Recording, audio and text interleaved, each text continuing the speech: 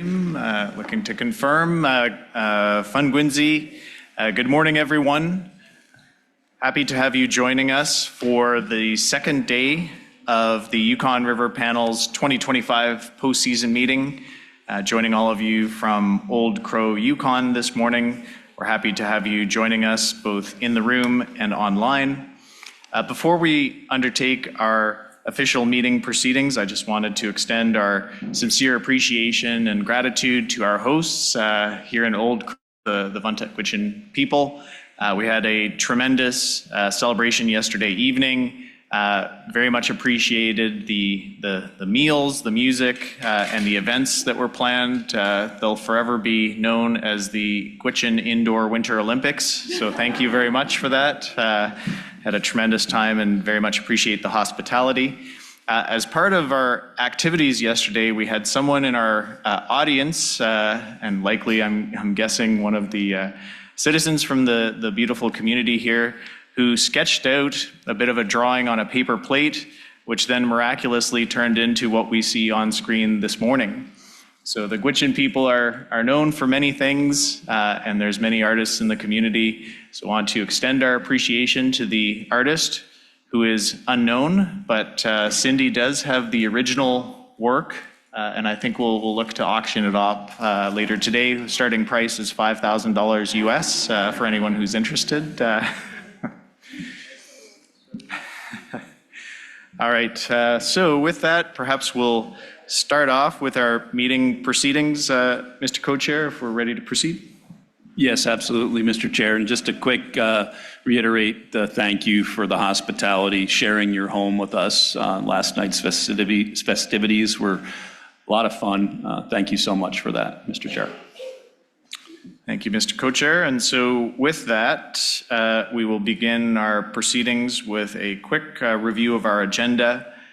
So this morning, the Yukon River Panel will receive a number of reports. We'll start with a report on the Yukon River Panel's Restoration and Enhancement Fund, and specifically the 2026 call for project proposals. The Yukon River Panel will be making decisions on awarding funding for 2026 at its April preseason meeting. However, we are providing an update for panel members at this session. That'll be followed by a reporting out on the panel's efforts to develop a Yukon River Chinook salmon rebuilding plan. So we'll be receiving a report and some insight on progress towards achieving that very important objective. And then for the remainder of the day, we will move into a series of presentations on projects and initiatives occurring here in Vuntut Gwich'in territory, as well as other territories, traditional territories of Yukon First Nations. So we've got a number of scientific as well as other presentations that will take us through first to lunch and then through to the end of the day. We will be concluding our meeting sessions at 4 o'clock Yukon time this afternoon. And unfortunately for our US and Canadian delegations, we'll need to depart at that time to return to Whitehorse this evening. We do have a flight arranged for shortly after 4, so we will need to conclude at 4 o'clock Yukon time sharp. Final notable item that I'd like to bring to our participants' attention is that there will be 2 opportunities for public testimony today. The first immediately prior to lunch, so from 11:30 to noon. And then the second opportunity for public testimony will be provided at 3 o'clock Yukon time, so from 3 to 3:45. If you are interested in providing public testimony or testimony to the panel, you can do so in person. We have a sign-up sheet next to the entrance door here in the meeting hall.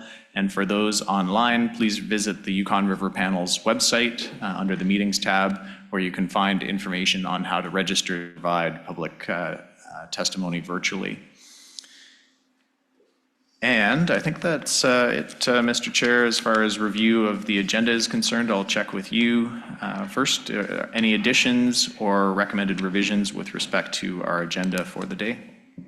Yeah, thank you, Mr. Chair, for that quick review. All looks well. I would maybe quickly note that folks that are interested in signing up for public testimony, certainly try and take advantage of the first opportunity as much as you can. We do have some signups here already, so I don't expect to have any concerns or problems with accommodating everyone, but the more that we can have in that first testimony would be appreciated. Thank you, Mr. Chair. Thank you, Mr. Co-Chair. And any questions from panel members or advisors before we begin our first session? Not seeing any. Okay, thank you very much.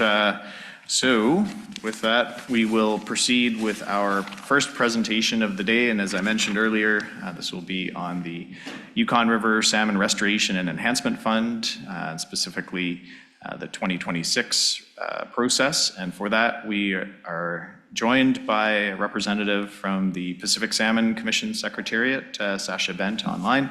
Sasha, are you able to hear us? I can hear you. Can you hear me? Yes, reasonably well. So please proceed when you're ready. Perfect. Thank you very much, Mr. Co-Chair. Good morning, everyone. My name is Sasha Bent, and I am the Grant Program Manager at the Pacific Salmon Commission Secretariat. I oversee the Yukon River Panel's Restoration and Enhancement Fund, and that's one of 4 grant programs that I oversee at the Secretariat here. So today, as Co-Chair has mentioned, I'm going to be covering the 2026 R&E Fund's call for proposals. We can go to the next slide, please.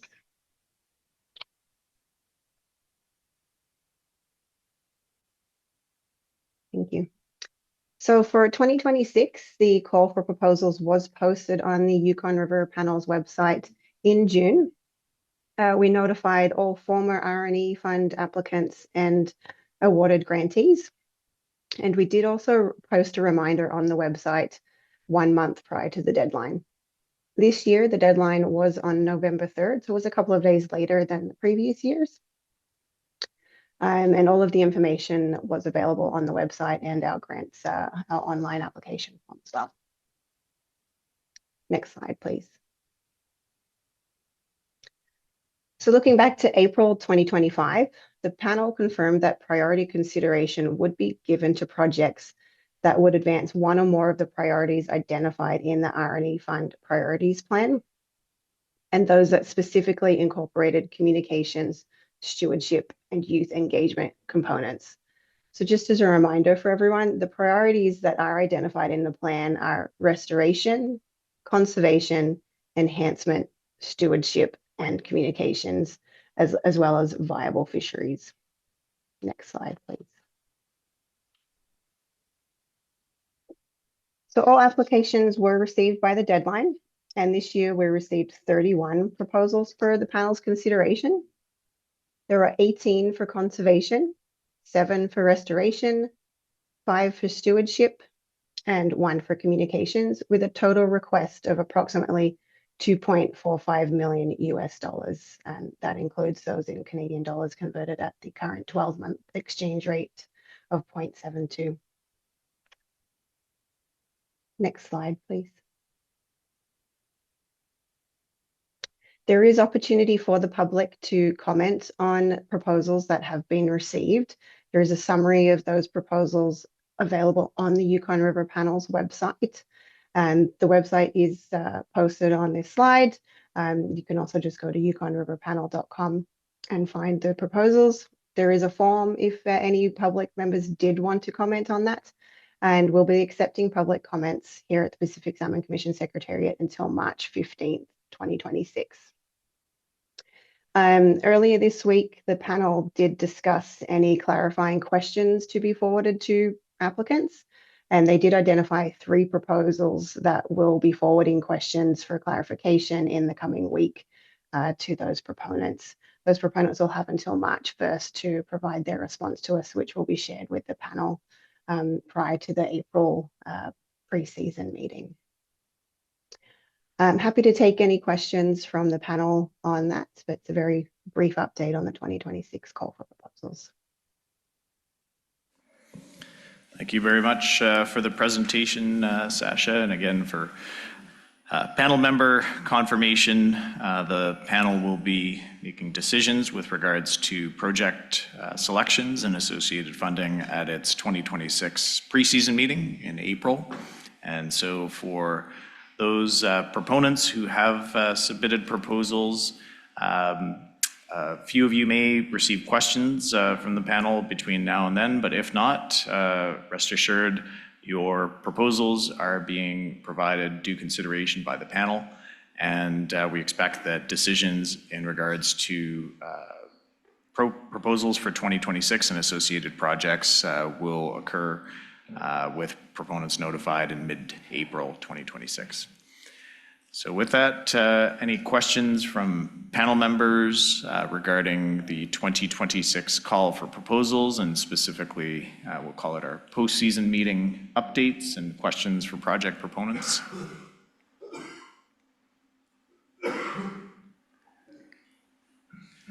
Not seeing questions. Perhaps the only comment that I'll provide is conveying the panel's significant appreciation to the many project proponents that have submitted proposals for 2026. As we saw in the presentation this morning, there's a large number of project proposals, which really emphasizes the significant interest in advancing work throughout the Yukon River watershed to support conservation, restoration, and stewardship of Canadian origin salmon stocks. So regardless of the outcome of the panel's decisions in April, we certainly appreciate all of the interest, commitments, and hard work that's being undertaken by individuals throughout the watershed. Mr. Co-Chair, go ahead, please. Yeah, thank you, Mr. Chair. I'd also like to build on your comments and congratulate all of our RNE proponents that all reporting and requirements associated with their work has been completely up to date. That's an excellent milestone, and I want to show our thanks and appreciation for all the hard work that RNE proponents have put into their projects, both in recent years and in the last several decades. Thank you. All right, thank you for that, Sasha. So next we will be moving on to agenda item number 3, which is an update on the Yukon River Panel's efforts to develop a rebuilding plan, an international rebuilding plan for Chinook salmon. And for this presentation, we will be joined by the rebuilding plan facilitator, Trinity Consultants Canada. So I believe we have Jason and Kirsten on the line. Are you able to hear us? Yeah, good morning. I can hear you folks. Can you folks hear me? Yes, reasonably well, but make sure to speak up, please, so we can hear your audio clearly, and please proceed when you're ready. Yeah, thanks, Steve. So we're here to talk today about the International Yukon Canadian Origin Chinook Salmon Rebuilding Plan. Next slide, please.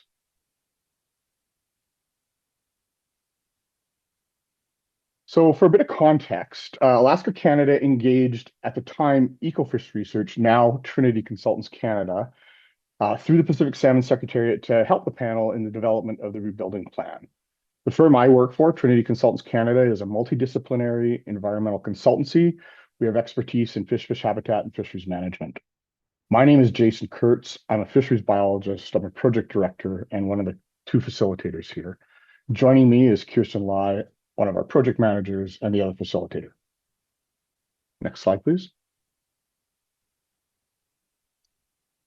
As folks know, over the last several decades, Chinook salmon in the Yukon River have progressively declined. They're at historically low abundance. In April of 2024, the Yukon River Chinook salmon 7-year agreement was signed, and it required the development of a rebuilding plan. And the panel is responsible for the development of that plan. And that's what we're here to talk to you about today. Next slide. So you might ask, what is a rebuilding plan? So there's no hard recipe for this. It's something that we're working through, but what we're working towards are 2 components: the social cultural framework and the technical framework, and combined, those will form or develop the salmon rebuilding plan. I want to acknowledge that the panel has been very clear that as we're working towards this rebuilding plan, we don't want to just wait till then, that we want to have what we're terming action while planning. And I'll speak a little bit to that later, but it is a very important component that kind of overarches both the social, cultural, and the technical work that we're doing here now. Next slide, please. So who's involved? Clear to the Yukon panel, it's their responsibility to develop this plan. And to do that, there's kind of two steps. So first of all, as I mentioned earlier, they contracted us, Trinity Consultants. We work quite closely with the planning committee. So that's the two co-chairs of the panel, and also with a rebuilding plan steering committee. So the steering committee is represented by members of the panel. We have co-chairs of the panel and chairs of each of the committees. We have good representation from both the Canadian, Yukon, and the US Alaska sides. We have support from the Joint Technical Committee, Communications Committee, Traditional Knowledge, other support as we need it, either from our team, other consultants, or others. Next slide, please. I'll pass this over to Kirsten to give an update of what we've done and where we are today. Thanks, Jason. Good morning, everyone. Just want to double check that you guys can hear me okay. Yes, we can hear you reasonably well. Please proceed. Okay, thank you. Okay, thanks, Jason, for getting us started. And hello, everyone. I hope all of you that we got to see Whitehorse earlier this week had safe travels up to Old Crow and that you guys are enjoying your time in the community up there. And I'm sad that we can't be there with you folks in person, but it was really great to see a lot of folks earlier this week.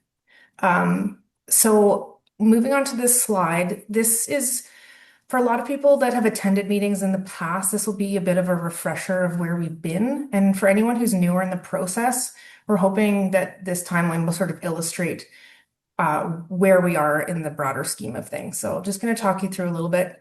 Jason touched on a few of these points, but in April of 2024, that's when initial discussions about the rebuilding plan happened at the preseason panel meeting in Anchorage. Ecofish, now Trinity, we were hired in October of 2024. And in November of 2024, we had the first that have been called special sessions dedicated to the rebuilding plan. And so that was the opportunity to get the panel and its advisors together in Fairbanks, Alaska, to start really getting the process started. It was our introduction to the panel and the process, and the members at that meeting were very kind to give us all sorts of incredible background and personal accounts about why this work is so important, and that has really guided everything that we've done to date. Moving along from there, we joined up with the regular panel meeting schedule. So we had our special session number 2 in Anchorage, and that's where we talked about sort of developing the foundations of what the rebuilding plan would be. Those components that Jason spoke to earlier, sort of breaking this into smaller pieces that we could start to digest and really start planning. So we went with the sociocultural and technical framework documents to start developing those, and a process framework document as well. Next slide, please. So following the January meeting in Fairbanks, some work was done between the January meeting and the next special session in April, so we could start developing what we called a draft implementation concept. So how are we going to get this really big job done? So an implementation concept was developed, and it consisted of sort of 3 main components. One was the organizational chart. So that's what Jason had showed earlier, to kind of figure out what are the existing groups of people that are already involved and how can they effectively work together under the guidance of the panel at large. We developed a conceptual timeline to sort of break this process down into smaller steps so we could see all of the key things that needed to happen and what order logically these would have to happen in, and talking about how action while planning could be the through line between those major components. And we also developed sort of an initial task list of things that needed to happen right away. In April of 2025, we had special session number 3. That was our opportunity to talk about the implementation plan with the panel and get their endorsement on that as a concept. We went through initial framework documents to lay out all of the tasks that need to happen to develop the technical and sociocultural work required for the framework plan. We talked about objectives and values for this project. So, as you work through a really large project, it's easy to get sidetracked or pulled down into rabbit holes or, a little bit off track. And so the idea, and this really came from some of the advice that we'd received from other folks that we worked with on other rebuilding plans, and also the Canadian Domestic Rebuilding Plan, was the importance of, getting really clear on what our objectives and values are for this process. And so we used the opportunity with the panel in that room to really start to brainstorm what that would look like so that we could sort of create the North Star, if you will, for this process. Something that we could come back to along the way and say, is all the work that we're doing and all the conversations we're having in alignment with the objectives and values that were established by the panel, by its advisors, by everyone that was in that room. So it was a meaningful step in the right direction towards developing the rebuilding plan. The April 2025 meeting was also the opportunity for us to develop the concept of a steering committee. We acknowledged that a large group of people meeting 2 times a year was probably not conducive to making a lot of progress in a timely manner. And everybody agreed that, we're here for the salmon and we need to act fast. We can't leave them waiting any longer. So the concept of the steering committee was developed to make tangible progress between regularly scheduled meetings. At the meeting in April of 2025, we developed an initial list of people that put their hands up to join that steering committee, and we developed some general concepts around attendees and representation and what we wanted that committee to look like. Following the April 2025 meeting, we were able to get a steering committee established and started meeting in August of 2025. That group has met monthly since August, with the mandate of providing oversight for the rebuilding plan process between panel meetings. The steering committee helped support getting ready for our latest special session in Whitehorse earlier this week. Next slide, please.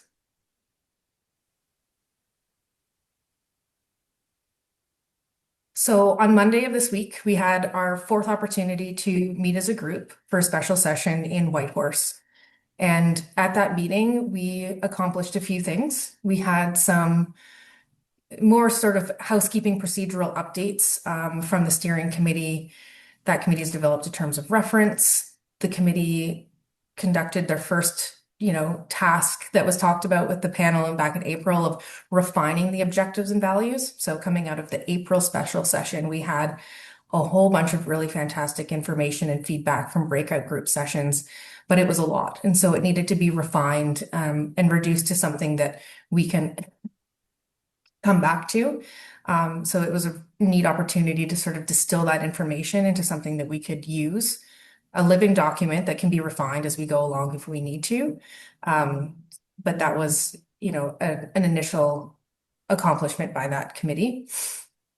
And we also talked about other collaboration that the steering committee's had over the past few months with the other panel committees, so the Joint Technical Committee, the Traditional Knowledge Committee, Communications Committee, to start talking about how do we go from lists of tasks to assignments, and how do we start to figure out who's going to do and what when, and giving an update to the panel on that. And it's going to be really exciting to see where we can go from here. Next steps, or sorry, next slide for next steps.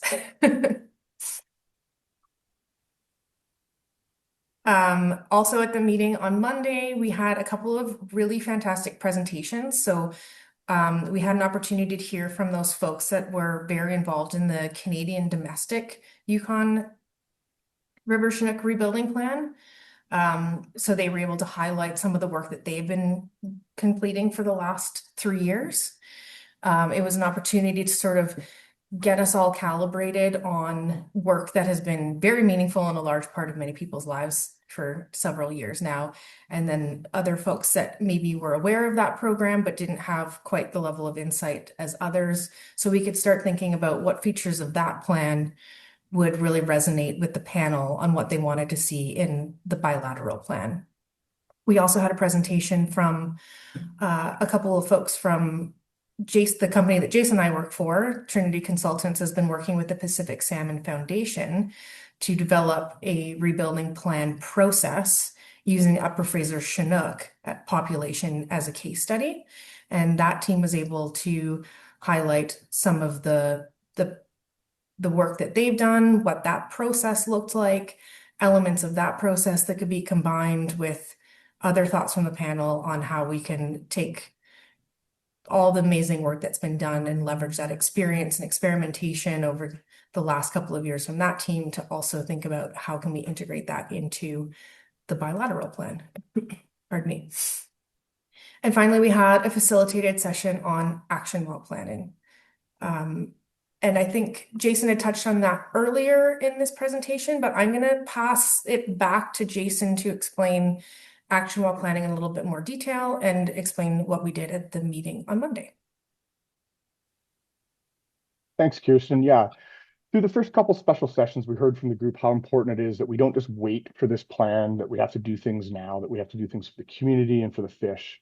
So at this last special session on Monday, we held some breakout groups. So the group of panel members and advisors and others, we broke into 6 groups and we challenged the groups with 2 questions. So the first question was, what did you like about the Canadian domestic plan approach for action while planning, and what other action while planning concepts should we be considering? So when we had the Canadian domestic plan update, they talked about some of the action while planning concepts that that group is working with. So we asked our team, what did you like about it? What else should we be thinking?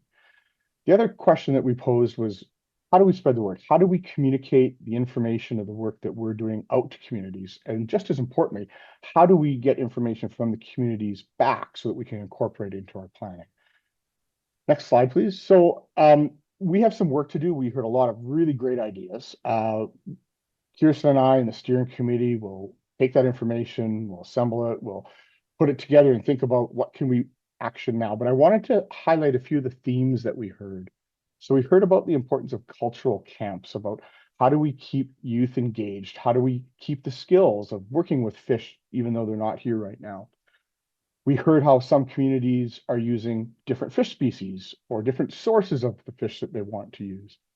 We heard about the importance of education and outreach, about providing information in a form, so that could be visual or oral, written, that communities can understand and can then use for their own purposes. We talked about the importance of knowledge sharing, and in particular, maintaining the connections between elder and youth. We talked about things like career and skill development. How do we make sure that even if fish aren't here, that we have the skills and knowledge to manage those fish?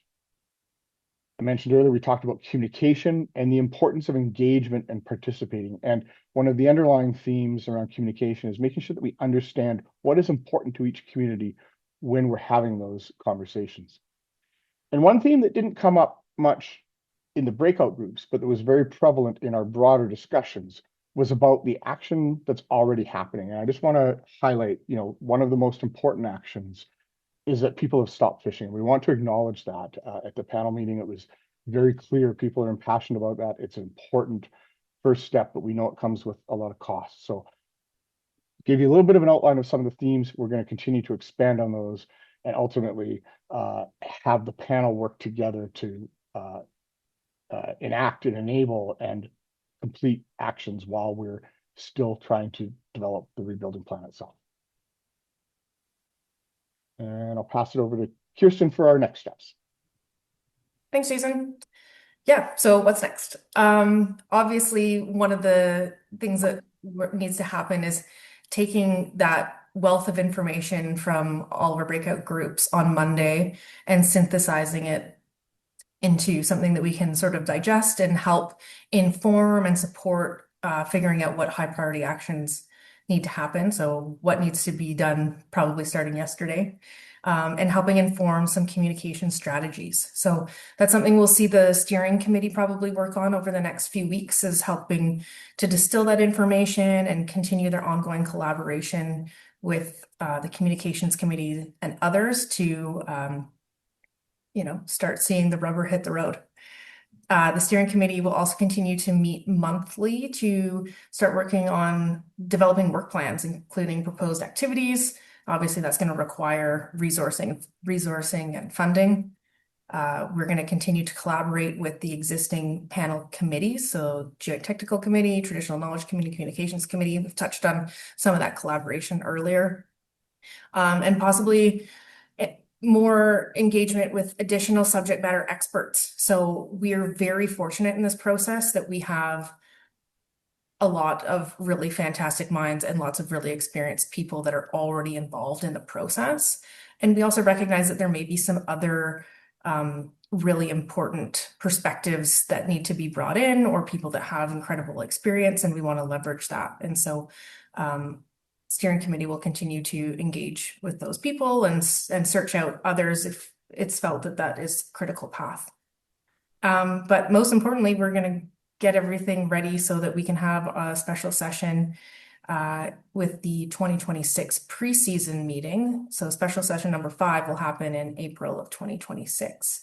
So in short, that's a lot of words to say we're going to roll up our sleeves and get down to work so that we can be ready to present another update in April 2026 and make tangible progress towards the rebuilding plan. I keep using the analogy that we've really gone, we've been in the blueprint phase. If we're trying to build a giant building, we've really been in looking at blueprints and architects for several months now, and we want to get to the point where we're at, we want to start pouring concrete and get out the hammer and nails and start building this together. Next slide, please. So that concludes our update from the special session on Monday, and we have a little bit of time if there are any questions or comments. Thank you very much for the presentation, Kirsten and Jason. So we'll open the floor to panel member questions or comments regarding the development of the rebuilding plan, obviously emphasizing that this is a very significant initiative, arguably the most significant initiative being undertaken by this panel over the past 3 decades. And fundamentally is born from the 7-year agreement between the state of Alaska and Canada, signed in April of 2024, which commits the parties to work together on a number of initiatives to support protection and conservation and rebuilding of Canadian origin Chinook salmon in the Yukon River watershed. But very importantly, one of the elements of that 7-year agreement is to work through this panel process through each of the individual representatives from communities throughout the Yukon River watershed to advance and ultimately finalize development of a rebuilding plan for Canadian origin Chinook salmon stocks. So in April of 2026, we will be into year 2 of 7 of the agreement. And certainly sounds like we're making some very good progress to stand up the framework and the concept and the path forward with regards to the plan. Panel member questions, comments? U.S. panel member Andy Bassich, go ahead, please. Yeah, thank you, Mr. Co-Chair. I know in a lot of our discussions in our closed session, we talked a lot about building capacity within the Yukon River Panel. And I'm really, it's very encouraging that we're recognizing the socio-cultural aspect and the importance of that in the efforts to rebuild salmon. It's the people on the river that are going to rebuild the salmon. It's not going to be done by the government or any other entity. So I just want to highlight the need for the co-chairs and the panel to really work very hard to work on the financial aspect of the implementation of a rebuilding plan. So I guess clearly what I'm trying to state is that it's very obvious that at this point in time, we don't have the funding to carry out the extensive nature of what this plan is going to entail to be successful. And so I just want to, and I probably will, continually remind the panel of the fiscal needs of achieving this. And I think the financial aspects of supporting the technical aspect of the plan seem to be there and seem to be reaching and meeting the goals and the needs of the technical aspect. The socio-cultural aspect of this plan is quite extensive. And I think when we begin to look into the strategic planning of the communications committee and what's going to be involved in getting the word out about this plan and working with the other committees within the Yukon River Panel, it's going to become very clear what some of those financial requirements are going to be. And so just thinking ahead, I think that needs to be happening. I'm sure the co-chairs are working on that. I know they're always thinking of the future, but I just want to remind the panel and also make sure that the public understands that we recognize it's the people on the river throughout Canada and Alaska that are going to fix this problem, and that we have to all work together to encourage and maybe even at times demand from the governments of the United States and Canada to support this rebuilding effort. And what really concerns me is the timeframes that we have. When you see some of our numbers that are coming back, especially up the Porcupine River, we are at a critical point. And so this cannot be delayed for 5 or 6 years. We have to act now, and we have to act very deliberately and very focused right now if we're going to be successful. So thank you for that opportunity to share those thoughts, and I'm encouraged. I feel like we're maybe a little bit past the starting line. I think the gun's kind of gone off, and we're taking our first few steps down the track. And so I feel very encouraged, and I feel very confident that we can do this, seeing the level of cooperation that we have, not only amongst the countries, but amongst the people. Thank you.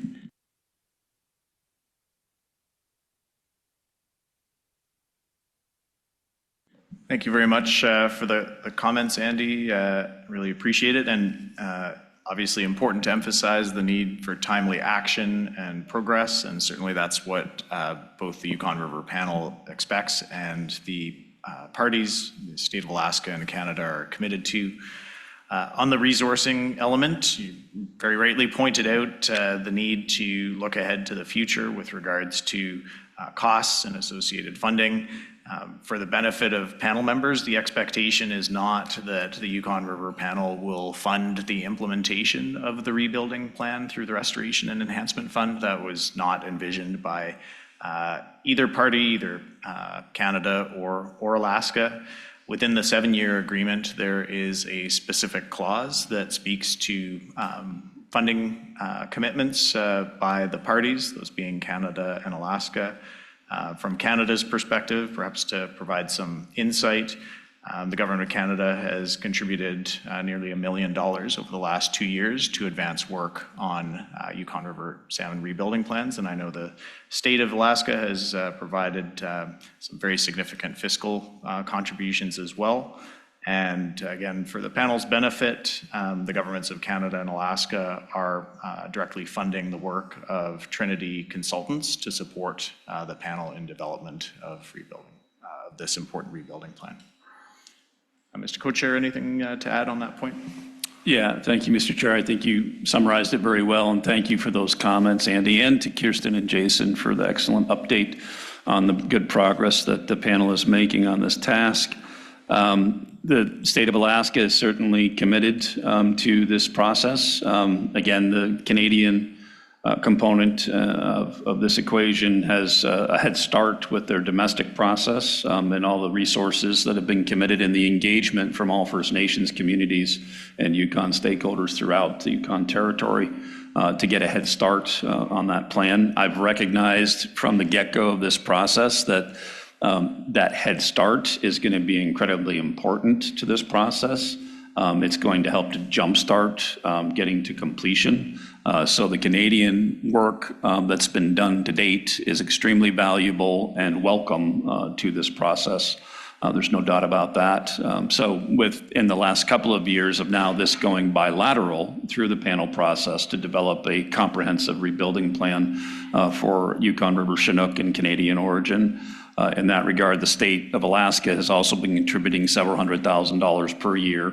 We have funding that I can leverage even into future years to help support that. As Andy mentions, There's kind of no limit to some extent of the capacity need, especially when we start implementing the sociocultural component of this plan and the importance and how that represents the engagement with the stakeholders throughout the drainage, in particular, for them to have some involvement and feed into the plan and give their input in that regard.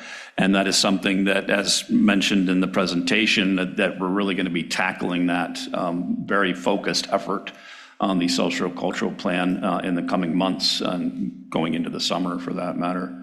I'd also like to perhaps reiterate and recognize some of the comments from the presentation that Jason spoke to, that by no means do any of us look at what the panel and the Canadian section has been doing on their domestic plan as a starting point. There has been rebuilding and conservation going on this river for decades. This is, if anything, what we're doing is building off of that with this rebuilding plan, doing a more focused, more detailed engagement to try and continue to build upon all of that existing work that stakeholders, First Nations, tribes, organizations have been doing throughout the Yukon River for many decades. So I want to acknowledge and recognize all of that work and the care and support that so many different people and organizations have been putting into the rebuilding of this run. And I am very glad to see that we now have a focused and centralized task before us with the Yukon River Panel to build on that important work. Thank you, Mr. Co-Chair. And perhaps to put a finer point on this element, and I know Jason alluded to this in his presentation, the Yukon River Panel in itself cannot advance this rebuilding plan, nor the outcomes envisioned alone. And yes, the Yukon River Panel is heavily engaged during this 7-year period to develop the plan, but each and every community throughout the Yukon River watershed, the individuals, those in the room here today, those participating online, are a part of this plan, and you are taking action currently to support rebuilding of Chinook salmon.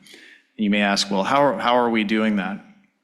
The Yukon River Panel, during its preparatory closed sessions, had an extensive discussion about that, and I did want to acknowledge that the answer to that question is we have communities throughout the Yukon River watershed who have passed resolutions, whose individual citizens have made the very difficult choices to suspend fishing and to pass Chinook salmon to their spawning grounds, and doing so under incredible hardship within their communities, tied to culture, tied to food security, tied to the various social fabric of communities.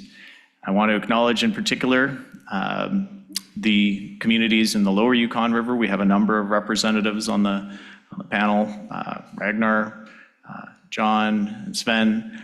I'm highlighting these communities in particular because communities in the lower Yukon River have other species of fish, other species of salmon that are more abundant than Chinook that they could be fishing for, but they're not, in order to allow Chinook salmon to pass by their communities. And likewise, if we move to the headwaters of the watershed to places like here in Old Crow, there are no other species of salmon to fish for when the Chinook are running. And as we heard yesterday, through a number of our presentations from the 2025 season, the Wantagwitchin people have demonstrated incredible leadership and sacrifice by foregoing opportunity, foregoing the right to fish for Chinook salmon in order to pass those 300 and some Chinook salmon to their spawning grounds, approximately 100 female fish, to start to invest into the future. Those fish are almost like an investment into the bank of Mother Nature, right? We're paying it forward, and those fish will go on to spawn, and we'll see the adults, the children, those fish returning 6 and 7 years into the future. And so fundamentally, yes, the work that the panel is doing is important, But arguably as equally important, if not more important, are the actions that are being taken by the guests in the room, our hosts here in Vuntut Gwitchin territory, as well as communities throughout the Yukon River, Circle, Eagle, Rampart Rapids, all the way down to St. Mary's, Imanak, Aluknuk, Nunamikwa. You're the ones that are rolling up your sleeves, doing the hard work, and again, investing into the future to rebuild Chinook salmon. And for that, I think we'd like to offer up our acknowledgement and appreciation.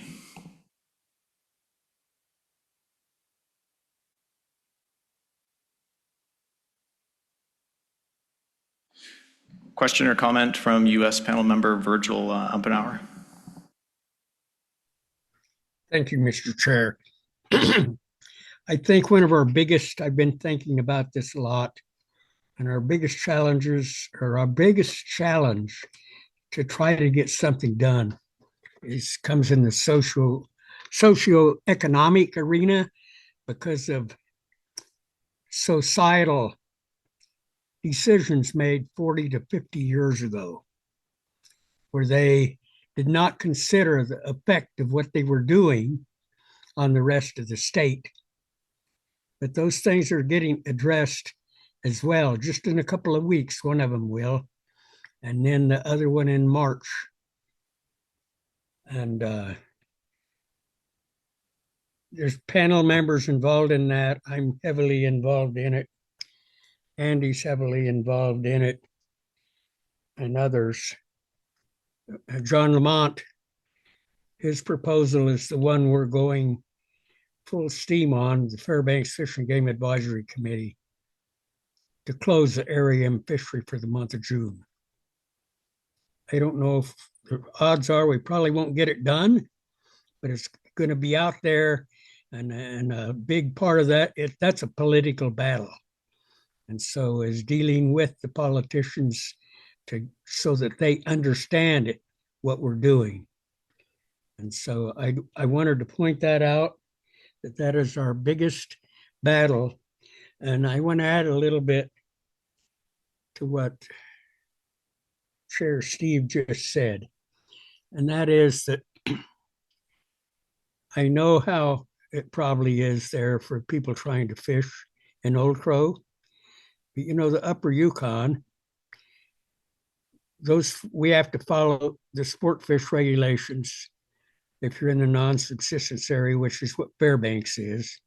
But even if you're not in the non-subsistence area, like Rampart, say, we couldn't even fish for grayling with bait because we might catch a salmon.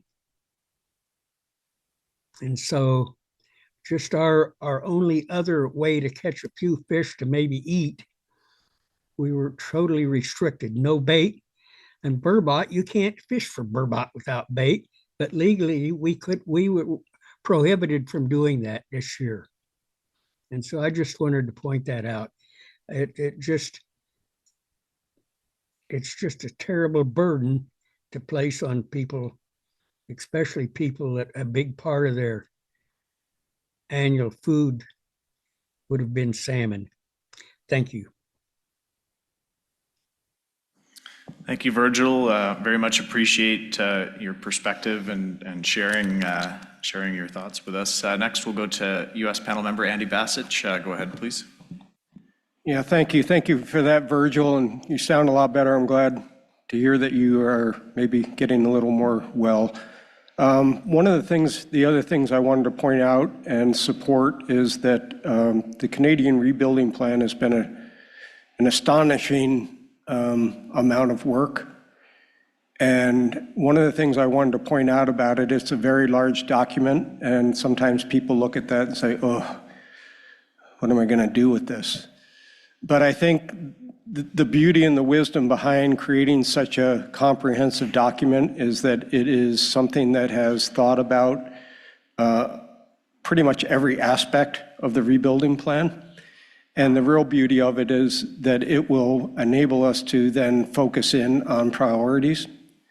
It's impossible to be successful in an endeavor if you just take the shotgun approach. And so everything that you do needs to be focused and timely to be successful. So I applaud the Canadian delegation and the Canadian people in the Yukon Territory for all that effort. I can sense the burnout. I can sense the amount of time and energy and personal commitment that everyone put into that. It was notable when I had conversations with people, and I sense also that there's maybe a little bit of a relief now, and hopefully people can get back to their personal lives a little bit more. But I do recognize that sacrifice and that commitment. That being said, that is the domestic plan of the Canadian for their waters. I do believe that it will be very important, especially because of the vast majority of the life stages of Chinook salmon as in Alaska waters or marine waters. It is going to be equally important for the state of Alaska to begin to develop a rebuilding plan for Chinook salmon within its waters and within its jurisdictions. Without that, we can't be successful. And the structure of the Alaska management, regulatory, and legislative aspects is very broken up and very siloed. And that's a huge challenge in the Alaska portion of the life stage of salmon. So I think it's not me.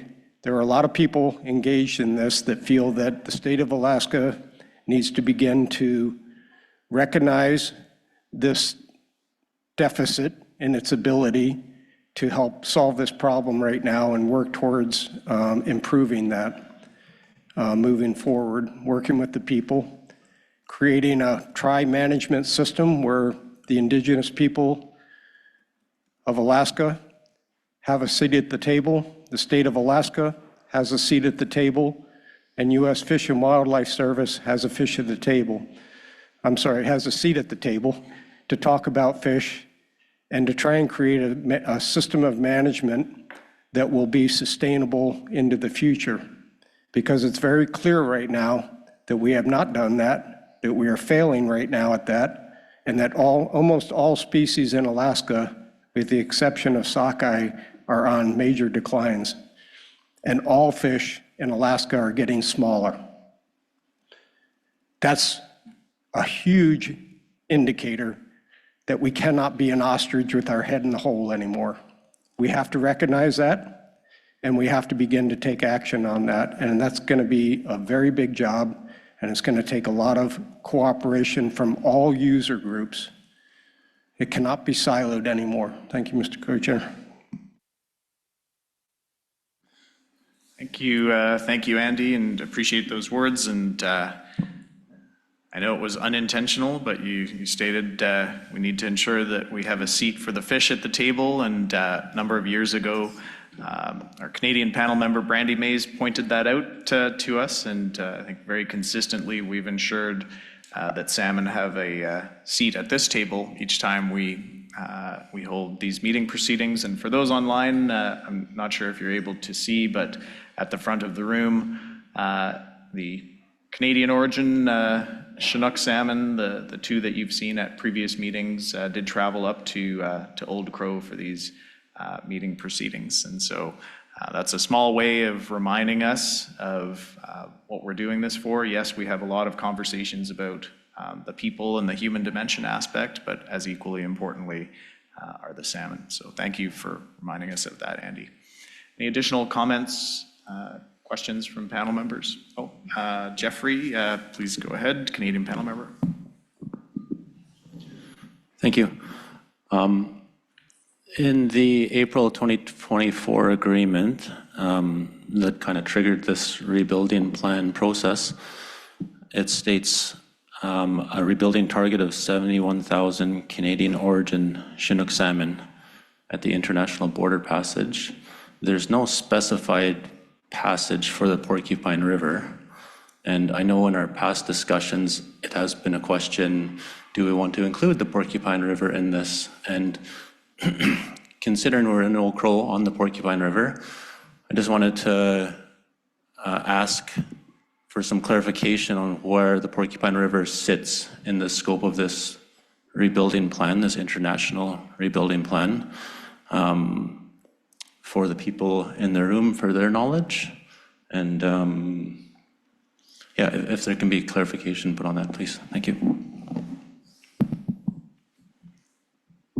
Great, appreciate that question, Jeffrey. And so I'll start, and I'm sure others will want to weigh in.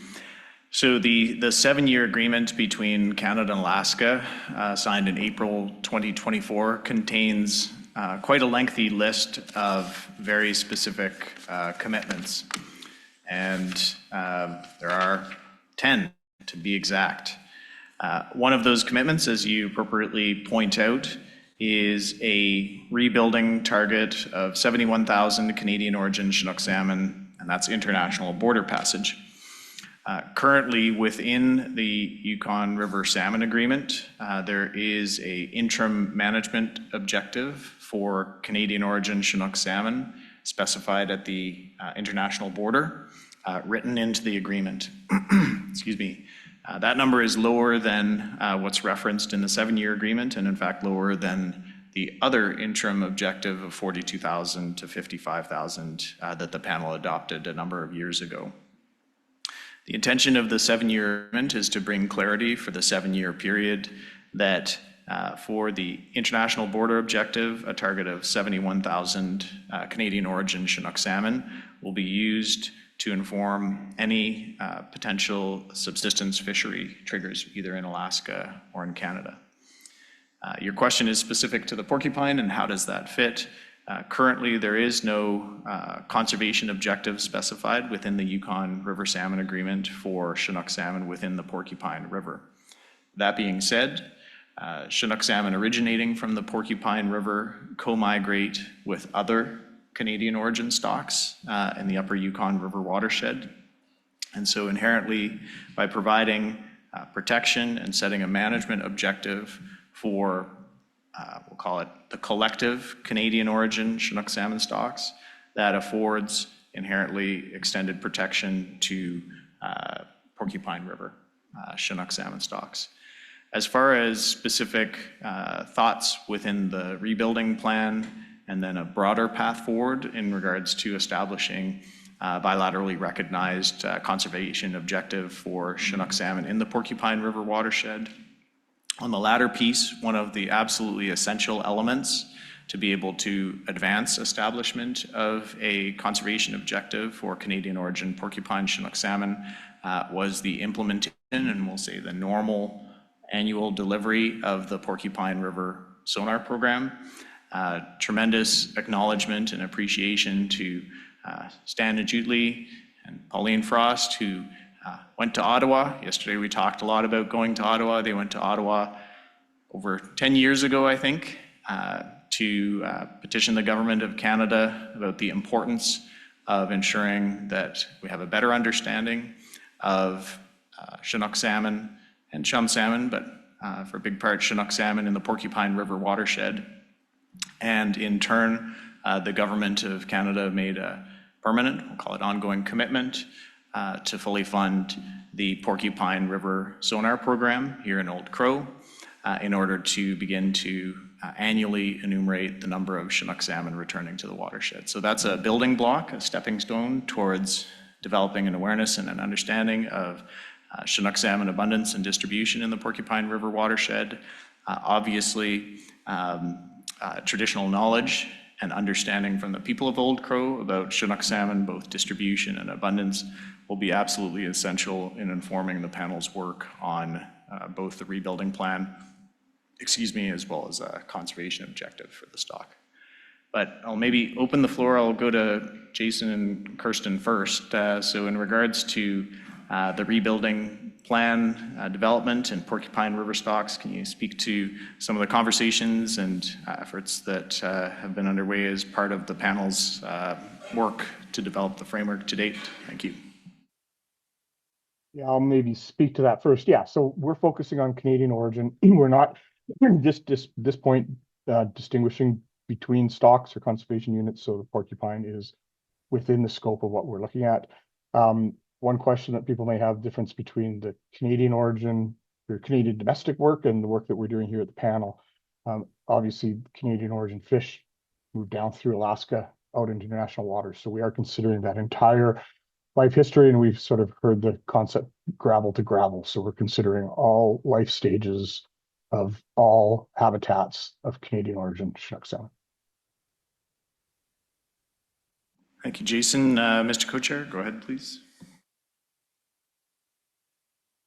Thank you, Mr. Chair. And to build on that answer from Jason and the question being posed about porcupine, at the beginning of this process, the panel fully recognized that, yes, it's focused on Canadian origin Chinook salmon, but Alaskan stocks are performing just as poorly as Canadian stocks. So it was a holistic approach that the panel wants to take to this rebuilding plan.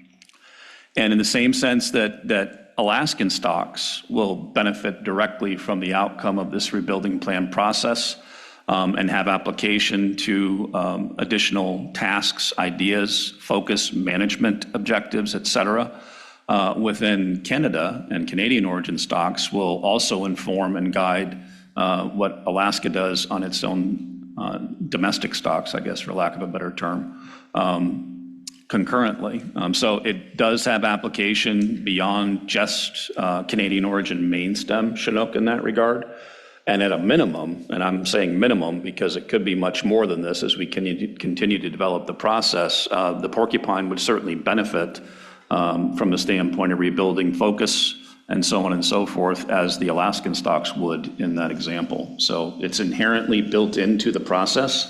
Don't have much more detail than that, as we are still in the process of developing and tackling the tasks and objectives and developing recommendations and focal points of what the rebuilding plan is going to contain. But I am very confident and comfortable with the truth that porcupine stocks will be a part of that equation and will benefit from its results. Next, we'll go to Canadian panel member Stan and Julie Senior. Go ahead, please. Yeah, thank you, Chair. Good morning. The talk about the 7-year plan in reference to Jeffrey's comments on maintaining, protecting the Chinook stocks coming up the Porcupine River.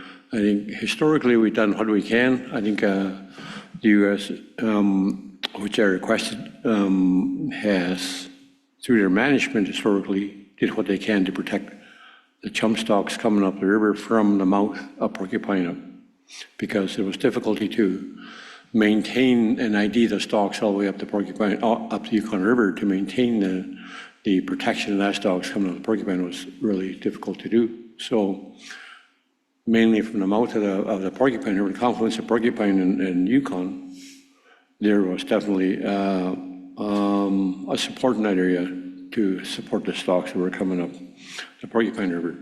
But with a 7-year agreement, I think that would definitely help and assist the Chinook stocks and the chum stocks coming up the Porcupine. What's basically with the numbers that are coming up, and it was definitely an effort for for looking at how we look at the numbers on Porcupine River and more research in the future as to what the stocks would be, what can be done in those areas. But that takes time, money, and research.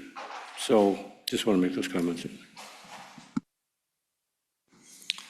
you, Stan. U.S. panel member Ragnar Ahlstrom, go ahead, please. Mr. Chairman, this was referenced. It's not in the rebuilding plan, but this issue is referenced, and we've had, and I'll just ramble here. We've had, in regards to the intercept fishery in Area M, and then the hatchery issue. We've been. I hate to use the word fighting, but we've been fighting to reduce the Area M intercept fishery on chum for, call it 40 years, probably more. And this is what we run up against. And folks, sometimes, in my area, think that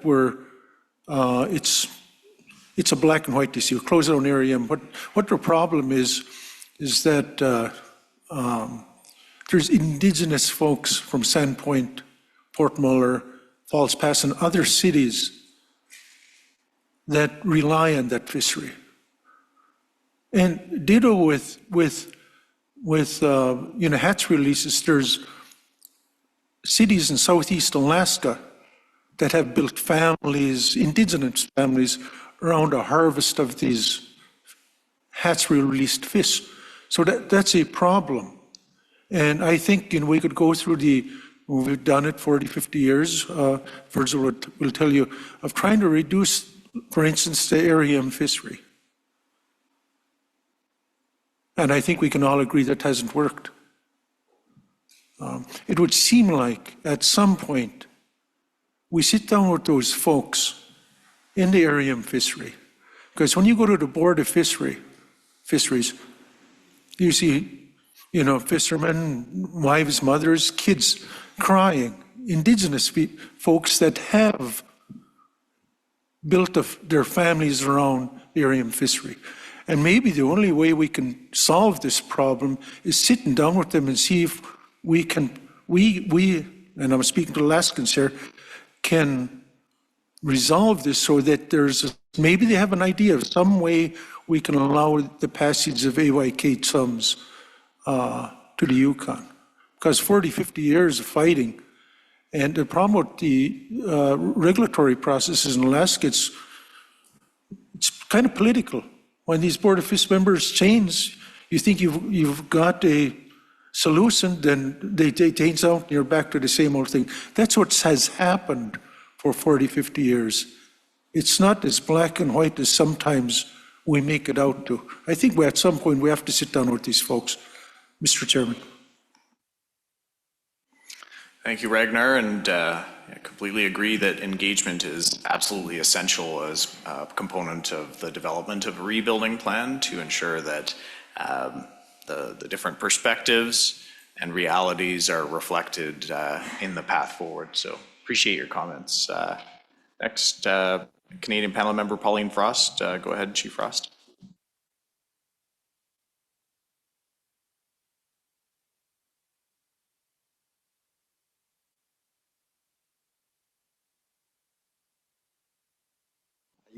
Thank you, Mr. Co-Chair. I want to maybe just take a minute to reflect on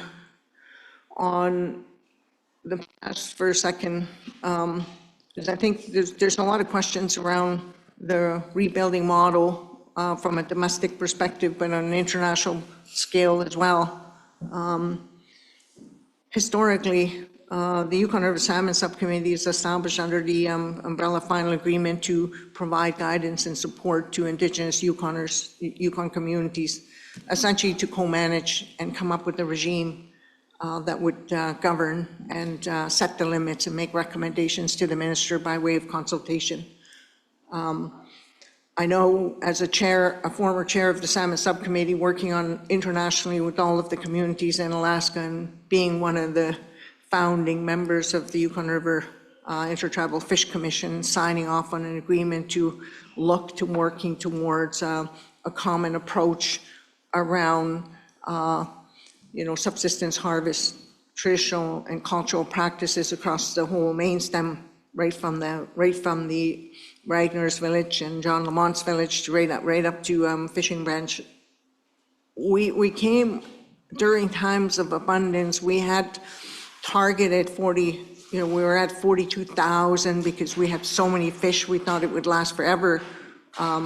And as years evolved, we bumped that up to 48,750.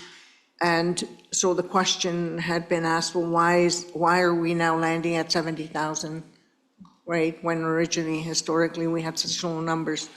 And that, just for the public's benefit, this panel has gone above and beyond with respect to, coming up with recommendations and solutions collaboratively. And I can say that it was not easy to land at that place of common understanding and a mutual agreement. There was a lot of backroom conversations, a lot of panel-only discussions. I believe Andy and I and Ragnar and others were in sometimes in closed-door meetings, just panel members hashing it out in early years. And it's true. I think Ragnar and I started off on the wrong foot because he said something that triggered me, and because I felt at the time that my obligation and all of our obligations as members of our community, members of our countries, is to represent the interest of our people to the best of our ability, and that is to ensure that sustainability, our way of life, is never compromised. Now we're on the cusp of significant challenges, ecological challenges, and we have no answers scientifically or traditionally, but this table here is doing its absolute best with respect to coming up with a plan and a model that will carry us forward into the future. What we do know is that there will never be farm fish on the river, and that is because the commitment of our people, the commitment of the Indigenous Yukoners, is that we will always maintain the wild stock, whatever cost that is.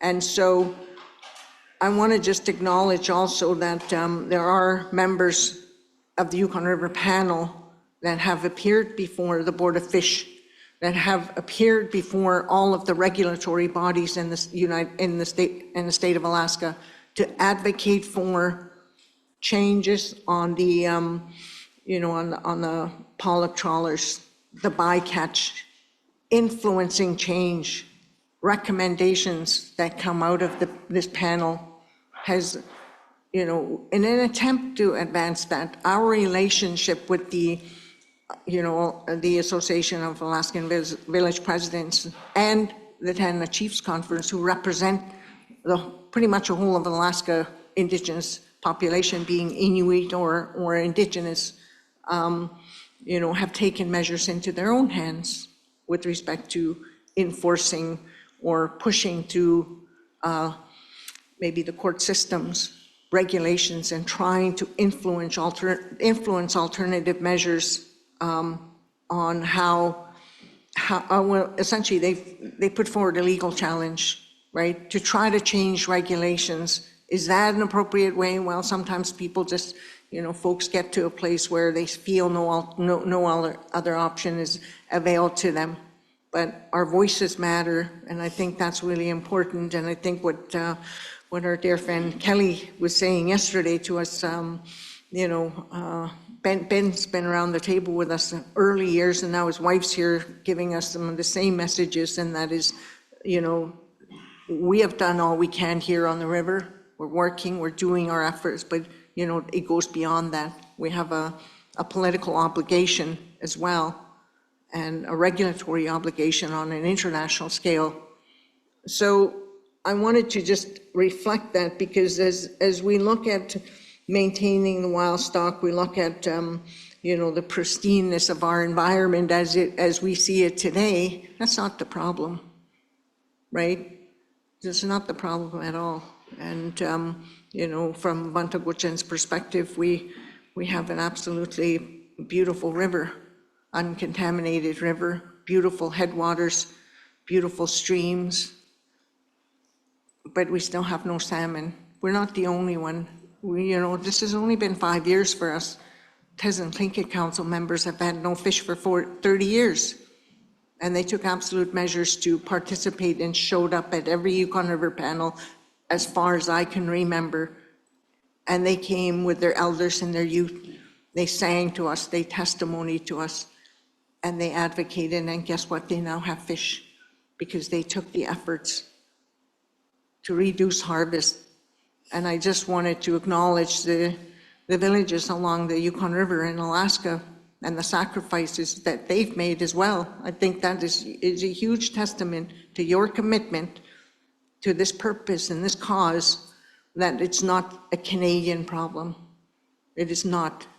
It is not our problem. It's a collective, collectively we'll come up with a co-management plan and a stock rebuilding plan for the whole of the Yukon River. And yeah, we don't have the numbers for the porcupine because they're referred to in the main stem as a, as a main stem stock, and it was hard to differentiate. So, to Steve's point, I did get to meet with the minister on a few occasions and advocated for. Why? Because they were going to move, actually, I think they were moving it to BC, weren't they, or somewhere else. They were taking our sonar from the Porcupine River to move it elsewhere because we didn't own it. It was not owned. And it took a lot of effort to get that and secure that for our community so that we can start collecting data. And I thank Steve for standing behind us as well to get that in place. Now we have numbers, and we didn't have numbers before. We have numbers, we have the telemetry testing now that we didn't have before. We moved it around to try to track where the salmon are moving. So I believe that, where do we go from here, and what do we do from here? And we have the local traditional knowledge keepers, have a whole lot to offer with respect to keeping culture alive. That's a huge piece, but how do we participate in ensuring that we abide by our rules of general application? And that's never to have, farm fishing on a river. In-stream incubation might be the option. What's happening in the Fraser-Okanagan area, they've taken a few different strategies and approaches, some successful, and they've adapted as a people. But I just wanted to share that because I don't think that it's all on one country. And but if you refer and you do some research, you'll see that the tribes in Alaska have taken things into their own hands as well, because they feel as Indigenous representation of the Indigenous population, they have nothing else to go, no other avenue. But things have changed in recent times. So I just want to acknowledge the young people at the table as well. They bring a voice and a new lens that we have not seen before. And I just acknowledge Jeffrey. He comes from an old place of Johnson Village, and that's his father's place. And it's amazing where the stories we bring to the table and the knowledge we bring. And it's also interesting that for the very first time in our history of the Yukon River Panel, you have two chiefs sitting at your table. That has, in the past, there's never even imaginable. It gives us an opportunity to walk away from commit to this table, walk away, and maybe take things to the next level and try to raise and influence politically within our states and our countries, legislative changes where we can. So I just wanted to acknowledge my dear friend over here and my fellow chief, Rhonda. I think it's important because we bring perhaps sometimes a different lens to the table, but we're village people too, so masi.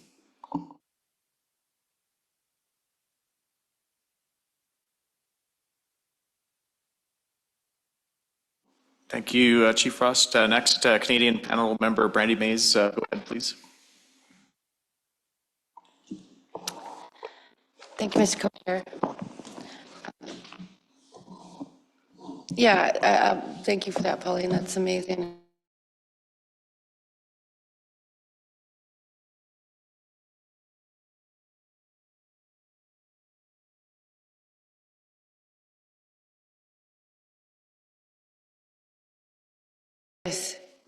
Within the system that we have with the panel, and what is our authority? What is our recommendation going forward out of this rebuilding plan?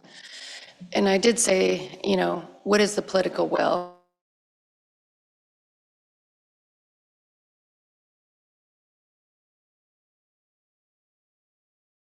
Which one is federal? Which one is North Pacific, Fisheries Board? There's so many. And I can't imagine what you guys have to go through. And it just takes advocates one after one to go to each one of these meetings and testify. And 30, 40 years of, this negotiation, saying the same thing at every table, like every time testimony. I mean, I can't even imagine, like it's hard enough for what we do. I think about what's going on in our river system in the headwaters. And she talked about the dam. And that struggle is real. And, sorry, excuse me. The video we showed the other night at the reception, and unfortunately, Van Tuck didn't get to see that, but that video is from 2003. All those elders are gone, except for the biologist, Nick. He's going to be with us forever. But that's how far that work goes back. Those elders are gone. And those elders were talking about no fish camps. They were trying to identify the logs in the ground and what remnants were left of fish camps from then. And seeing how long that we have not fished, that they're rubble, they're gone. So when we talk about the struggles of, this whole system and Teslin and us at the headwaters, all of us at the headwaters, and the impacts of what has happened in our territory, we can totally 100% blame that on the dam. They did do a lot of damage, a lot more than we ever thought. The First Nations in the Southern Lakes gathered together, and it was us, the First Nations, who have been studying the impacts of that dam, impacts that are happening from development within our territory. And sorry to say this, but it was not DFO, maybe here and there, maybe they knew what was going on, but they didn't address it. They contributed to it, I can say. There's no federal Fisheries Act in place, authorization in place. We're working on that. But that just gives you a right to kill fish, really. It's some paperwork that says, here you go, use a hatchery that doesn't work and it offsets, the mortality of fish going through the turbines. There's all this mumbo jumbo, and quite frankly, I had to step back from that table because I was going to lose my mind, because it is personal. It's not about, sitting there negotiating with an energy company, Yukon government, the federal government, to see what the impacts that are happening there. And she's right. Our studies have proven that they're killing fish at an unreal amount. And if you keep doing that every year, eventually you come down to what you have. And I'm going to be open and candid about that dam and that ladder and the turbines and everything that's happening there. We finally got them to actually alter the flow attractant to get more fish up that ladder. Turns out that ladder,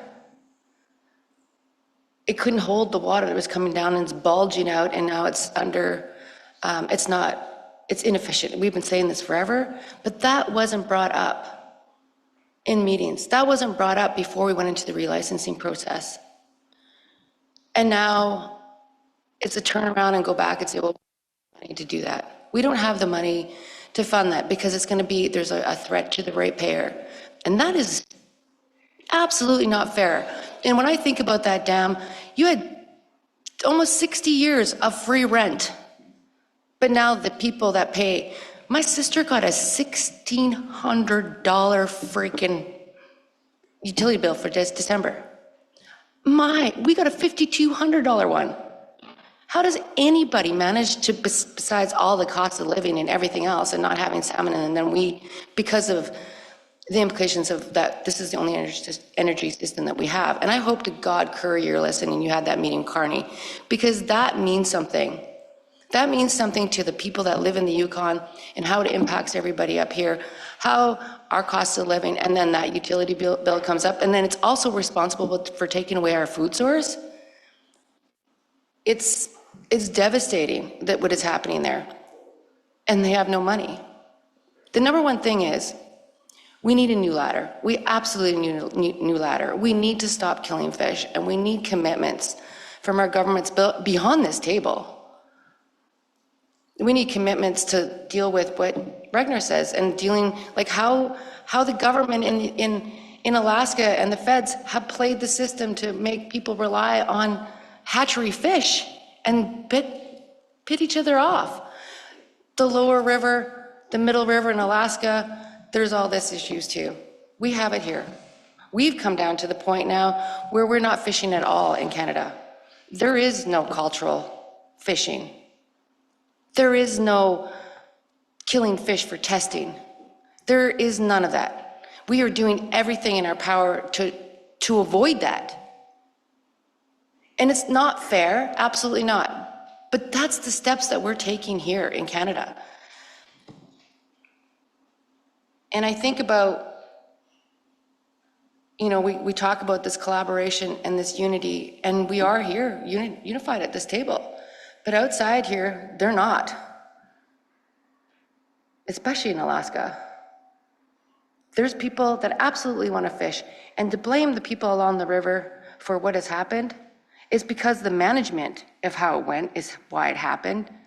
It's not the people who were fishing. They were just fishing within what their rights were to do and what they felt was good. They were thinking everything was good. And then to come back and blame it on them is not fair. And now I'm not going to point fingers at governments and whoever else, but we know who the elephant is in the room. There has to be political will to want to do this.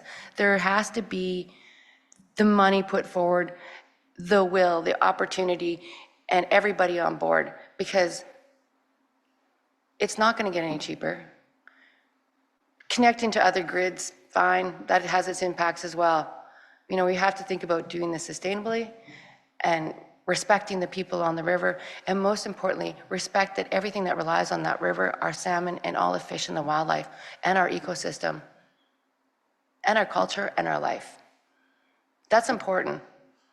And we need to come up with solutions and recommendations at this table. That's what we're trying to accomplish here, but we have to really think about that long-term effect of how it's going to happen. But we also, like, you know, our elder Patrick James from Akarkas First Nation always says, you have to look back. You have to look all around you in order to move forward, because you can't make the same mistakes going forward. And we really, really, really have to think about this. It's going to take a lot of work and a long time to get this done. 71,000 fish escapement, that's a lot, a big target, but it's not a lot.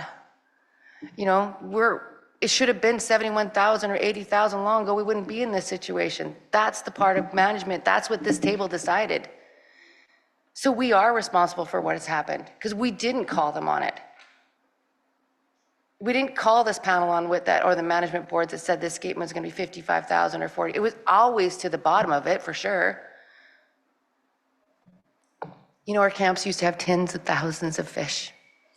It sustained us all winter in the headwaters.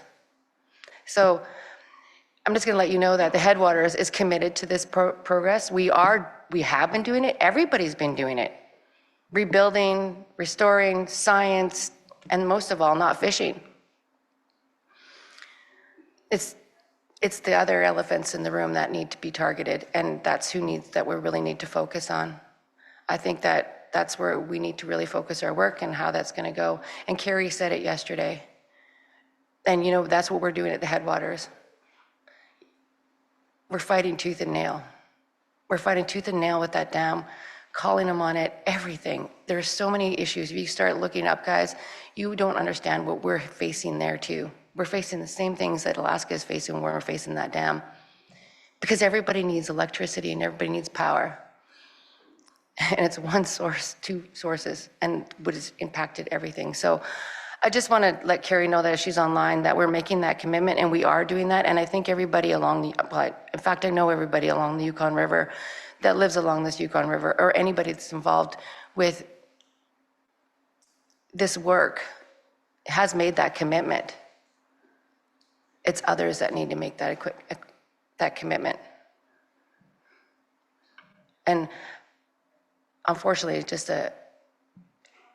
you know, I feel for the Alaskans, what you guys are going through, what the political will, is it there? I hope to God it is, because that's the only thing that's going to change it. Finish, cheese.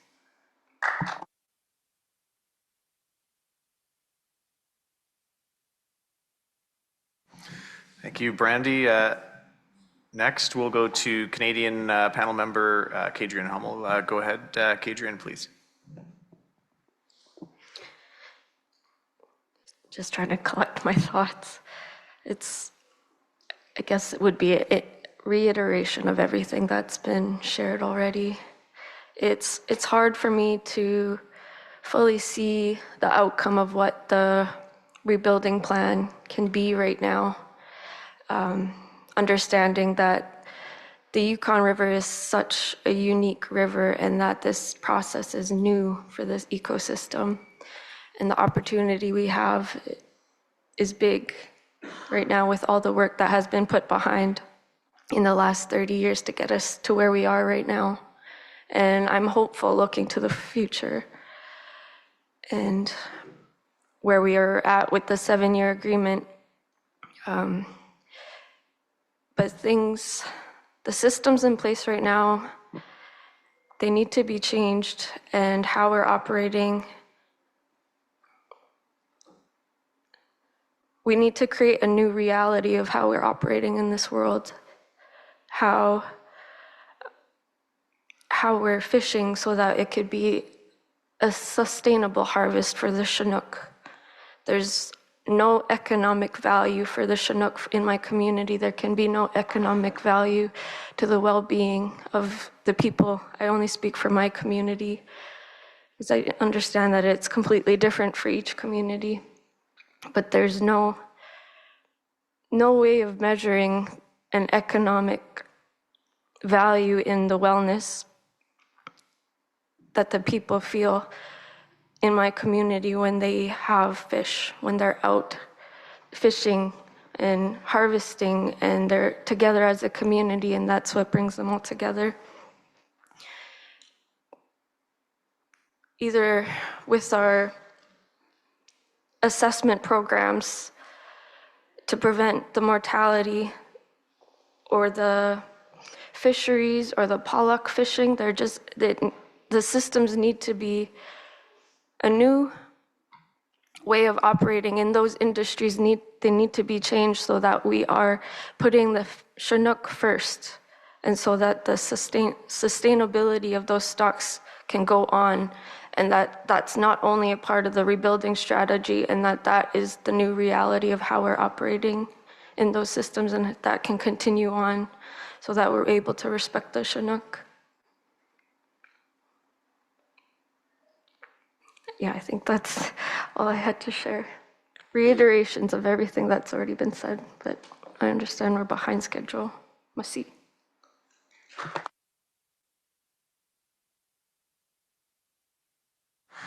Thank you, Kadrian, and this is an important conversation, and we will make time and space for it. So I have a number of speakers that would like to proceed, but I noticed, Rhonda, did you have a quick follow-up on that? U.S. panel member Rhonda Pick, please proceed. Yeah, really quickly. I just wanted to make sure that in the rebuilding plan framework that we also add political considerations, because I feel like we've had a long discussion about it, but we've never written it down what those considerations are. And sometimes naming the elephant and the turd on the table really brings it forward a little bit more. So I really think it's important. Thank you. And I apologize for saying turd in public.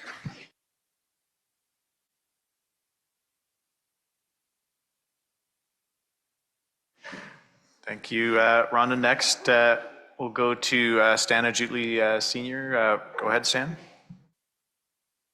Yeah, I'll just make it short. Question and follow-up.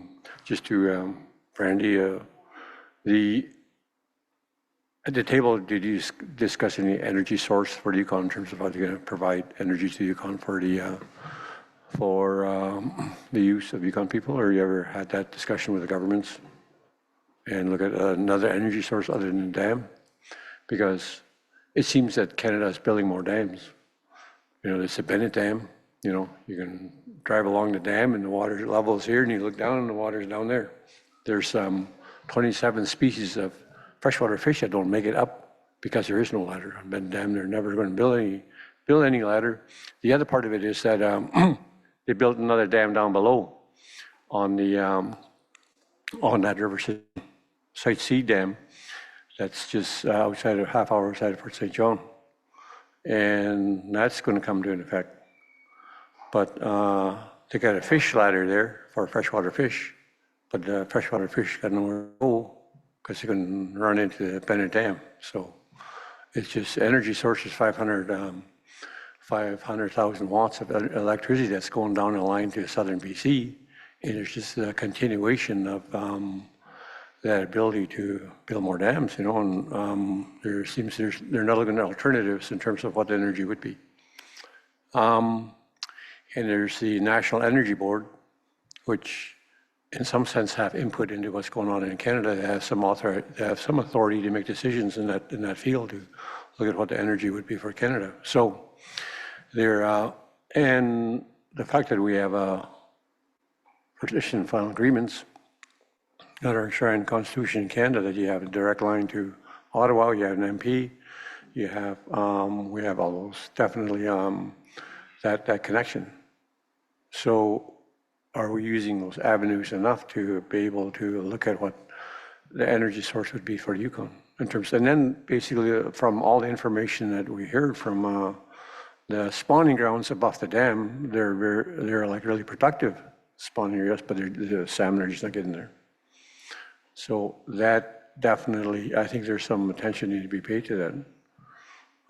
Yeah, so it's just the comment itself, but on the porcupine, I think we're just basically, we need an internal session as to what the goals would be for the number that we want for a building plan, but it's difficult to get there with the Chinook and chum that are getting up to ID those stocks to protect them, to be able to have a plan, but that's almost an impossibility. That with a number that, you know, to look at what that would be in consideration, but we just don't have that right now. So the best we can do is conserve the stocks that are coming up. And you do see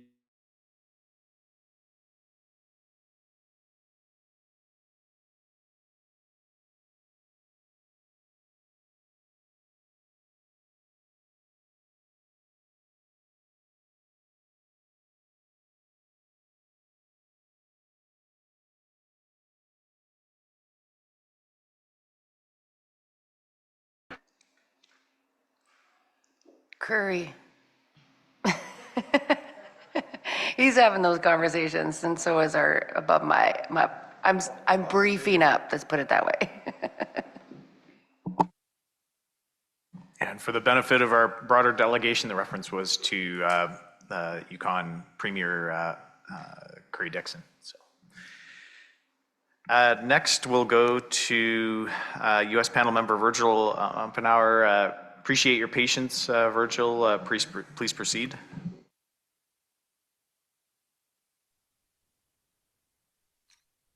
I just want to give a little bit of history and a little bit of perspective.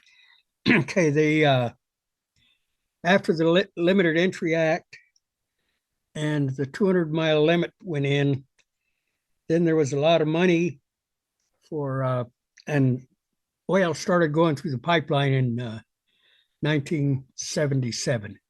So the state had a lot of money to spend on economic development.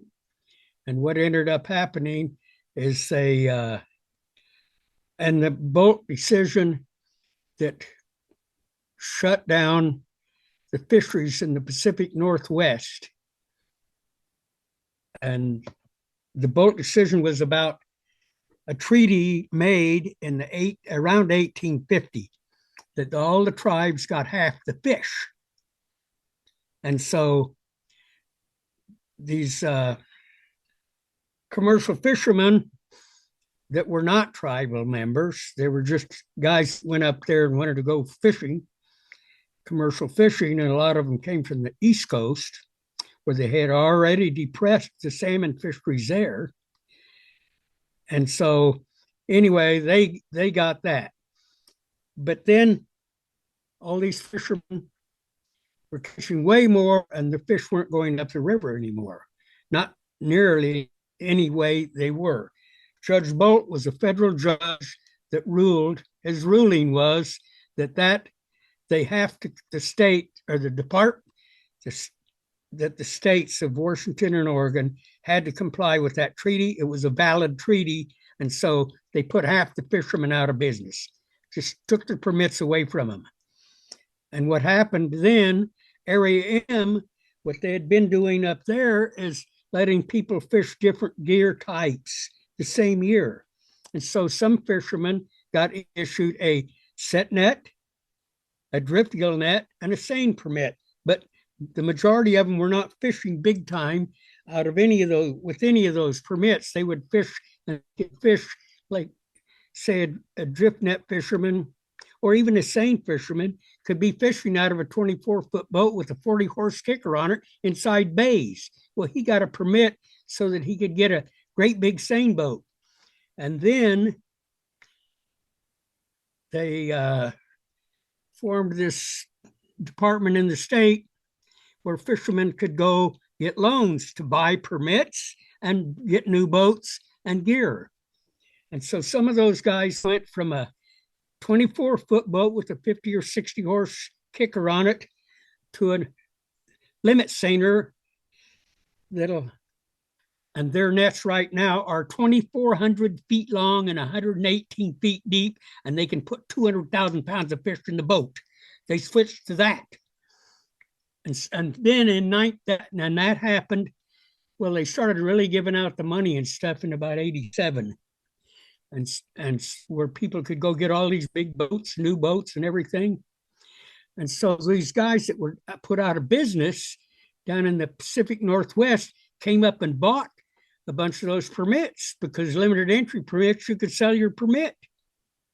But the first people to get them had to have a record of fishing. And so people started selling those permits and then buying new boats.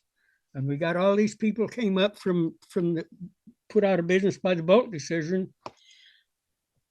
And then in 1982, Area M caught in the June fishery over 1 million chum salmon. And the fall chum salmon on the Yukon got shut down because of it, because no fish were coming up the river in the test fishery. And so it got shut down. And the very first group of people along the Yukon that raised hell with the Board of Fish was the Fairbanks Fish and Game Advisory Committee. It's the only one that did. Anyway, and so then that went on, but that was in 82. Ragnar was saying 40, 50 years ago. That's exactly when that happened. But the Bristol Bay people were raising hell about REM catching their fish all along. And so, I'm trying to speed this up real fast. But anyway, so that's when that started. And then we formed YERDFA in 1990. And when we formed YERDFA, I got voted in as the co-chair for the upper river. But Harry Wild was the co-chair for the lower river. But Harry Wild was kind of embarrassed to speak in public. So I ran all the meetings and I represented us at the Board of Fish. And so Jerry Couture was kind of in the same position I was in for Yukon. And so I talked to Jerry. I said, Jerry, a board of meetings coming up, fish meetings coming up, and it's going to be addressing Area M. You should come to the meeting. Well, he went to the meeting. Now we've got one of those meetings coming up in 2 to 3 weeks. And it would be nice if some of the people from the Yukon could go to that meeting. I don't know whether you can get the funding to do it or not, because it's expensive to go to those damn meetings. It'll be in Anchorage, but that would be good if you could. But then I got appointed to the Board of Fish myself in 84, I think it was. I served 3 terms. But one of the things the Board of Fish is supposed to do, one of their rules, is they have an allocation criteria. And there's 7 different things that the board has to address in a proposal. And one of the most important ones to me was always other fishery resources available for the participants. That means the participants in the fishery that proposal would affect. The Area M fishermen, with all their really super good equipment and everything else, participate in more other fisheries than the ones that participate in the salmon fisheries, participate in more other commercial fisheries than salmon fisheries. They have crab fisheries. They have trawlers. They're 58-foot limit seiners. They use them as trawlers. They fish for ground fish in state waters, and they can fish in federal waters too, but state waters is easier for them because the big boys aren't allowed in there because there's a limit on the size of the boat. But anyway, then they have codfish, ground fishers, codfish. Okay, but they have crab fisheries, and their crab fishery 3 years ago had more allocation for crabs, and that was barredeye crabs, than any other fishery in the state. And I'm the guy that chaired the committee that wrote that damn plan 25 years ago. And they fished every year since. But it was designed so to keep the big boys out, a pot limit of 20 pots. But anyway, it would be good if we could have some of the people from the Yukon go and testify before the Board of Fish and say how this is affecting them, and they have no other fishery resources, period. Thank you. Great. Thank you very much. Thank you very much, Virgil, for the comments, and also comments and questions from panel members. Again, a very important topic with respect to the development of the rebuilding plan, and creating space for conversations such as this are incredibly meaningful for the panel because they inform the direction that we take the rebuilding plan in. So thank you for accommodating this. Mr. Co-Chair, I'll just do a quick time check. We're at about 1:45. What I would suggest perhaps to try to get us back on track, we'll take a 5-minute break, and then we will resume with presentation number 4 this morning, which will be Trondakwitchin. We'll be providing a presentation on some stewardship initiatives in Trondakwitchin territory around Dawson, Yukon. So we'll take a 5-minute refreshment break and resume with agenda item 4. Thank you.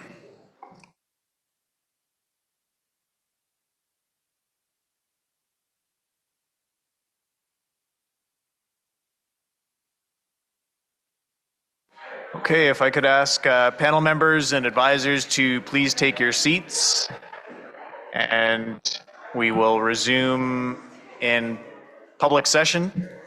Yellow bag. Okay, so thank you very much. I appreciate that we had a short break. We are going to get ourselves back on track with regards to the panel schedule. We have 2 presentations remaining prior to lunch, and then we'll also have an opportunity for public testimony. We've got 2 individuals signed up. So again, I'm confident we'll be able to get ourselves back on track. With respect to our next presentation, we are on agenda item number 4 for Thursday, January the 29th.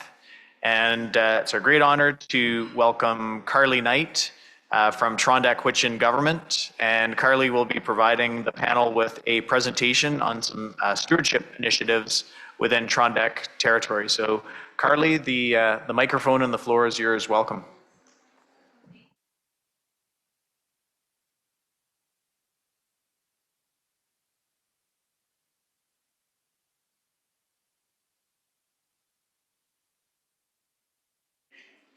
All right, we'll try that again. Thank you. Kamat Hozo, Shojre Carly Knight, Fish and Wildlife Manager, Trondakwitchin, Dawson City, Huichin. I'm a First Nation advisor to the Yukon River Panel on behalf of Trondakwitchin. I'm also a Traditional Knowledge Committee member for Canada. I'm on the steering committee for Canada for the rebuilding strategy, as well as the steering committee for the International Rebuilding Strategy. And my colleague is in the White Horse boardroom listening in as well, our salmon stewardship coordinator, Huey O'Leary-Bakey.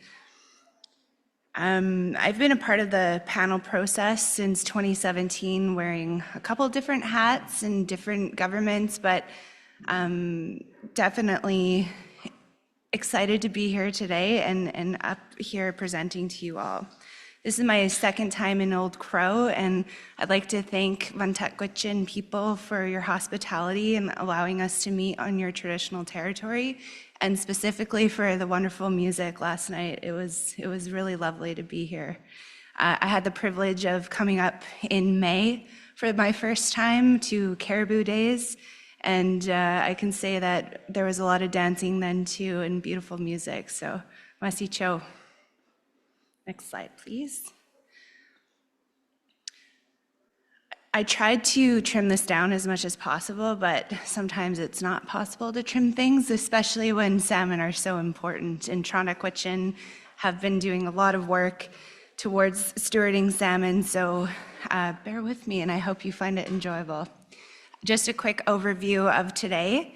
Troja Chukondek directly translates to Yukon River salmon, and the word Troja is salmon more broadly, rather than speaking to a species specifically. Han Huichin and Troja relationship. We'll cover some TH management actions.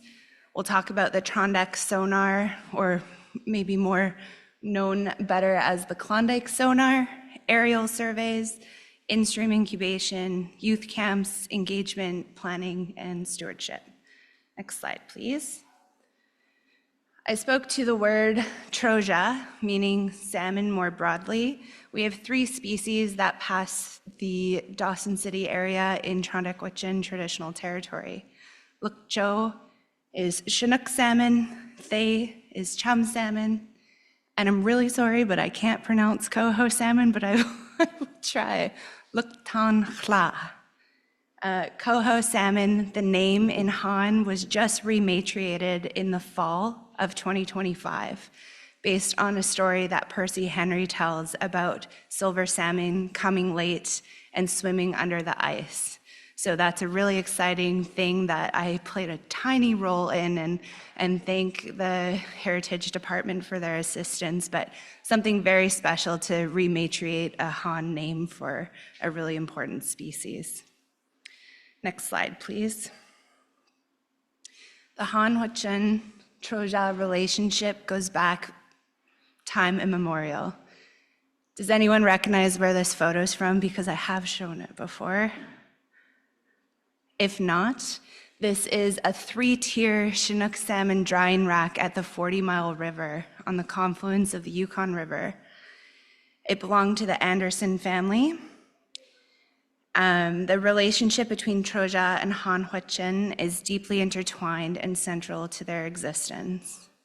Through Tre Hude, or TH worldview, living in a good way, Troja, like none animals, are known as sentient beings who live as part of a great cycle of reciprocity and relationship. TH believe that Troja give themselves willingly, returning each year to feed them, the animals, and the plants in the region, and contribute to the overall health of the ecosystem that surrounds us. Next slide, please. An overview of some TH management actions. In 2014, TH Council passed a resolution for a voluntary moratorium on fishing Yukon River Chinook salmon for a 7-year term. This resolution has been extended annually thereafter since its expiration in 2020. We've also started including chum in this resolution since 2020, given their substantial decline.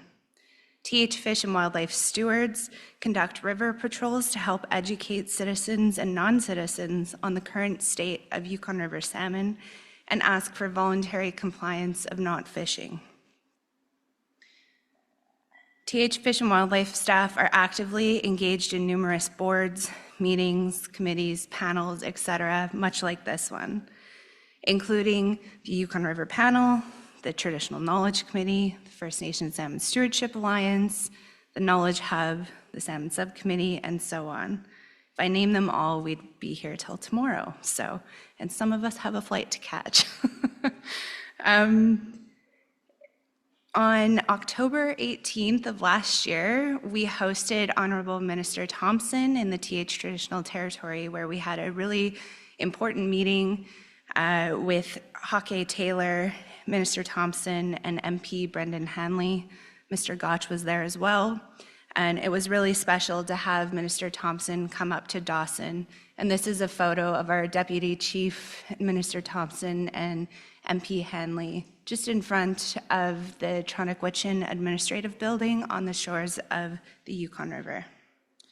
Next slide, please.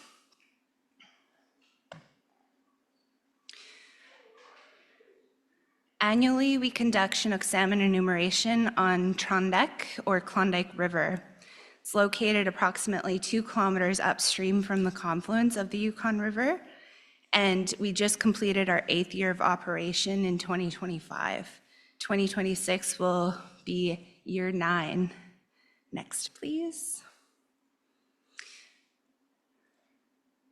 This is just a graph of the numbers that we've been seeing, and 2009 is a little bit of an outlier in the sense of recent data. However, if you look at traditional knowledge or local stories, they talk about how the river used to run red with salmon. In fact, the word Trondek directly translates to the action of hammering stones into the river in connection with catching salmon. That said, you'll see in the last 4 years, we've had really low returns. And in some cases, on the upper Yukon River, we've seen some higher returns, but that was not true for Klondike River. We only had 222 upstream migration this year. Next slide, please. At the sonar, it doesn't come without, you can play the video. At the sonar, doesn't come without corals, and I don't know if you could see that, but that's not a salmon, that is a beaver. Can you hit next, please? And Huey, who's online, can attest to this. One more, Amy. The beaver, I don't know why, took some personal offense to the sonar last year in 2024 and chewed our cable. And we like to thank Quanlan Dunn for allowing us to utilize their cable until Sound Metrics was able to ship up another cable. As you know, shipping things to the north is not always easy. And again, there's an international border to try to get through as well. So we don't know the fate of the beaver, and I also don't know if the beaver on the video was the culprit for this. However, maybe related. But we did not find a beaver in the weir, so I'm happy to report that I don't think it was shocked. That year, we also had some vandalism on the sonar where somebody cut a cable as well. So we were hurting for cables that year, but continued with the project thanks to the help from Quanlan Dunn. Next slide, please. We also conduct annual river surveys or aerial surveys to look for spawners, carcasses, and reds. Can anyone see the reds in these photos? Nice. All right, next, please. If you can't, there's a circle to denote the reds. So that's what they look like from the sky, and I'll draw your attention to the right-hand side. You can actually see active spawners on that red if you're looking close enough. And those of you worried about us disturbing the fish, we were there for maybe 3 seconds and then we flew away. But that was a really special moment because I've been at TH since 2021 and flowing these annually, and that was the first time we saw active spawning. It was really, really exciting. In 2023, we didn't see any reds and we only saw 4 spawners. And prior to me being on this project, they were seeing numbers upwards of 100. So it's really interesting to go from triple digits to single digits, and it's indicative of the current situation that we're in with salmon. 2024, we saw more reds. We saw about 18 reds and 39 spawners, and we also found 1 unspawned female carcass, which we were able to do a carcass survey on. And then in 2025, this past year, we saw 4 reds, 1 Chinook spawner, 1 chum spawner, and 1 unspawned female Chinook carcass. We flew this river in the past only once a year, which may be why we were seeing less action in 2023. However, in the past couple of years, we've flown it multiple times, including later in the season looking for chum. So that's why we're getting potentially better data and more observations. But still, we're talking about single-digit numbers often, which is, again, indicative of the current state we're in with salmon. Next slide, please. We also flew Rosebud Creek, which is a tributary to the Stewart River. It's about 50 kilometers upstream from the confluence of the Stewart and the Yukon. In 2024, it was our first year flying that river, or that creek. It's not a river, it's tiny. But the reason why we started flying that creek is because a hunter came and talked to me in 2022 stating that he'd seen active spawning in that area. And we were looking online to publicly accessible data through our database, and we had no documented knowledge that there were active spawners in that creek. And it was particularly interesting because of the state of salmon in 2022. If you remember, really low returns. And so it was cool to know that there's creeks that are still persevering and potentially in places we don't know about. So by the time we got funding and money mobilized was 2024, and we had great success. We found one juvenile Chinook, which is the top photo there. Nice body condition. We think he's a 1+-year-old. We also saw 2 spawners, and they were very quick, so we couldn't identify what sex they were, but I like to think they were mates. We also found 2 reds. So not only did we see live spawners, we saw a young juvenile fish, and we also saw evidence of spawning, which was really special in a creek that previously we didn't have information on. In 2025, we flew the creek again. We found 8 spawners, 2 reds, and 1 male carcass, no juveniles last year. And the bottom photo, it's a little grainy on here. However, we got to see six salmon on a red right next to where we were going to pick up a carcass. So it was kind of by accident, and we had a pretty exciting flight, and our pilot was, he's quite the character, and so I thought he was pulling my leg, but when we had turned around to go pick up the carcass, he said, "Carly, there's fish right beside you," and I was like, haha, and then I look over, and there were 6 salmon spawning right there, so it was really special to be able to hike through the bush and just spend some time on the land with salmon, because we're often in these meetings, and when we're not fishing, we lose that connection a little bit. So it was nice to kind of ground ourselves again. Next slide, please. This year, we also added a creek, which is again 50 kilometers further up the Stewart River, similar to Rosebud Creek. We had heard local knowledge that there may be spawning, or there was historical spawning of Chinook salmon in Lake Creek. This is also an overlap area with Nacho-Naik-Dun First Nation. And although they were aware of us doing a survey, they weren't able to attend this year. But in future years, we're hoping to collaborate with NND. However, the valley was quite a bit wider. You can see there's an old fire in that area that happened in 2019. The creek itself was very comparable to what we saw in Rosebud, including the color. It was kind of like a tea color. So if you were steeping tea, that's like the color that you could see. That said, we didn't see anything. We didn't catch any juveniles, no spawners, no reds, and no carcasses. So again, this is just a snapshot in time, and we're going to continue monitoring that creek as long as funding comes in, and hopefully we'll find something in future years. We don't do in-stream incubation anymore, but we did do it in the Klondike River, for 4 years.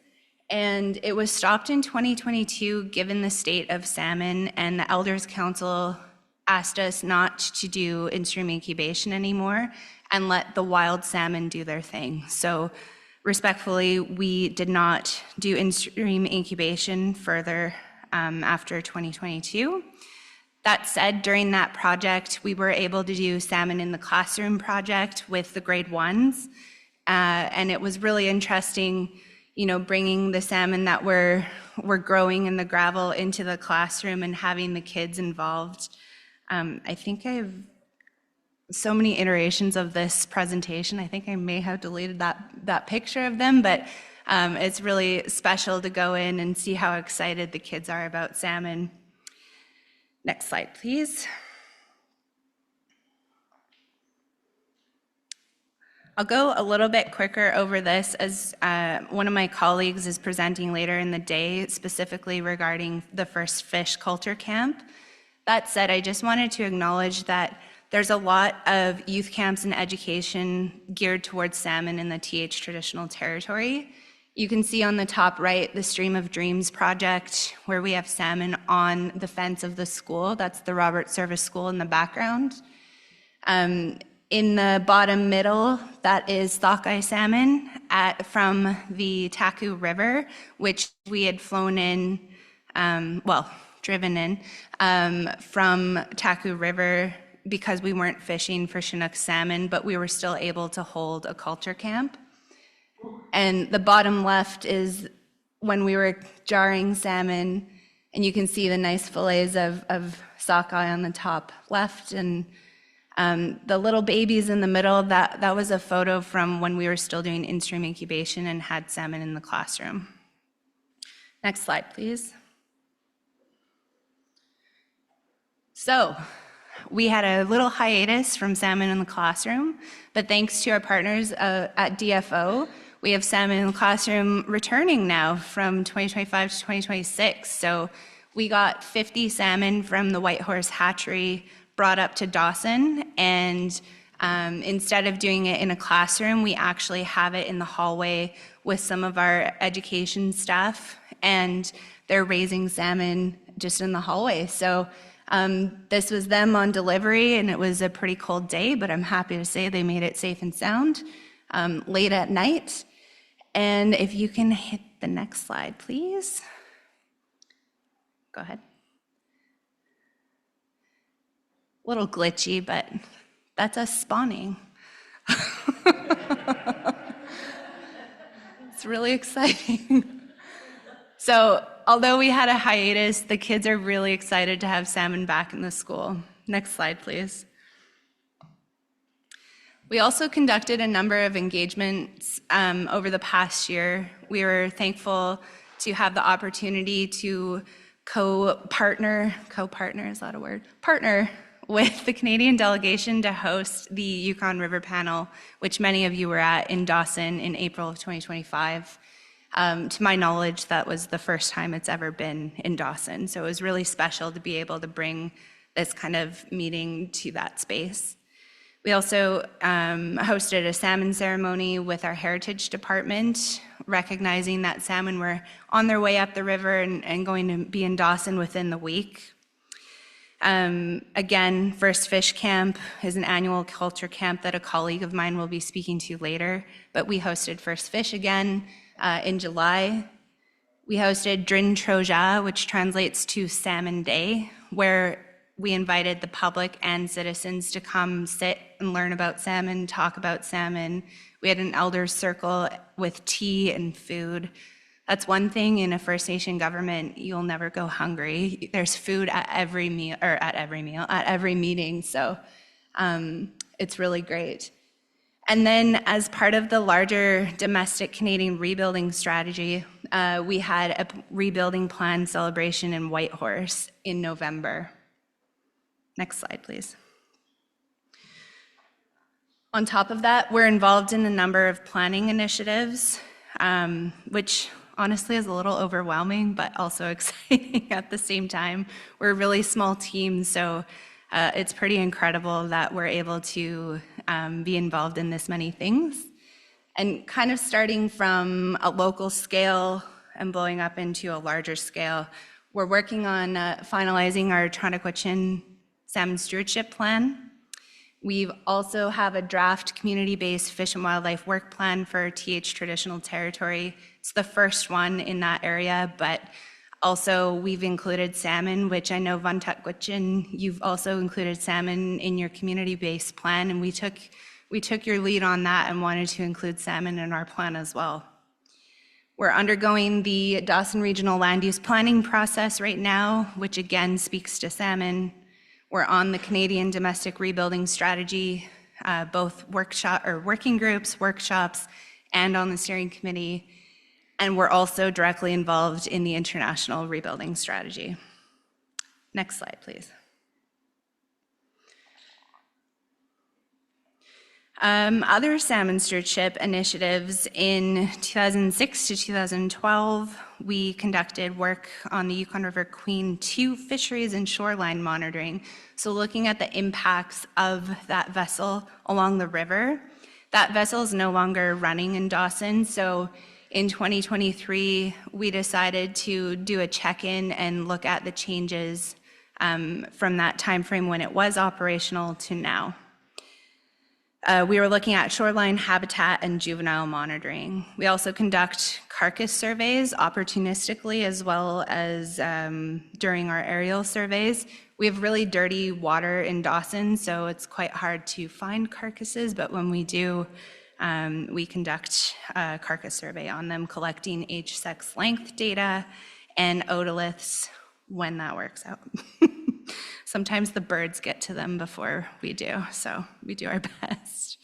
The top left corner, you've probably seen this before, but this is the Shenandoah River, which is downstream of Dawson. There was a massive landslide in 2023. And so we started conducting monitoring of this landslide to look at the impacts of passage, knowing that this is a salmon-bearing stream.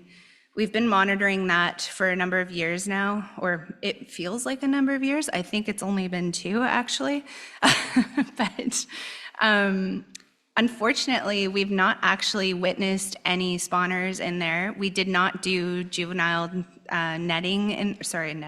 G-trapping in there, and we did not see reds, but that creek itself is really clear water, and the sediment on the bottom also is very minimal, so it's really hard to know if we flew over a red or not, because in other creeks, there's more sediment, so they stick out like a sore thumb when the fish go in and make a red. So unclear if there's active spawning in there.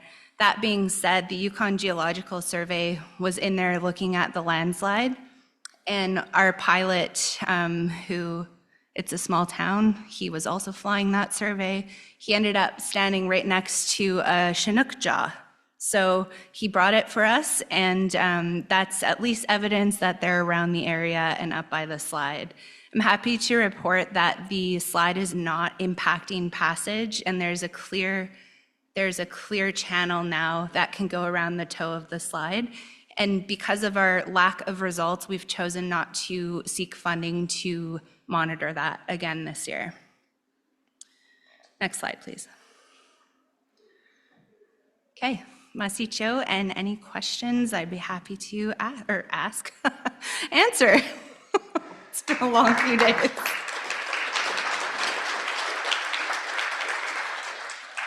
I think, Carly, because you will be here for lunch and there will be lots of opportunities for panel member interaction, we're going to do our best to get us on track with regards to our schedule. But are there any immediate questions from panel members that couldn't wait for lunch?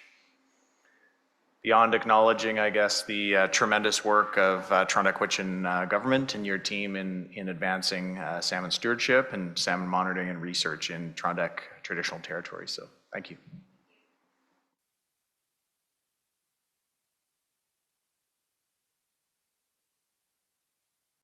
Okay, so next we'll move on to agenda item number 5, and this is a Fishing Branch River chum salmon spawning and seasonal dewatering investigation. And we'll have Lance joining us again, and Jeremy Bremer from Vantukwitchin government. There's Lance. And while we get the presentation queued up, we will have two individuals providing testimony to the panel, and we'll ensure to do that immediately before lunch. So once we conclude presentation number 5, we'll move into public testimony and then into our lunch break. It's possible we may bump into a little bit past noon time, but we'll certainly do our best to accommodate the entirety of our presentation here, as well as opportunity for public testimony. So thank you for your patience. And with that, I'll pass the microphone and the floor over to Lance and Jeremy. Welcome. Thank you. Lance McGowan, Wantut-Gwitchin First Nation, Fish and Wildlife Manager. I'm going to speak today to the Nienli-Njik Dewatering and Chum Restoration Project from 2026. The fishing branch, oh, it hasn't. The Fishing Branch River, protected by VGFN. Up here we have Lazarus Charlie. Oh gee West, we never count the fish, so many. One night somebody fished there, next night somebody else fished there, next night somebody else fished there, next night somebody else, until freeze up we did that. So everybody got fish. I never counted the fish though, in those days, so many, he says. So this is about roughly 300 miles up the river from here, from this location along the Fishing Branch River. A lot of local legends for this area. It's very significant to our people. It's also the home of my family, so it's near and dear to my heart. And switch, which it also has an ecological preserve co-managed by the territorial government along with ourselves. And there's also a bear viewing facility in there that hasn't been active for a few years.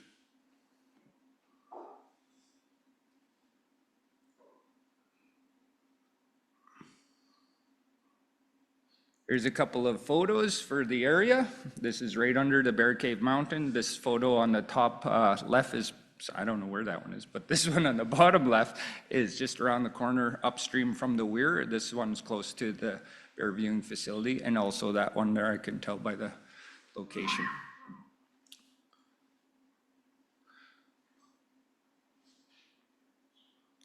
All right, so the majority of the Canadian porcupine chum spawn in this spot at Fishing Branch. There's a pretty distinctive fish hole under one of the cliffs just upstream of the weir, maybe 1 kilometer.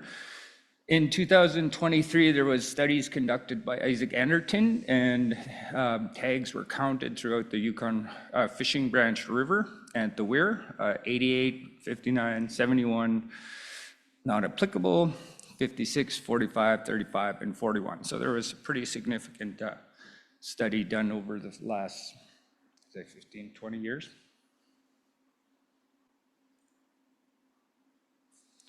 Here's the chart of the declining chum salmon runs. The runs have been counted since 1972, so we have a pretty good data set. We're noticing that there was a significant decline with all species of salmon in 2021. It looks to be across the board for every species. So that one is really where we start getting into a critical zone. But currently, the number, you can go on to the next slide. All right, so VGFN fisheries closures. The following measures came into effect on August 27th, 2025 at 12 o'clock and remained in effect till September 29, so just over a month. Outside of these dates, 4-inch gill nets and smaller could be used. I'm not sure if anyone was unfamiliar, but we went over this slide yesterday. The Tachik Land Guardians were patrolling. Here's the photo of their boat. We had a fish camp to assist with cultural knowledge, and the camp was held on August 15th to 17th, and then another was held on August 19th to 22nd.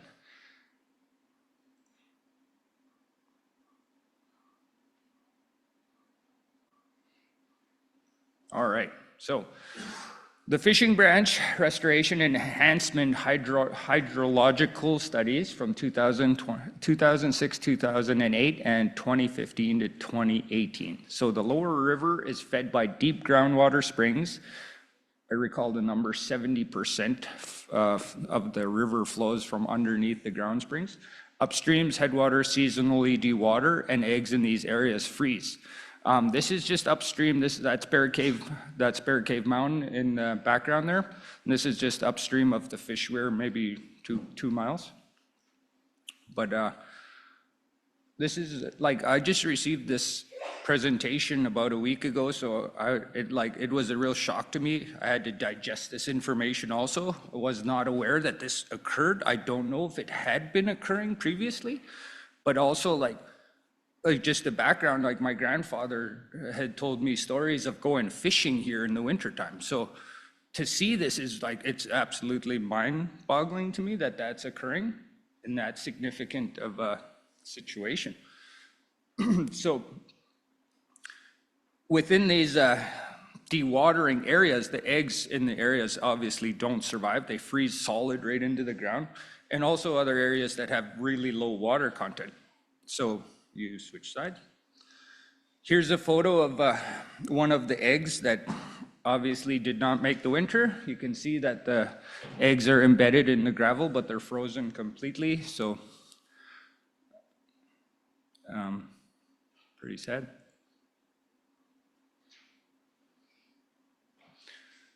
There was an in-stream incubation conducted in 2019 and 2020.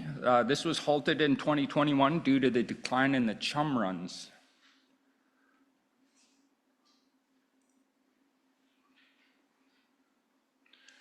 So this was followed by a major dewatering event in 2022, very significant. It was more of a dewatering event than the previous years that were studied. And this is a real significant patch of spawning area, this one.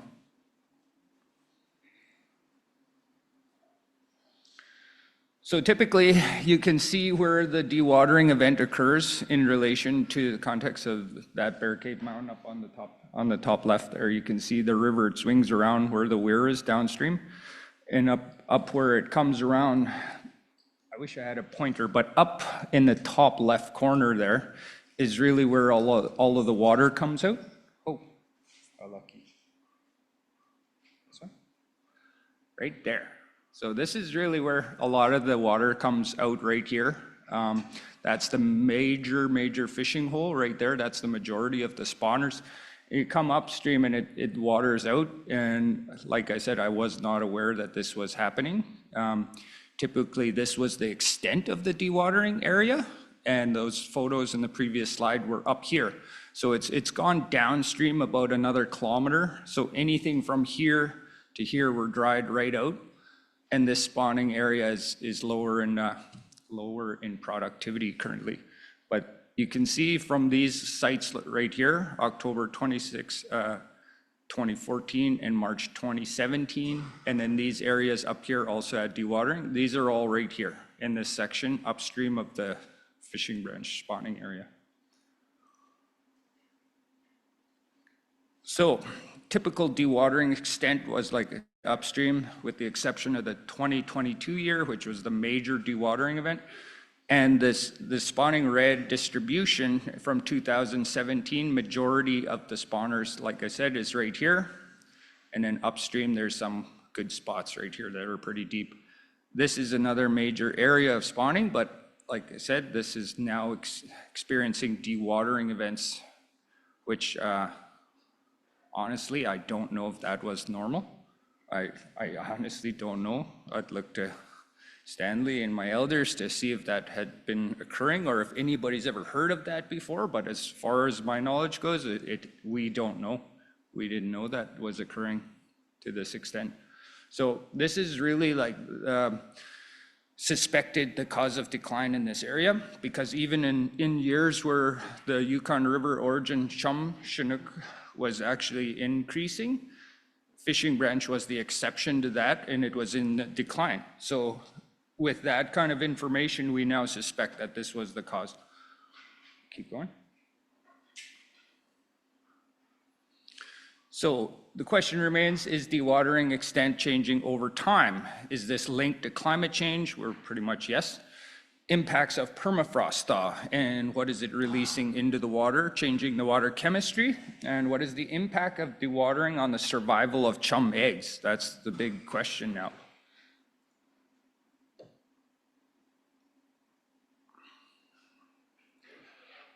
And this is the red aerial surveys. Pretty hard to see actually, but I don't know if you guys can see. Next one maybe got circles.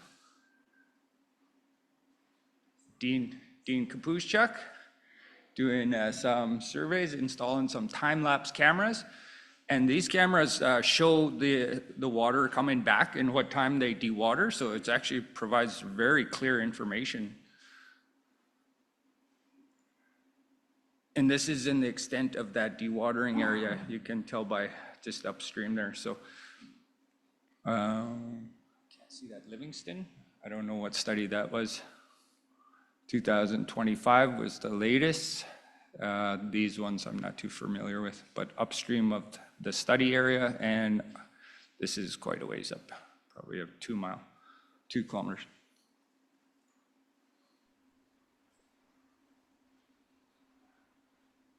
So within relation to the watershed, like here's the majority of the reds. Like I said, the weir is here. The Bear Cave Mountain swings around, and this is typically where the majority of the event occurs, and then upstream, and the dewatering area was right here where we were looking. Now, in relation to the other species of salmon that use the area, you'll have an overlap of coho come in later, and they spawn over top of these, over top of the chum eggs. Like you'll see them stacked up in there in the late season, but the Chinook are downstream. So the Fishing Branch River flows into where the start of the minor is, which is the start of the Porcupine. Majority of all the spawning Chinook occurs there, downstream in deeper water. So they don't really come up this far as I've seen. So CM123, I don't even know what that means, to be honest.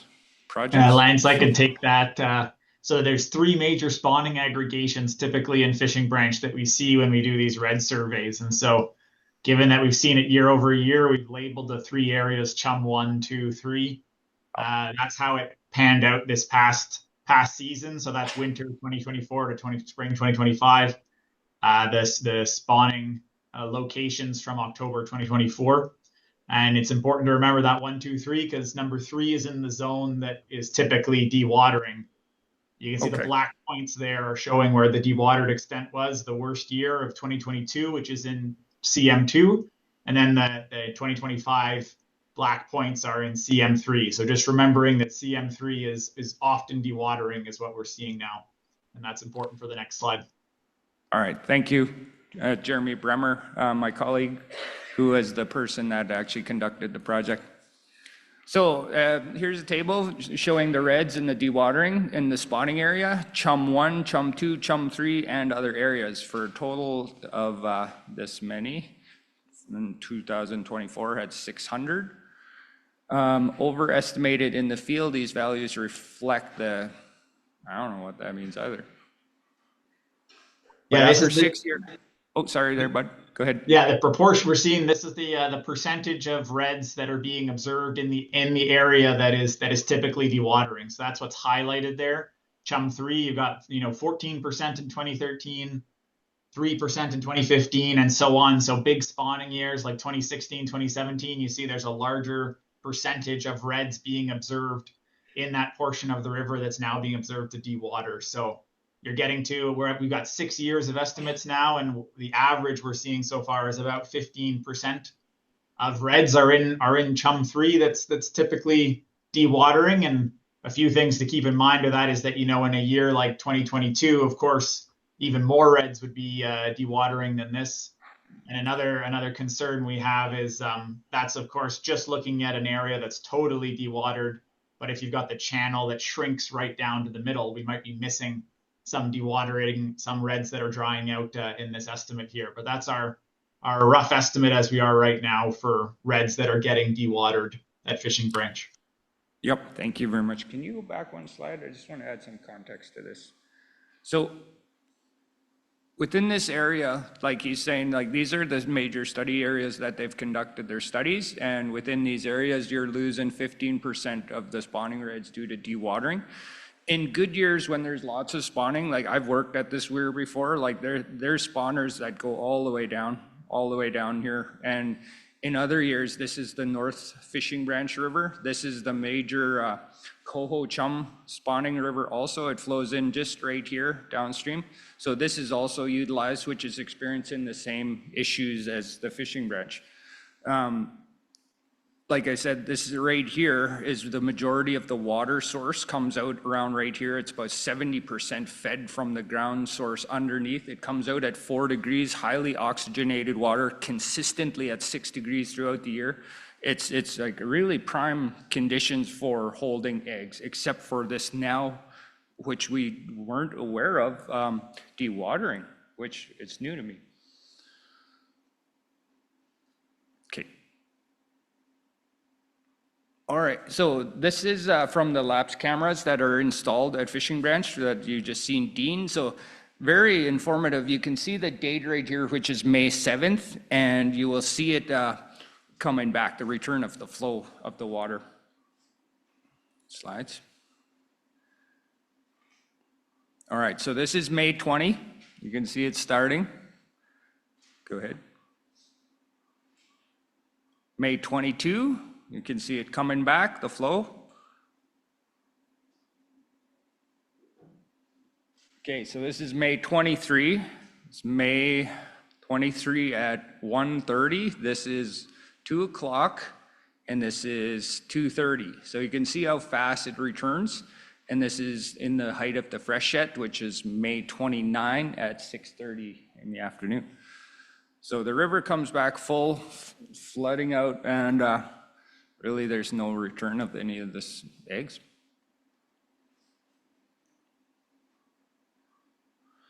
The freshet, June 9th, the spike of all of the melt. So you have the major freshet run, and then the river is full, swollen.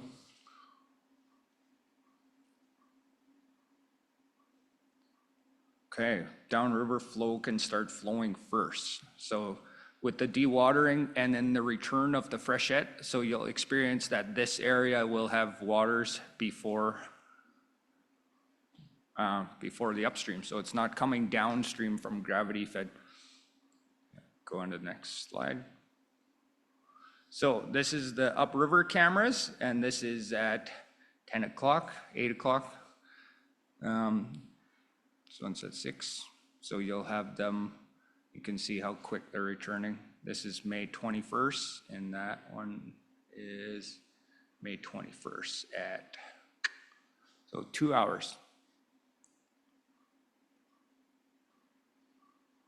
Okay, the next steps, meteorological stations and climate reconstruction, water chemistry, flow monitoring, permafrost characterization, drone imagery of the reds to map partial dewatering, and chum incubation. These are all management actions that we may pursue in the future to combat this one. All right, so meteorological station, the nearest Environment Canada Met stations is in Old Crow and Dawson. So there was a rain gauge, snow depth, SWE, I don't know what that is. Snow water equivalent. Okay, and wind speed and direction, temperature and relative humidity, along with telemetry gear. And that's the station right here installed at Fishing Branch.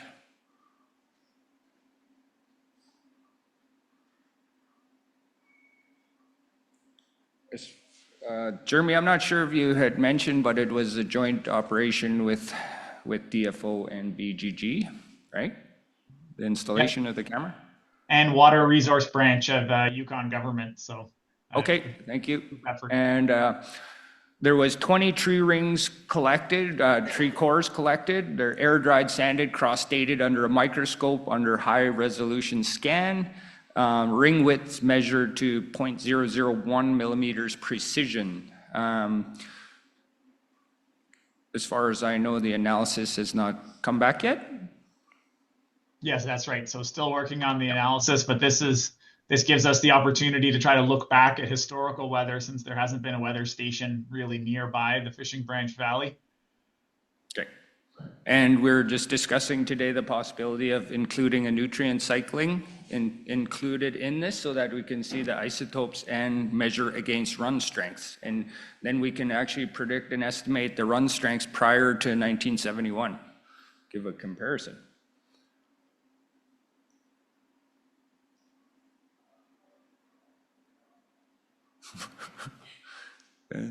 So, water chemistry and flow, detailed comparison with historical data from 2006 and 2015. Here is Aiden, and who's the lady? Petra. So we have the image on the left are drive point piezometers for getting groundwater samples from under the gravel. And the image in the middle is a water level logger. So now we can actually track, minute by minute water levels in the river instead of using cameras and getting photos every couple hours. So we're going to get more precise data and get samples of the water both in river and in the gravel. Thank you, Jeremy. Next slide.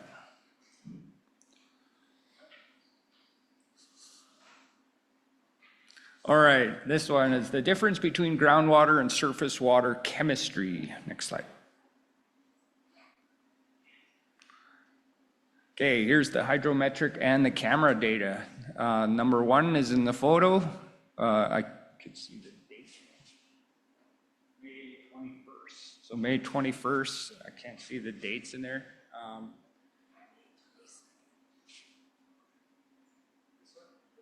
May 22nd, May 21st, May 22nd, June 10th, and July 8th. So here's the time lapse of the last couple of months here. So you can see the spike in the freshet, June 6th, the melt, the run coming back, and then it peters out near July, dewaters again in some sense before it rains in the fall.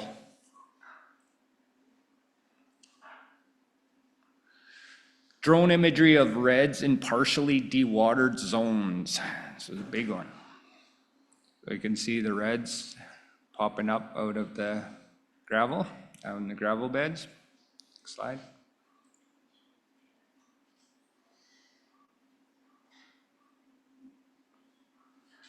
So chum incubation, split 50% in-stream incubation and 50% unfed fry from portable egg ion stations. I'm guessing that's that guy. Yeah, this is with proposed work. So we're still working on permits for this one to move forward for next year, doing a broodstock collection in October 2026. That's the hope. There you go. Thank you, Jeremy. All right, in summary, we have egg loss due to dewatering, 15% likely and underestimate. Is this a new source of mortality? Like I said, we need to speak with our elders, take a look at our tree ring cores and weather records. Is dewatering getting worse due to climate change? Identify the cause, less groundwater emergence, less surface flow linked to climate. Address this source of mortality, feasibility of restoration using stock from dewatered zones in stream and in town, support future chum rebuilding plan, section 26 under the Yukon Salmon Agreement. And here's some photos. Oh, who's that? My grandpa? I guess my grandpa. Yeah.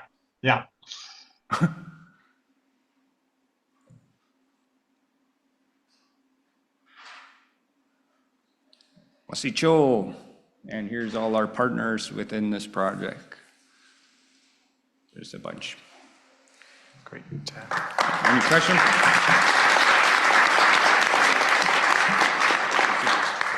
Thank you very much, Lance and Jeremy. A truly impressive amount of work that's been undertaken, and really commend you on coordinating all this research and monitoring and engagement with elders and presenting at the panel today.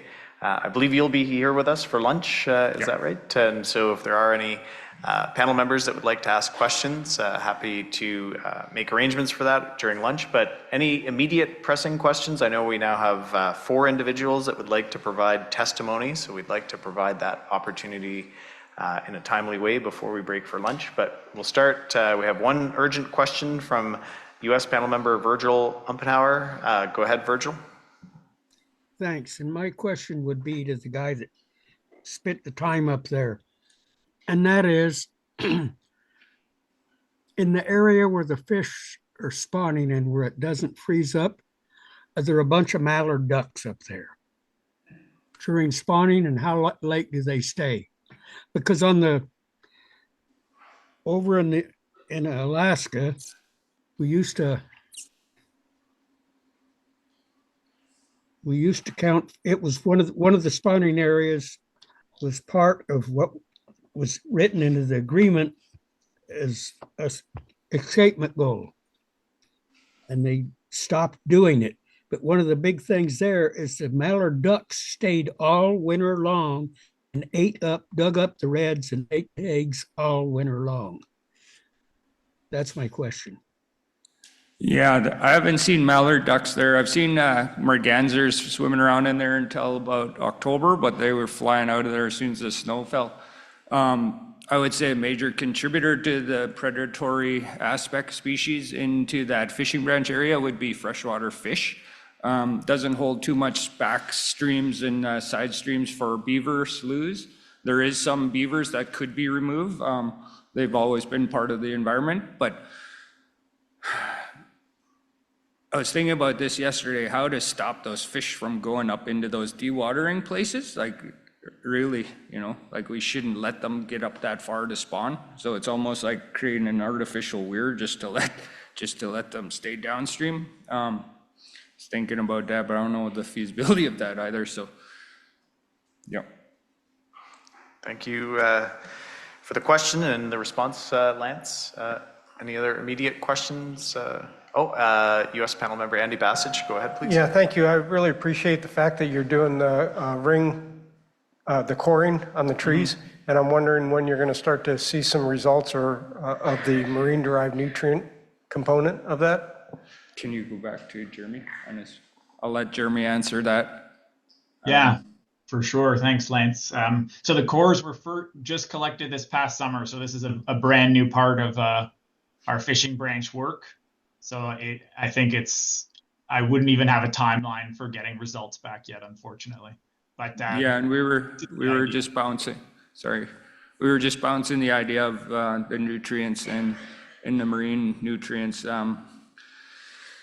study this morning with the isotopes. So that's just kind of fresh in our heads right now too. We're just looking at the feasibility of it. Yeah, the original intent of the cores was climate reconstruction, so especially precipitation into the watershed. But we can see other uses for them, like the marine nutrient. Great. Okay, thank you very much for the question and the response. And again, our appreciation, Lance and Jeremy for the presentation. Thank you.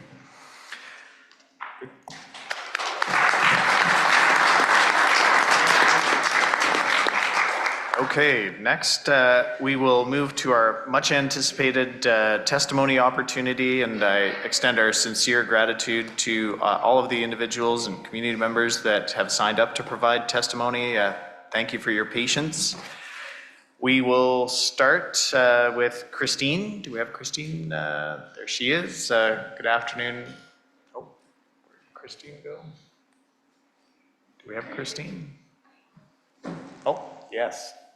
Can you join? We can bring a microphone to you at the rear of the room or at the front, if you, whichever you feel more comfortable with.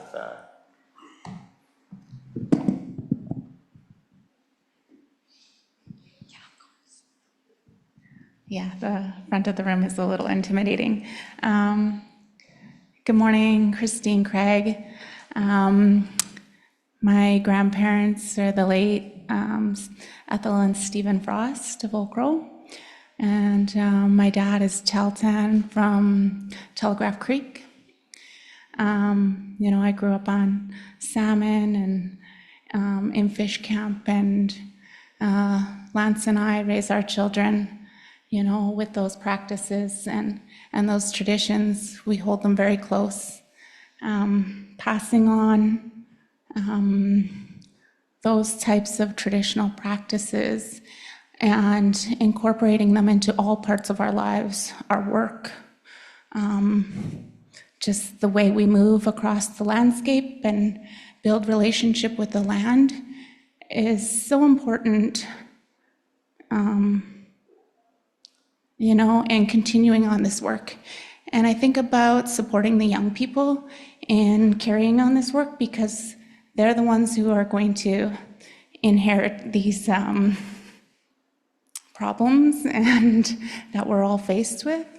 And I think about how to encourage that relationship with the land and how we're going to do that.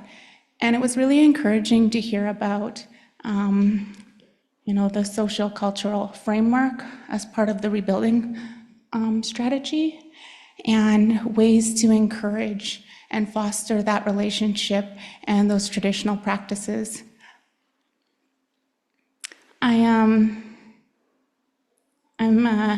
My work here with Montakwichin, I'm the lands manager and I work in protected areas and conservation efforts. And I think that bringing our young people into these conversations is what's going to ensure that, it's done with our values. And I'm hopeful, and I'm really proud of the work that so many are carrying on here. I get really nervous about populations and on the Stikine, and like the Yukon is a cautionary tale that I take back to my Tahltan people about respectful harvest and sustainability. And I did a lot of land management work there for a long time, and I can see how the work that we do while our populations are healthy are really going to ensure that we're able to continue these practices into the future. So, like the lessons learned here, I really hold them close, and I just want to thank everybody for sharing the work that they do, and I really hope that our young people are encouraged to carry on not only this work, but ensuring that relationship is healthy. Merci.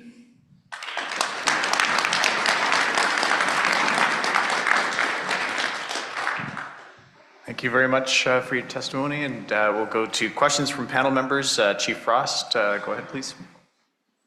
And thank you for your testimony. I want to just acknowledge you and Lance, one just as for others as part of legacies and passing on knowledge, traditional knowledge. And we saw some elders in the presentation on the dewatering project from Fishing Branch, and the need to collect historical data, the need to incorporate. Well, I think I'm about to cry. Actually, I don't cry, but often, but it makes me emotional because when you have 337 Chinook passing the community, it puts us in a place where do we go? What do we do?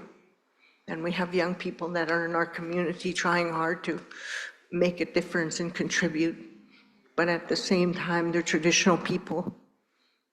And they teach their children on the Stikine River, in Telegraph Creek, fish culture, where there's an abundance, with the objective of teaching their young Gwich'in children what it means to live with and respect salmon.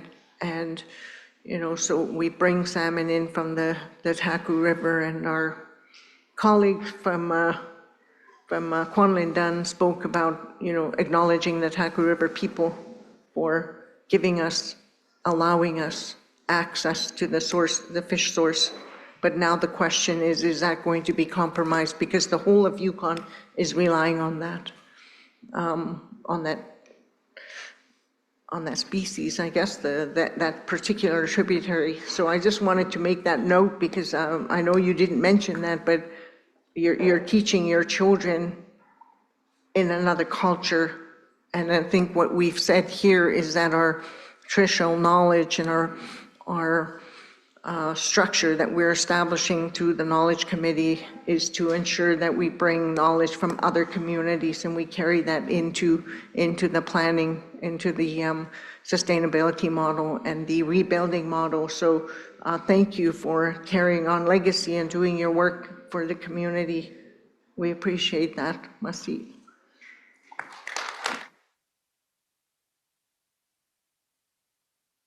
U.S. panel member Andy Bassich, go ahead. Yeah, thank you. I'll make this very quick. I know it's really difficult at times to come before a body like this in a formal setting, but I want you to know that you speak very well and from your heart, and I really hope to hear from you in the future.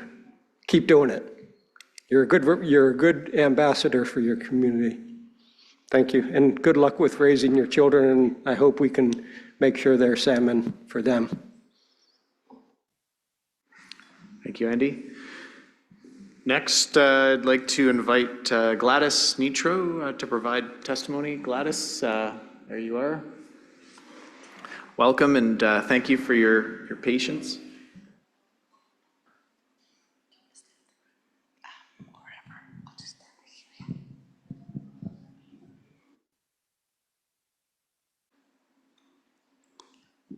During Quincy Shlakat,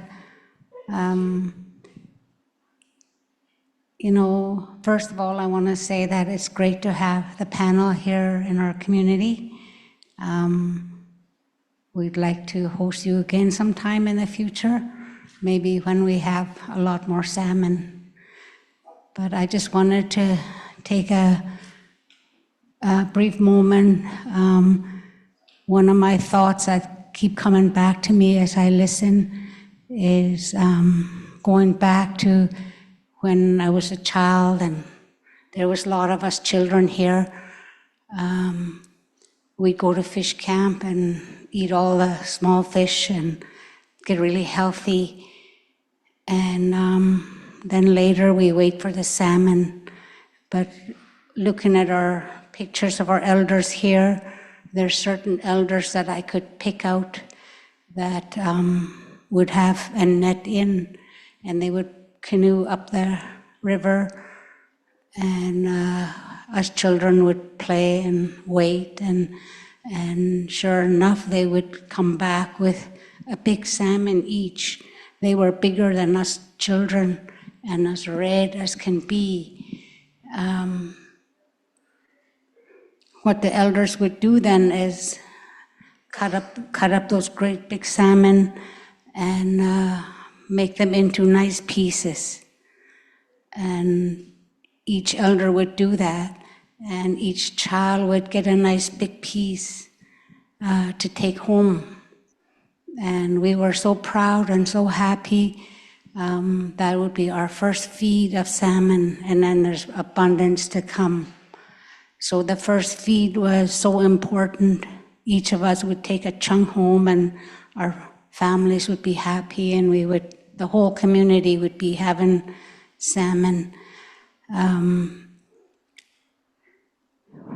Later on, they would come in abundance, and we would work well with Chinooks. And then when the chums came later, that would be a lot. We would harvest a lot, and all of us had dog teams.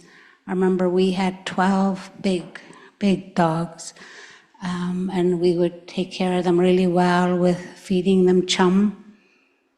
But of course, we would collect the first few for ourselves. So we would have maybe, I don't know, I remember maybe about 50 chums along with our Chinook, and we would have salmon until the next run. But also culturally and traditionally, we were fortunate with lots of caribou in those days, and We would do cultural exchange. Well, our relatives came from Fort Yukon by boat, and they would bring lots of dried salmon, and then, of course, we would exchange for dried caribou meat. So there were a lot of, we never ever missed that back in those days. But now the cultural exchange is much different today without the salmon. So just hearing your reports and listening to everything people say, us as traditional users, we're counting on, a group like yours to make the best decision for our future generation, so that our future children, I'm a great-grandma, I have a great-granddaughter, I would love for her to see and have that same cultural ways as we did. Maybe there's hope for that. But I think there's two different things that come to mind, and I really appreciate our friend from Kwanlin Dun to raise the dam. And then also the other one is deep sea fishing. We know that's going on, and we know that they overpower us. But as Gwich'in people, we take these things seriously. Just like working for protecting birthplace of our caribou. We've done that for many, many years now. I started out in conservation and working on protected areas, and also health and wellness. And those two go so hand in hand. We can't, our wellness count on what we have with us on a daily basis. And within our homelands, our people have protected many areas just so we could have a sustainable life with our own food.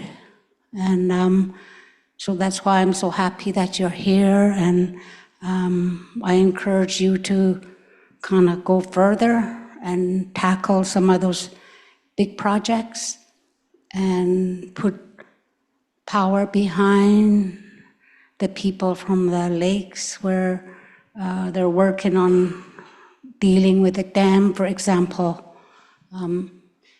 We all pay high prices for energy, and that's a company that's not wanting to work with us as Indigenous people. And I just want to close to say that we like to continue our way of life and practice our inherent right. Again, masicho.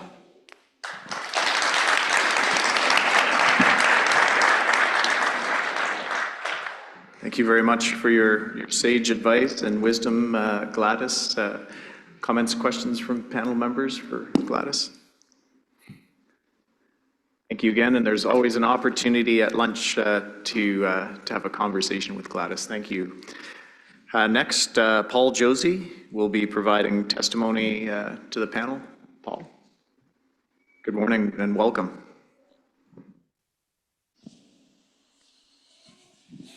Van Gwinzi, everyone.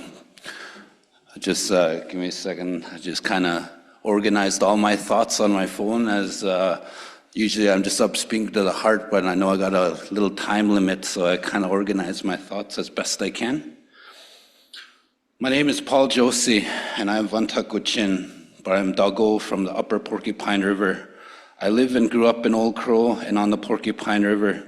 This river is a part of me as much as I am a part of it. I traveled this river with my family since I was a baby, learning about the types of fish and each animal that also depend on the salmon. My ancestors depended on this river for travel and survival for thousands of years, teachings passed on still today to the next generation. But much different as the issue is affecting our way of life. I have 3 daughters, 7, 5, and 18 months. Only my oldest daughter had the opportunity to eat Chinook salmon from her traditional river. It's been hurting my spirit that my other daughters might not get that opportunity to eat Chinook salmon from the Porcupine River. Gwich'ins have always been preparing for the next season for food and survival. Now in the modern age, we still depend on traditional foods because we live in a fly-in community where the price of shipping has always been higher than the rest of other areas. Decades ago, salmon were plentiful, ranging from estimates from 4,000 to 6,000 Chinook on the Porcupine, and to just over a couple hundred now. The chum salmon, where escapement golds were about 40 to 60,000 on the fishing branch. Now we're looking at like 4,000 to 6,000. When our people fished, we got what we needed in the summer for Chinook for ourselves to eat. And then in the fall, we used to fish the chum for our dogs. We didn't have a store back at then, and just to buy dog food. So, and also at that time, each family had their own dogs, 4 or 6 dogs, and then we got more dogs. Just 20 years ago, there was about 8 dog kennels, 8 families that had teams. Now there's about 2 and some that are still trying to continue the practice. When I had over 20 dogs, we were fishing about 700 salmon to get us through the winter. I had 10 dogs, I fished 400 salmon, and then that was the last before the closure. I voluntarily closed around 2016. These restrictions are difficult in many ways, traditionally and socially. As we enforce our own people, where just a decade ago we were assisting these very same people with helping them with their nets, carrying the fish out of the boat and into their caches. It's great to see we are focusing on returns and hatcheries, which is amazing, but we also need to tackle the large fishery industry. Alaska Governor Mike Dunleavy had $20,000 in contributions from the Bundrant family, which owns Trident Seafood. Senator Lisa Murkowski received $128,000 from between 2013 and 2014, $41,000 just in the last election cycle. Senator Dan Sullivan has received $100,000 between 2013 and 24. Just $50,000 in the last cycle. What this shows is the governors and senators of Alaska, in my opinion, are being bought to allow trawlers to fish unsupervised and kill as much sea life as they please for profit. Trident Seafood is a major Seattle-based company with significant trawling interests in Alaska. Trident Seafood is primary supplier of wild-caught Alaska pollock for McDonald's Filet-O-Fish, which in the United States and internationally, with over 300 million sold worldwide annually. Trawling is destructive to ocean seabeds, catches everything in its path. In 2023, trawlers in the Bering Sea and Gulf of Alaska caught 35,000 Chinook salmon, 122 chum salmon, also 4.4 million pounds of halibut and 1.1 million crabs, all classified as bycatch. And that's just what's reported. Who knows what else is not reported? Some of this makes up more than the returns on some of the rivers in the Yukon. My recommendation now is to add a new strategy. We create content to educate the world of the industry of Trident Seafoods and the consequences of pollock fishing and trawling. Make consumers aware of what this is doing to the salmon. Masicho for your trip to our community and having to meet and talking and taking the time to listen to our words. Together we stand strong, and we need to stand together for the future of salmon and our people's way of life. Masicho.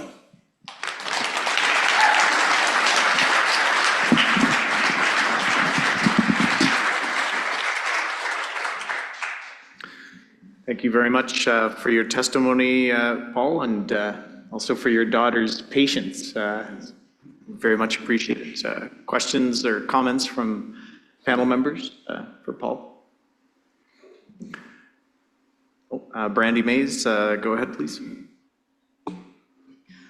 Thank you very much for your testimony, Paul. That was great. It's so nice that, you think that people don't understand what is happening in the ocean and what these trawlers and other things are happening out there with the different management structures. And it's really enlightening to know that you've done your homework and that you that share that way. Cut me off, somebody. John, no kidding, no kidding. And like that you were doing your homework and that you shared that information here because that needs to be shared, that is a big number. And that is exactly what's happening. And all the way up here in Old Crow in the Vuntut territory that you guys understand. And what we do here today and in our future can really address what is happening. And thank you for sharing your testimony. Thank you, Brandy. Next, U.S. panel member Virgil Umpenhauer, go ahead. Thank you, Mr. Chair. I want to give you a piece of information that I figured out in 1996. I was at a Board of Fish meeting in Kodiak, and the National Marine Fisheries Service people got up, or NOAA, and gave their report. And in their report, they give the bycatch in metric tons, thousands of metric tons. And so after that guy gave that report, and I told the chairman of the board, I said, I'm going to get with the biometrician here, and I'm going to figure out how tall that stack of fish would be if we piled it up in this room that we're having a meeting in. The room was 40 feet by 40 feet. So I got with him. We calculated out how many pounds were in a room that size and how tall it would be. So we calculated that out.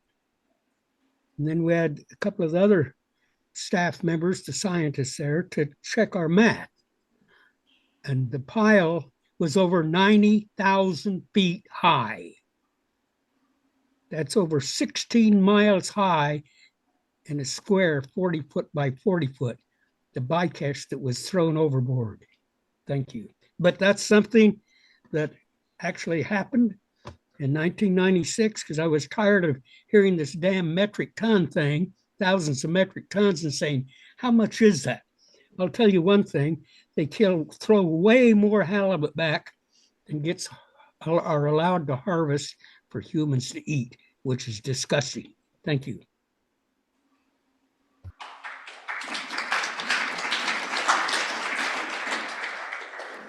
Thank you, Virgil. Next, we'll go to U.S. panel member Charlie Wright. Go ahead, please, Charlie. Hello. As you all know, I'm not feeling good, so I'd appreciate a minute to say a little bit. I want to say that we're all connected through salmon along the whole Yukon and our contributary, and I want to thank the guy that just got done testifying. Very good job, and it hits in the heart. I want to commend everybody that does all their work on both sides of the border. And all this work, we all know, is being done for future generations. And that's what I work for. And I have 4 grandchildren, and I worry about their future. They love fishing. I have to gather fish 700 miles away from my home now to cut for them and to keep the tradition alive in my family. That's only because I'm able to, and a lot of people are not. On the Yukon River and its contributaries, a lot of people are in the status of no other means. That means that there's a low amount of food in the area on the ground. There's some places a low number of moose, caribou, and we can't fish. Things are tough right now with the deep snow and coldest winter of many years on the Alaska side. I haven't been paying attention to the Yukon side, but I know people are hurting with no salmon. And all our work being done in river, and without fish coming home, all this money and time being spent, I'm afraid, and it's in the back of my mind that salmon, we might be watching salmon disappear while we're doing this job. We're all doing this incredible work in land and on our rivers and contributaries, and doing all we can. And But our upper river, mid Yukon fall chum are really being caught in the Bering Sea pollock fishery, and that number has been increasing. The majority of the fish caught in both Area M and the Bering Sea are ages 3 and 4, mostly. And when you look at the timing of the fishery, not all of those are migrating. And some of those fish are just milling and growing and feeding. That's their gathering place where they potlatch along the strait there, in the area where the pass is on both sides. That's potlatch area where all the food historically grows and feeds our salmon. We need them to grow into 5-year-olds and come home. We need those bigger fish on the spawning grounds. And we all know that we can't do that as a Yukon River Panel, but we can do it personally. We can advocate for protection corridor through Area M and the trawl, or it's going to be a long road for rebuilding with the current returns. I just appreciate all you and all the work you do in the minute you gave me, co-chairs. Appreciate it. Thank you. Thank you very much, Charlie.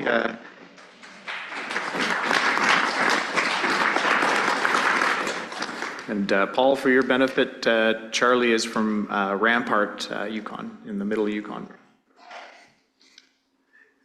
Next, we will proceed to testimony. We'll go to Elder Danny Cassie. Do you have Elder Cassie? Yes, or we could bring a microphone to you. Can we do that, please? And we appreciate your patience, Elder Cassie. Thank you. First of all, I'd like to say thank you to the panel for coming to Old Crow. I spent the last 2.5 days there, sure picked up a lot. And I wish you a safe trip back home. First of all, I got 2 things I want to talk about. The first one would be a funny one. Many years ago, I think it was 1992 or 93, there was a lot of salmon. I had a net in Crow Point, it's only about a mile up. The Crow River comes just into the bluff here, comes into the Porcupine. And I had salmon net up there, and one day I checked the net, I caught a big male, and there was some kind of a wire hanging out of his mouth. But there's other fish in the net, I just threw it out in the bucket. And I went back to town, landed on the beach down here. So threw it in the wagon, bike wagon, took it home, and I looked at that salmon. I pulled it, it was a spaghetti tag. And I looked at it, there was a label that came out of Fairbanks, Alaska, DFO. There wasn't no studies at that time. I don't know if the bird was being existed at that time. Well, I put it back down my boat, and come November, I forgot all about it. Come November, I was working in the old airport. I see this American plane land, and I see them all walking uptown. About a couple hours later, I'm going by, I see the light on the old hall. When I walked in, they were looking at this graph. This salmon died in the river down here. And that's what they say. It went up the Crow River twice, came back. They asked questions about the water temperature. And I wasn't thinking good about it until they showed that spaghetti tag. Uh-oh, that's what it is. I stood up and I told them I'll be right back. I had to go down to the boat and chop it out of the boat because the boat was pulled out and the water was frozen there. I walked in, I think this is what you're talking about. I went up Crow River hunting moose twice up that river. they ask for water temperature. But yeah, I do believe in conservation. I noticed the changes 2003, 4, and 5 happened to our caribou movement. Water, ice used to go out in June here. Now it's going out the first week of May. It's early. And by the time the salmon start coming, our rivers are low. And if you compare to other rivers, we got clear water here. And the river in the Yukon is murky. I mean, it's quite muddy. That's why most of the fish go up there. And we had high waters in June right after the salmon or the river go out until maybe end of June. But the salmon were already migrating up here. That's why it was high abundance. The environment is changing, and I was thinking, you know, the incubation, if we're going to have to do it, we're going to have to do it. We take it back to its original place, let's say fishing branch for one, and have that going in the deep port water, because that fish will come back to its birthing grounds. Same thing like the caribou, same thing like the birds. And two, we have to go after these big trawlers. I see that on YouTube. I watch it, and the bycatch, holy man, they throw out lots, unwanted stuff. And that's why the king crab is so rich in Alaska. That's from that. And but it is affecting all those species and affecting our people. So that's all I could say. Thank you, and I wish you a good, safe trip back home.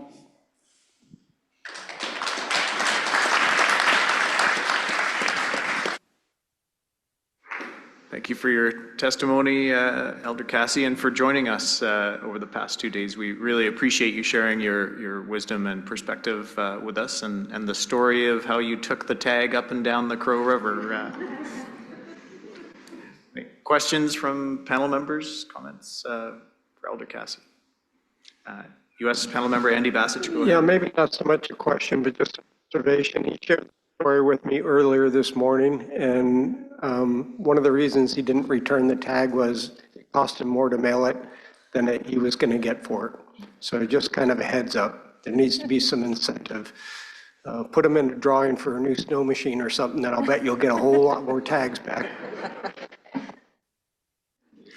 Thank you, Andy. Further comments? No? Thank you, Elder Cassie. So we will break for lunch. We'll take a bit of a shorter lunch, so about 45, 50 minutes, but we will resume in public session at 1:15 Yukon time. So just over a 45-minute lunch break, resume in public session 1:15. Thank you.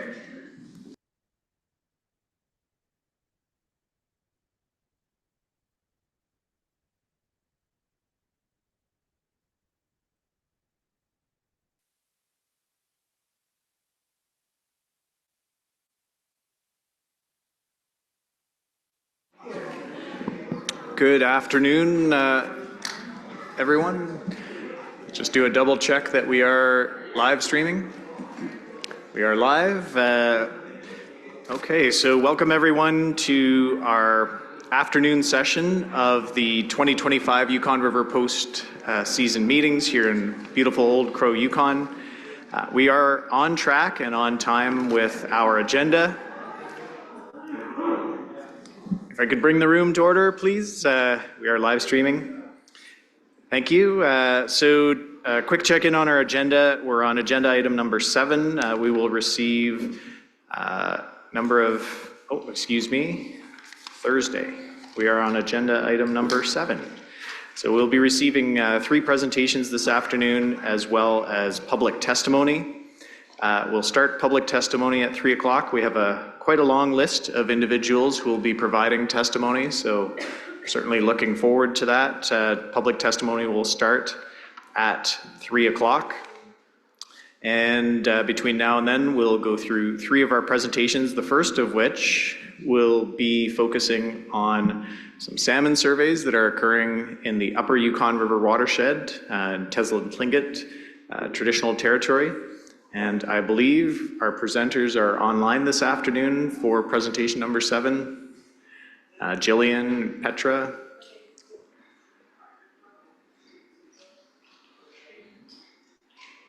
Oh, okay, I'm getting a thumbs up. Okay, so the floor is yours. Welcome.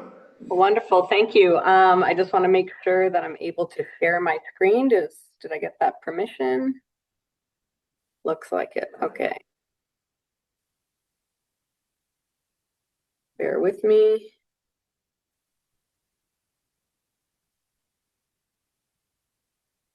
All right, are you guys seeing what I want you to see?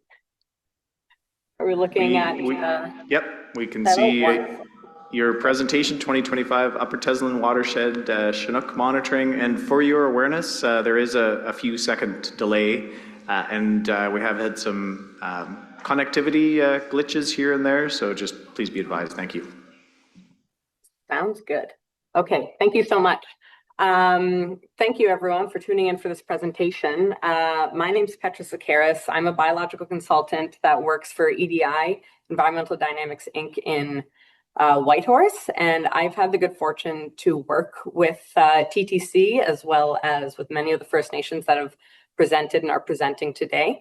And yeah, I'm really honored to have the opportunity to present on some of the important work that we've done with the Teslin Tlingit Council.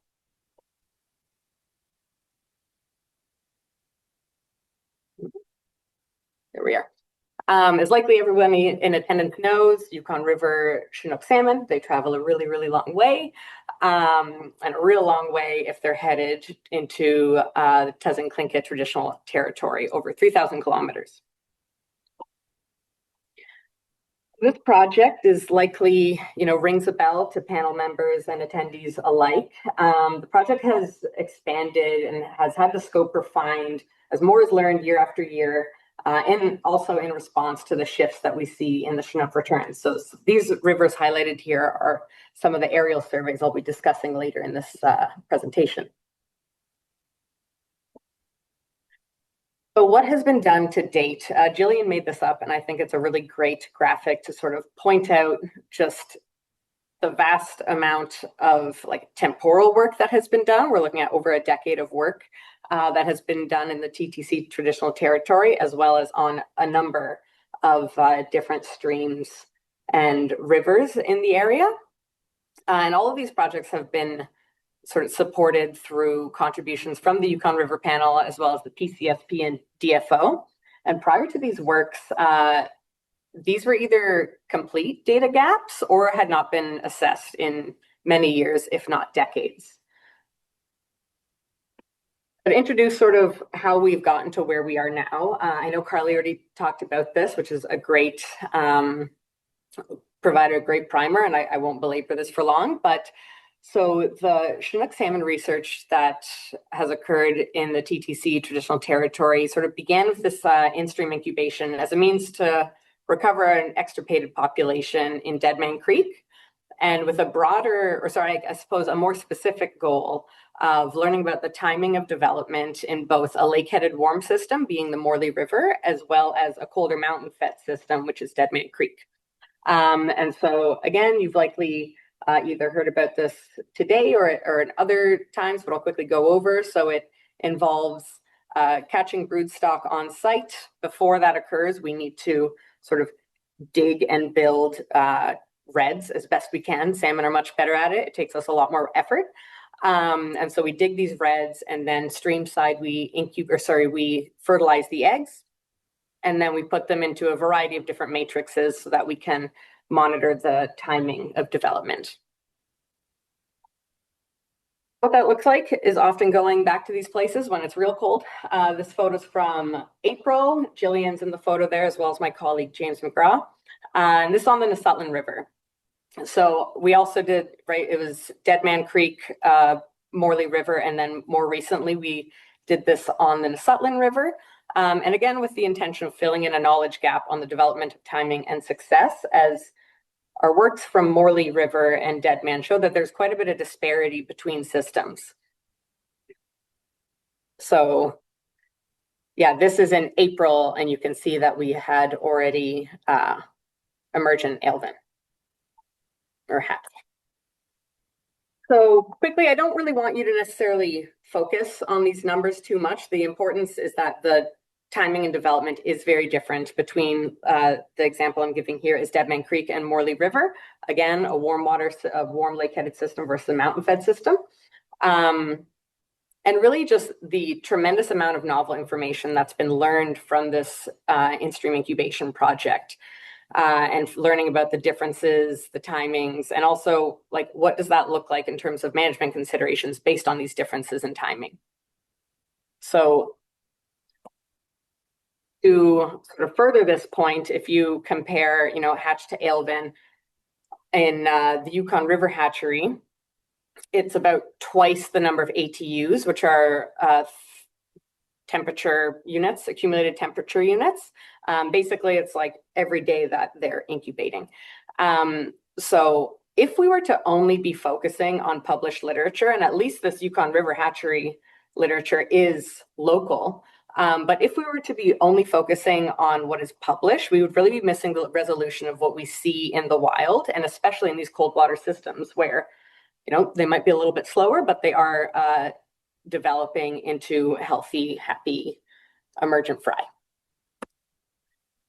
This is a bit of a messy graphic, but again, I don't want you to focus too hard on the numbers and everything like that, but this is a compilation of all of the in-stream hatching results that we've done to date.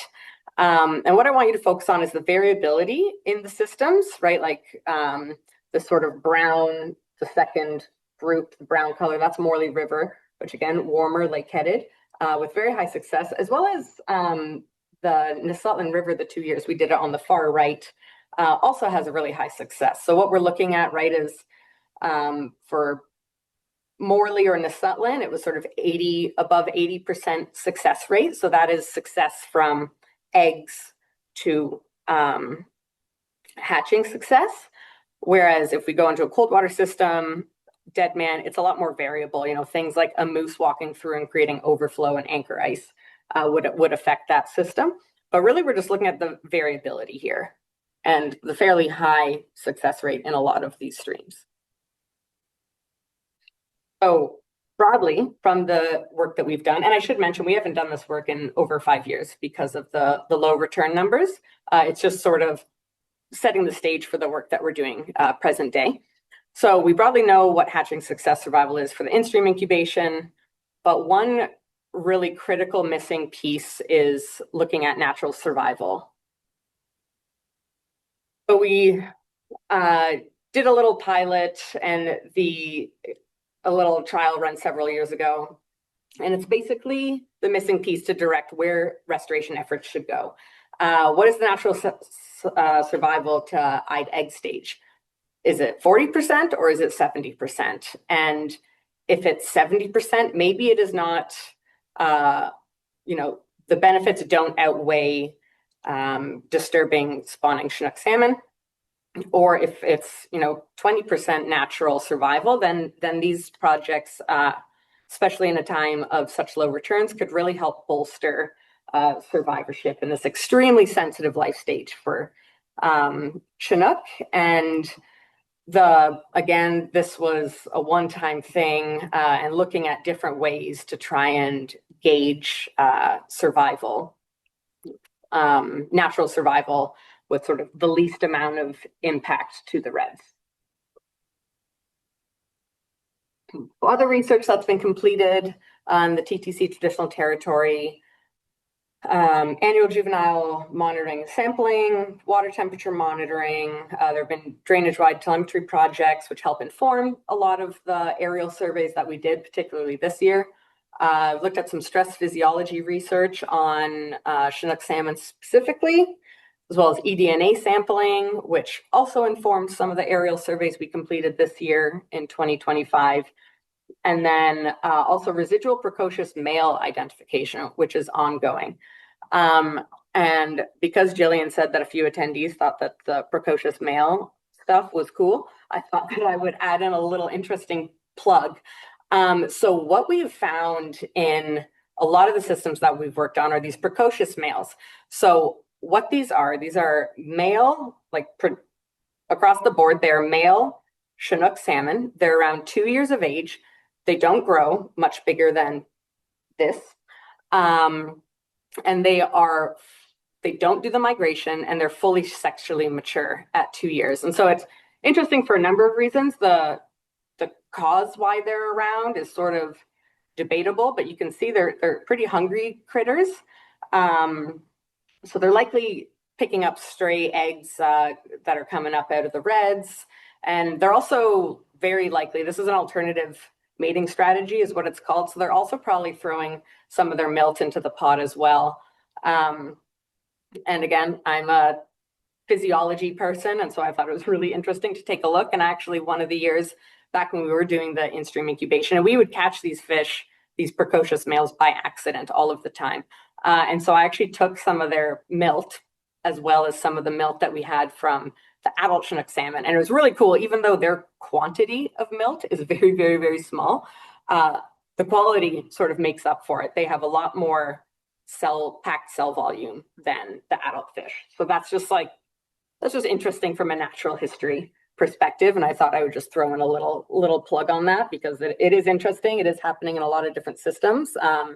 So if you see something that looks a bit too big to be a 1+, it's possibly a precocious male.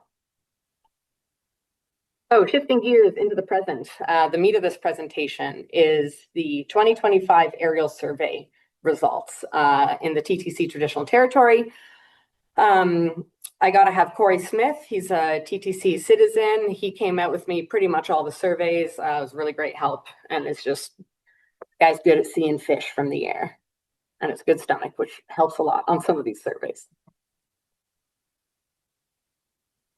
So here's the Morley River. TTC has surveyed this river since 2019. Again, I've mentioned it. It is a warm lake-headed river. And we do the aerial survey. It occurs from Teslin Lake all the way up to Morley Lake. So here's an example of what some of our maps look like. This is the last sort of red count of a series of 4 that we do on the lower Morley River. And so the reason these end of the run red counts are so important because a lot of projects, right, like weirs, sonar, things like that, they're focusing a lot on returning spawner numbers. Whereas looking at an end of season red count. So in a year like this past year, there maybe are a lot of spawners, but without a better sex ratio, it doesn't actually necessarily mean more reds. And so by counting reds and not just peak spawner numbers, which is sort of what historically has been done in a lot of the systems throughout the Yukon, is looking at peak spawners, but that doesn't always equate to the number of actual successful reds. So that is one of the reasons we do this, a series of surveys per river. So anyways, back to the lower Morley River. Here you can see we counted 29 reds between those 2 spots and about 36 kilometers of river. And most of these reds, if you're familiar with the area, are actually above the Morley River Rapids, which is actually, or canyon, which is actually quite impressive. And then every year we do one survey, a single survey on sort of the lazy slow upper Morley River.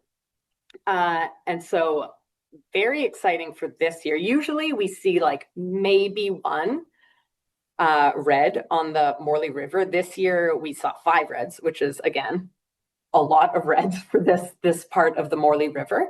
And by far the furthest upstream reds we have seen on the Morley system since since the project, because I've been flying all the surveys. So that was a really interesting and sort of exciting finding that despite low returns in a lot of years, that this area of rivers, it still persists, even if it is in low numbers. So something else that we did, and sort of the reason behind doing those 4 surveys. So we do one early season when we don't really expect to see any 10 days later, another 10 days later, so we sort of catch the peak and then the taper at the end of season.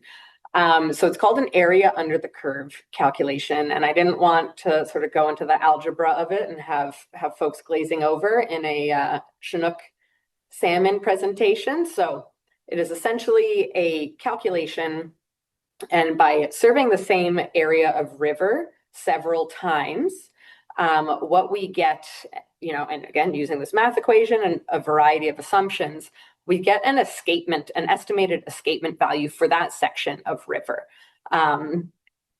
And so here you can see, so that's anytime I'm talking about AUC, that's what I'm talking about. And the escapement does have a range. You can see there's sort of like a low range and a high range. That's because I run the assumptions for the equation, sort of both from a like best case scenario down to a worst case scenario.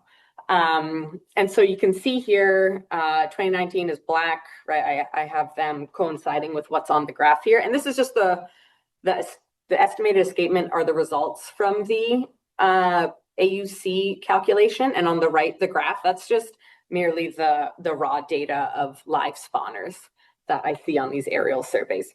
So yeah, 2019 was a good year on the Morley River. And then it sort of tapered off. And I don't know this for sure, but I do wonder if it's an in-stream incubation effect or not. I'm not sure.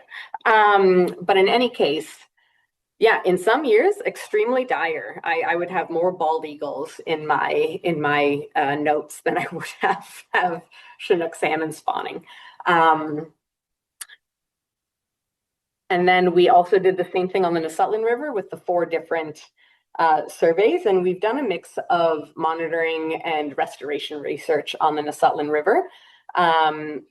So we also do the area under the curve here. And a sonar project also began on the Nusutland River in 2013 to provide spawner estimation for the entire river, as opposed to the aerial surveys, which just sort of look at a one area of the river that has been, we sort of tried to emulate what had been done historically by DFO. So what this looks like, so we fly the survey from Sydney Creek all the way up to 100 Mile Creek. And same thing, this is a end of season end of season red count on about 55 kilometers of river. And you can see there's a number of hot spots along the river. Like if you see sort of in the upper half there's one corner that is like really quite a hot spot with dunes as well.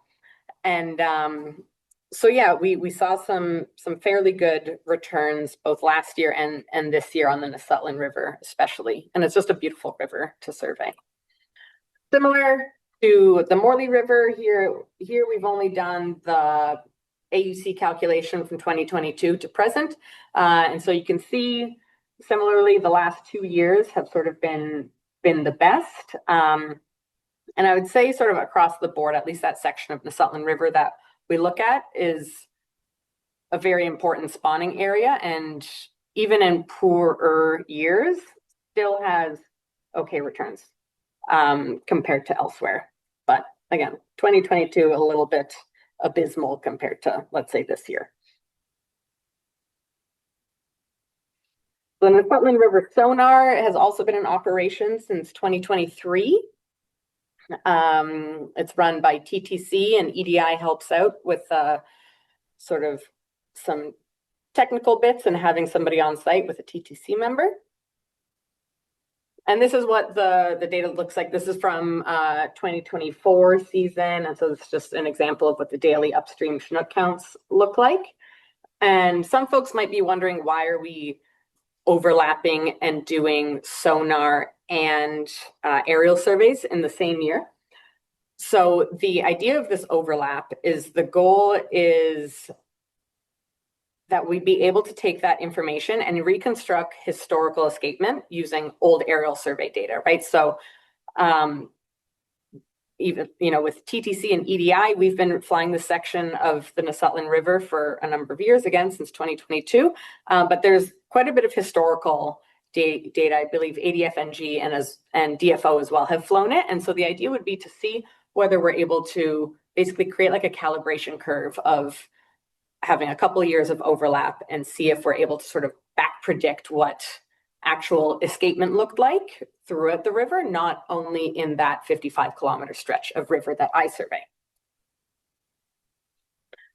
100 Mile Creek. This is a zigzaggy little creek. I love it. My helicopter guests don't always also love it, but it's a tributary of the Nesutlan River. It's not always flown annually, but we do try and fit it in as time permits. And it's a small tributary to a very large spawning area. So it's similar in size to Deadman, and it was historically studied by DFO. And so TTC is interested in sort of revisiting it and closing up some of those data gaps again. Something really interesting about 100 Mile Creek, most years I've flown it, there's like 1, 2, maybe 3 reds on it. And so it's just been an interesting example of a small system, like a small satellite spawning stream that has persisted even in low return years. Because I suspect if we'd gone there and seen nothing, we maybe would not have returned year after year. But drum roll, this year was extremely exciting. There were 19 reds throughout the entire extent of 100 Mile Creek. And like I said, that was really neat and for me, really exciting because aside from it being a really zigzaggy river, there's not a lot going on in most years. And so it was really, really tremendous returns this year in 2025. Moving on to the Wolf River, another beautiful river survey. And we had a total of 50 reds on the Wolf River. It seems like the section between Fish Lake and the Red River is sort of the hotter spawning area, but there are a couple little groups that we find between the Red River and Wolf Lake. So we survey about 61 kilometers of river, and similarly, we do a series of 4 surveys on this river to allow us to do the AUC estimated escapement. Though the numbers are lower, like we get lower fish counts on the Wolf River compared to the Nesutlan River. A lot of the patterns are pretty similar year to year, with the last 3 years being pretty similar with pretty good returns. And again, the 2022 year, like I said, was not a great return, but these are the sort of results of some of those aerial surveys. So what I want to sort of point out with all these AUC and the raw data that you see is that it is variable from year to year, like within the same river, but it's also variable like within the same year across different rivers. Like Wolf River, sometimes, it's sort of broadly, I don't want to go back, but there are years when, because I do the Nesutlan River first, and so I'm like, ooh, Nesutlan did really well. I bet Wolf is going to do really well. And it's not necessarily like a perfect ratio of how the returns are on those 2 rivers. And so just, again, really highlighting this idea of how different these different populations are and how there is spatial variability throughout even a small area. And in 2025, we completed some aerial surveys in the British Columbia portion of the TTC traditional territory. These areas have not been historically flown to our knowledge by DFO, so we sort of had to make up our own sort of duration of flight and things like that. And TTC wanted to simply get more information on the spawning populations within their traditional territory and fill in data gaps. One of those areas was Gladys River. It's a historically well-known Chinook spawning site. And from the 2019 telemetry work that TTC completed, there was a tag found nearby, but not within the river. And so, but during the flight, they did see some dunes at sort of the lake outlet. And so wanted to take a look this year. And lo and behold, it was extremely exciting.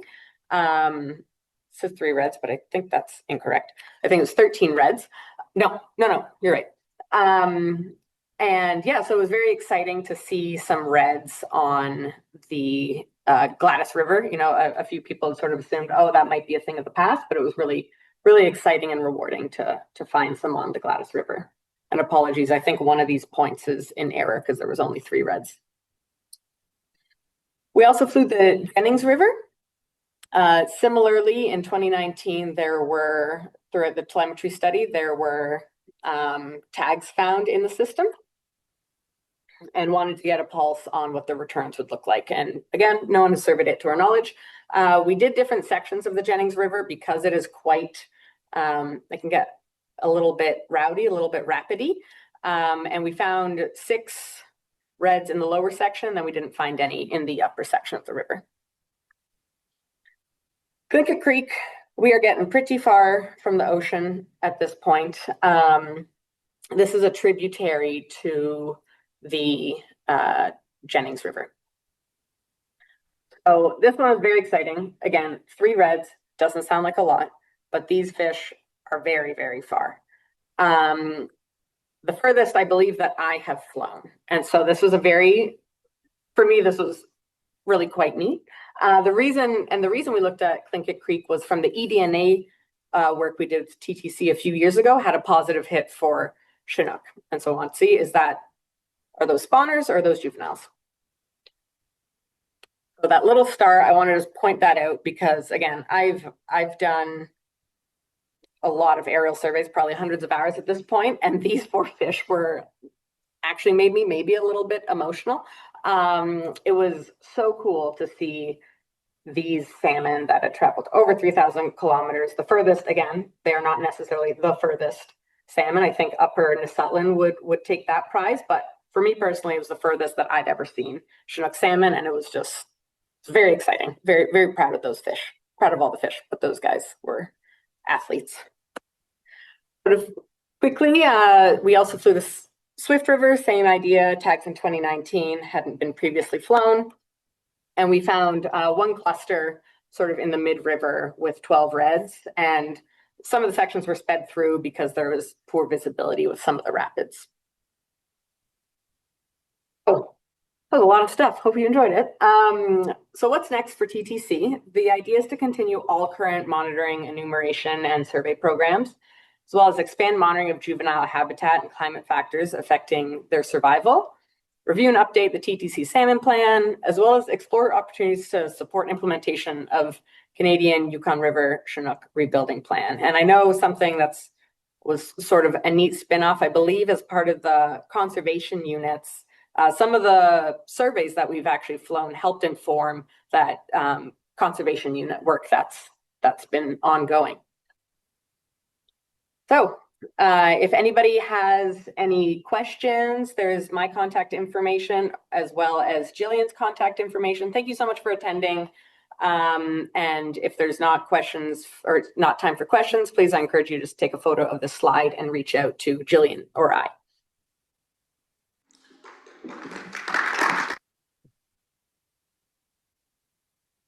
Thank you very much for the presentation, Petra, and very, very interesting, and also provides some good contrast.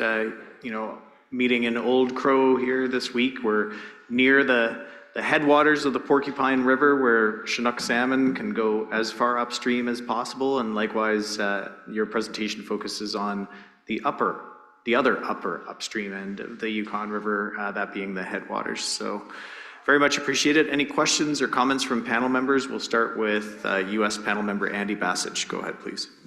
Yeah, thank you for that. That's an incredible study. I'm thinking with my communications hat on right now, and I think it would be a really great infographic to be able to show some of the distances from the mouth of the Yukon River to these spawning sites.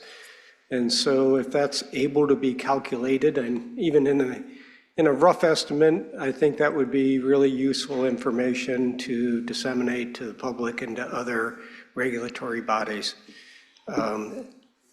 showcasing how unique and how special these salmon are.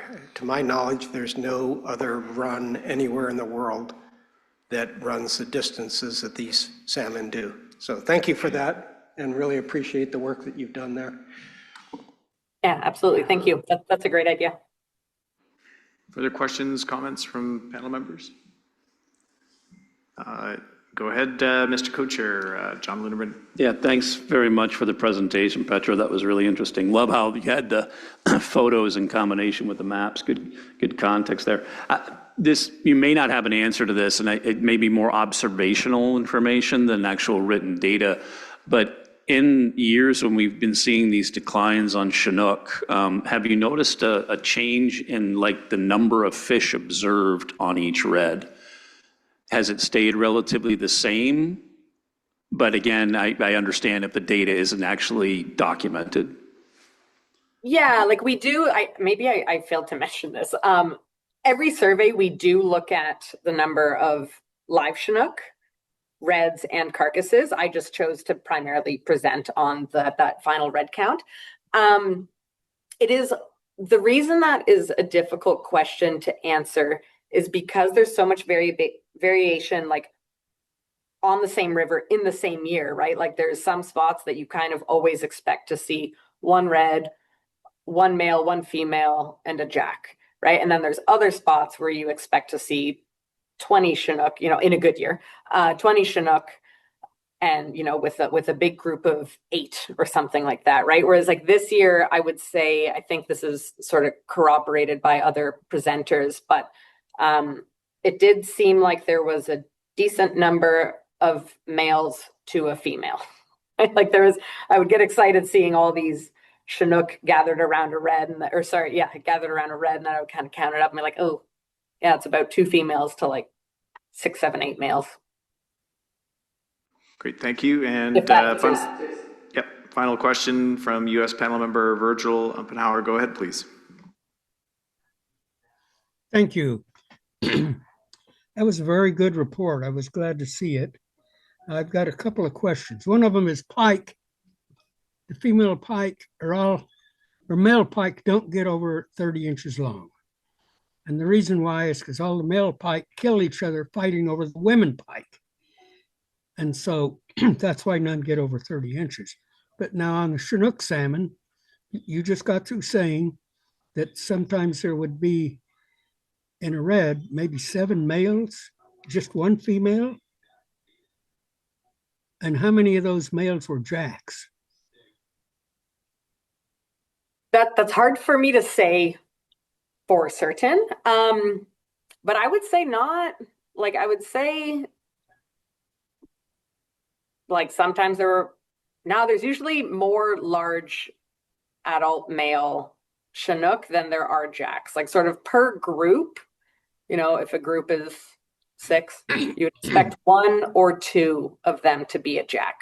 And not like a precocious male that I was talking about, but like, a jack.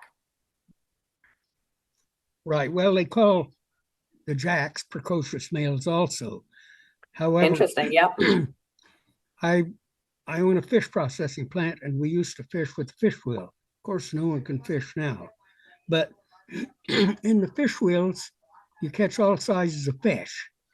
And so Andy, another member here, and me, we were chair of our local advisory committees, and we were trying to get the gill nuts down to what there was a study done not a study. The Board of Fish, that's our regulatory body, heard a proposal put in by the department in January of 1981. They wanted to lower the escapement or lower the mesh size to nothing larger than 6-inch mesh in a directed Chinook salmon fishery. And Ricker was one of the studies that they had in that staff report. There were 11 of them. One of them was done by Ricker. And the closing sentence of the whole damn works was, and this we're talking about something that's more than 1 inch thick, was no Chinook salmon fishery is sustainable with the gill net mesh larger than 6 inches. And so we had a meeting just to address salmon size. people came from all over the place. We had a couple hundred attendees and lots of scientists. And I had a Chinook salmon that weighed 13 ounces. It was caught in a fish wheel in the rapids. So when I got that fish, because I bought fish in the rapids. That's 100 miles downriver from the bridge across the Yukon River going to Prudhoe Bay. So I took that fish and I wrapped it real good in shrink wrap and I froze it. I took it to that meeting and everyone was saying, oh, that fish is just headed out to the ocean. Well, Jack Halley was there. Do you know who he was? He was a fishery scientist out of Juneau.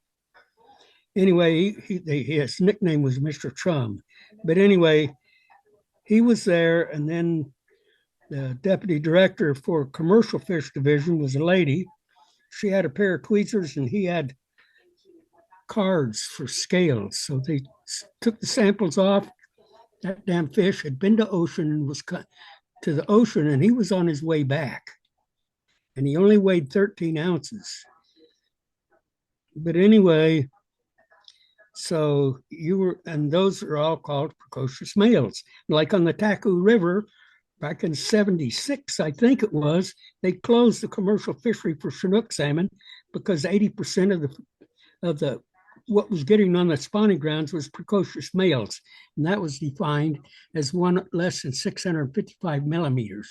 I call them just horny teenage boys. But anyway, so that got closed. But we were the same situation on the Yukon on a couple of different sites. One of them was the Tozitna River at Tanana. And that study was done by BLM, a 6-year study, and 80% of the fish were precocious males. But anyway, that's why I really enjoyed your report.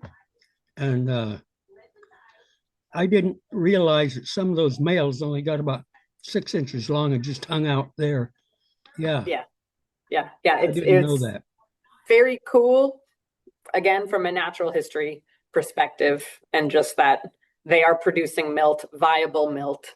And even though they obviously would have a harder time or like lethal consequences if they got caught by the larger guarding male, they're able to get in there.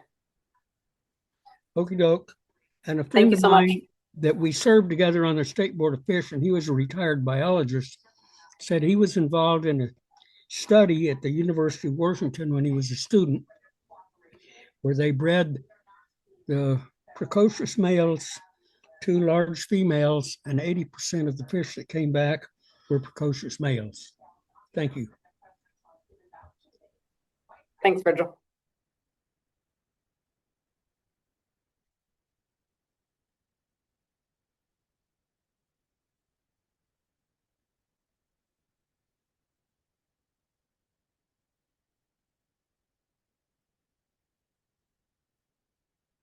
I can't hear anyone.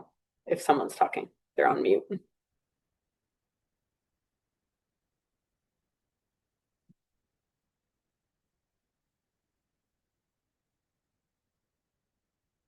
right, I'm going to go ahead and stop sharing my presentation.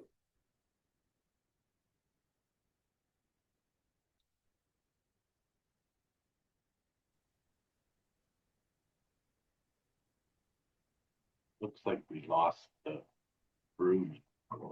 Yeah, something's happened. Yeah, you're not the only one. Okay, cool. I'm not just, I was kind of worried I was just dancing up there on the giant screen.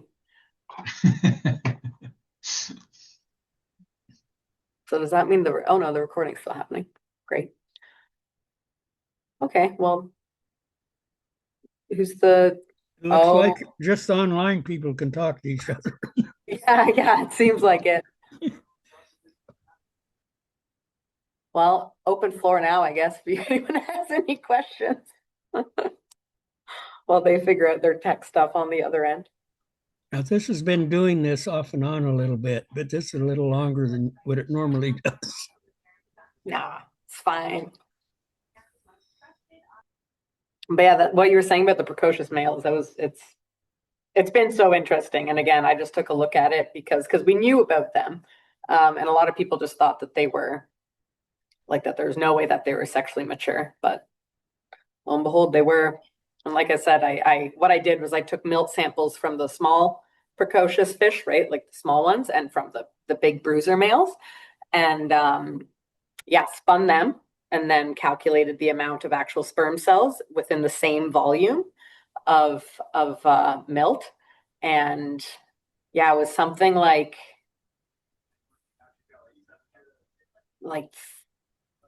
the adult males had like 40-ish% sperm cell, and the precocious little guys, it was like more in the 60s, 70s.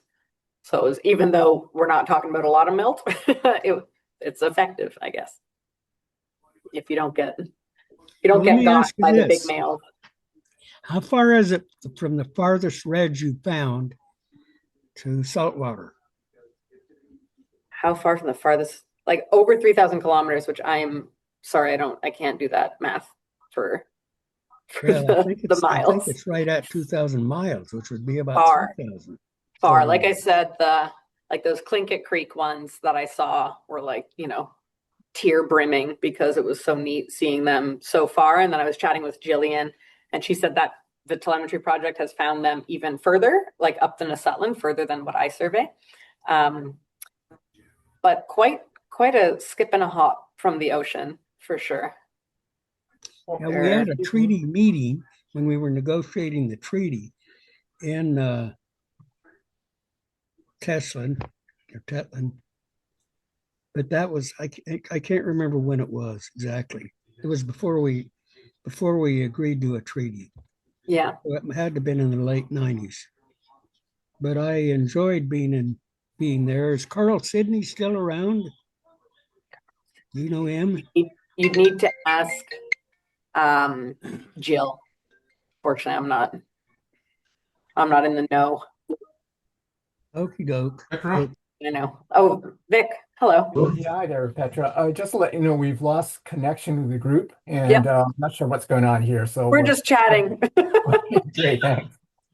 we're just chatting about precocious males. Okay. Yeah. Great, Yeah, thanks. Petra, I had a question on that. This is Sven here. Yeah, go for it, Sven. Hey, the video you showed with the precocious male, you call them, about how long are they? They are like 5 inches. 4 or 5 inches. Yeah, Do they 5, have the 6 inches. same life cycle? Do you know if they have the same life cycle as the full size Chinook? Well, no, so that's what we think is that it's called an alternative mating strategy. And what they do, it's like basically how animals use their resources. So the males that we typically associate with spawning Chinook, right? The big bruiser males. Yeah. They grow up, they go out to the ocean, they eat, they grow, they compete, they do the hard stuff, and then they swim all the way back. And what they have that's better than the little males is they are very big. They have very big teeth. They're grumpier and able to fight off other males. But their sperm, like their milt, is slightly less good quality, even though it is quite a bit more quantity. And then those precocious males, they sort of take a bit of a bum approach to it. And they're just like, I don't need to go to the ocean. I can just stay here, eat like a little guy. I don't need to grow. I'm just going to put all of my energy, like I'm not putting any energy into migrating. I'm not putting any energy into growing. I'm just going to put energy into having the best dang milt I can have. And that's what they do. And then at about 2 years, it's not something that we've had like additional funding to look at. This is just something that we knew that they existed. And then me being more in the physiology wheelhouse, I was just like, this is cool. I want to check this out. Yeah, that's interesting. I was just wondering if you knew what the life cycle was. And yeah, not sure. Like I would love to know if they die. If I had to guess, and again, this is not based on any literature, like I would say they probably, like maybe they don't spawn when they can spawn. Like I would imagine they're pretty opportunistic about what they're able to do. So maybe if they don't spawn, they just hang out for another year and do it the following year. but if they do spawn, that maybe they do die, the same as a big adult one, but I'm not sure, and it's not something that's really been That's interesting. studied all that much. Because again, they're not. It's interesting from a natural history perspective, but there's no money in the precocious male research, right? Like it's just sort of it's interesting, but there's no, from my understanding, no huge cultural connection to it, and there's no commercial connection to it. So it's just a fun aside. Interesting. Thanks. I don't know if these are actual hands up for questions. Go for it. I'm in. I'm into it. Vic Koenig was before me, so let him talk. If we have time and we're still not connected, I'd like to tell a story of me watching all this happen with what we call a precocious male jack, but it came from the ocean over the Chena River Tower on midnight shift many years ago. I literally had a front row seat to all this. But anyway, I'll let Vic talk first. That's very cool. Okay, let's see. Vic this might be a leftover. Oh, okay. Hand raised because Vic, are you? Yes, yeah, I'll lower my hand here. Okay, cool. Yeah. Oh, okay, right. wonderful. Yep, I'll be fast. Cool. I'll be fast. So anyway, midnight shift, right below me, there were two huge males, a female. This was off the Chena River Dam, when the conditions allowed for this little area. It's now been rip-wrapped and stuff, but it was a spawning area. So I watched these two giant males guarding this one female, and then way off to the side were these two teeny weeny jacks. Like teeny weeny, right? Like the ones I'm talking about? Oh my God, they were so small. Looked like juveniles. And they just kind of swam off to the side, still bright red. And so anyway, they were red? They were bright red. I mean, bright. The little ones were color. Interesting. Yeah. Oh yeah. Yeah. Well, they were. These ones aren't. These ones just look like juveniles. Right. Yeah. No, they weren't that teeny weeny. They were larger. I don't know. Maybe. Oh goodness. Okay. Good afternoon. Sorry to interrupt. Lisa, hello. Yeah. Okay. So. Apologies for that. We lost one of our actions and so sincerely apologize for that, and thank you, Petra, for responding to the questions. In light of time, we will move on to our next agenda item, which item number 8.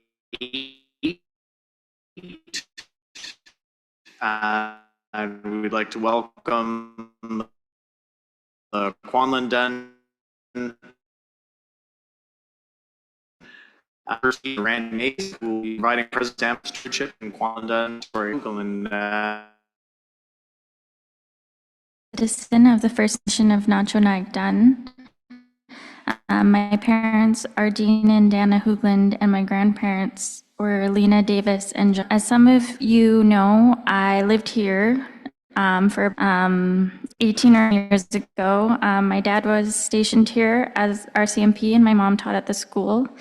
So for anyone who knows my parents, they say hi.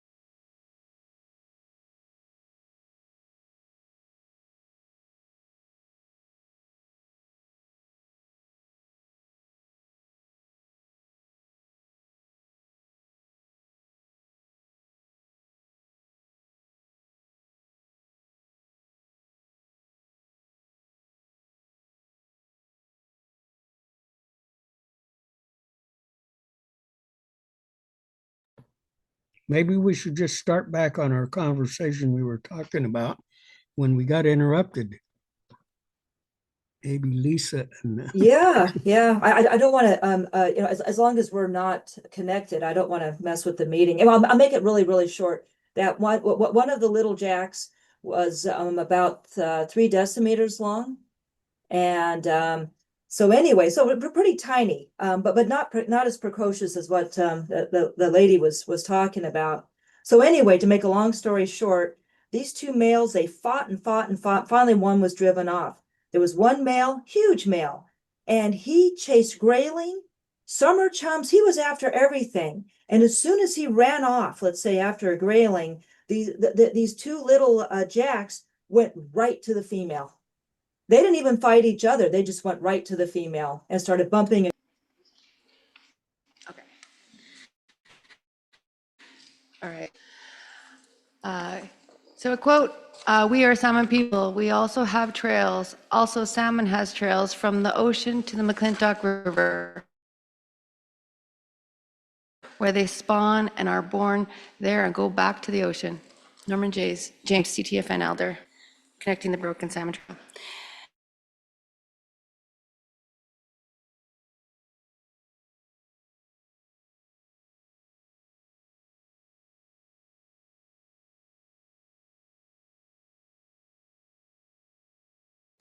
Connecting the broken salmon trail. At Quillandon First and Tonquitchin Council, we're working to connect broken salmon trail across our traditional territories. Rebuilding Yukon River Chinook isn't something any one nation or agency can do alone. It requires coordinated action, shared knowledge, and a long-term partnerships. From the headwater knowledge, Western science, and lived experience on the land, this work shows what's possible when collaboration is grounded in respect,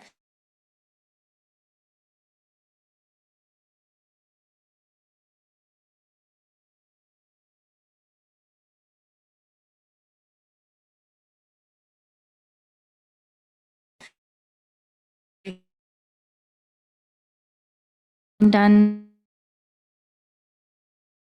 nations for fish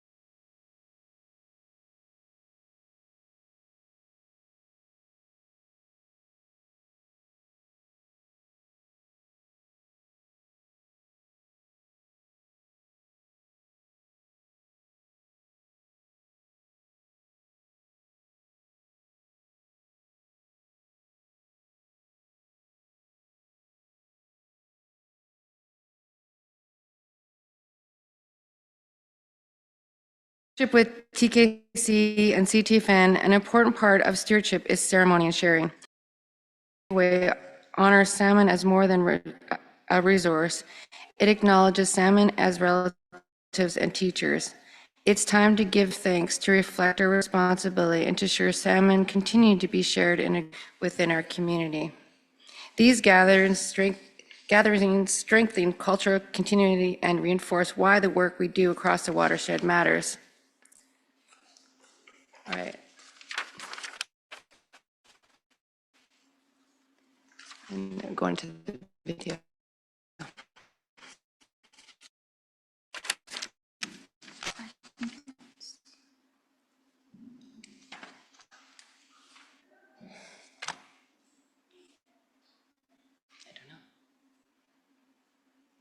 It's not working. Our internet connection is unstable and we're streaming the video up and down now.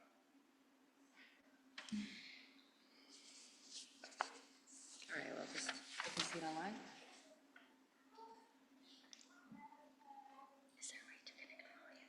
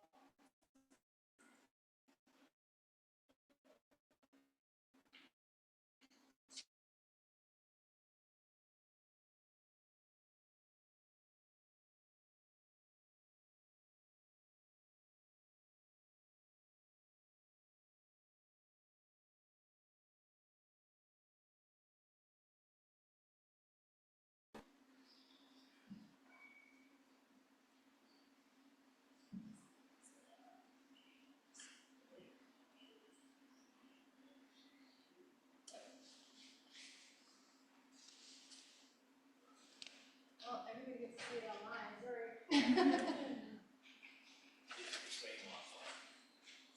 Is it the same on that? It shows it same online.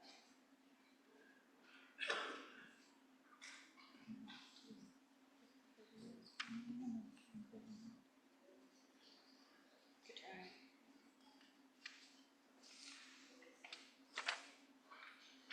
I guess we can skip those.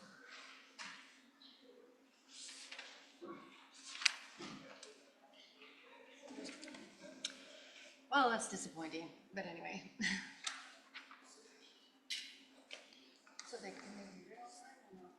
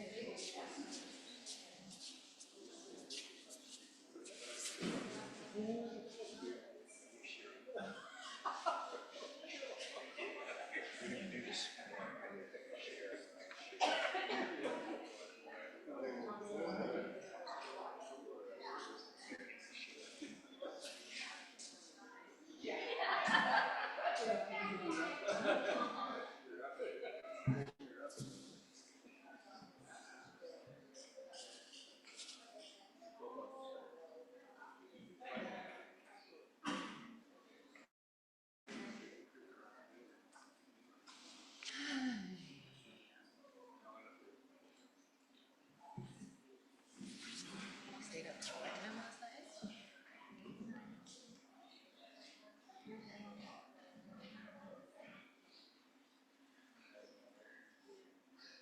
What I should do.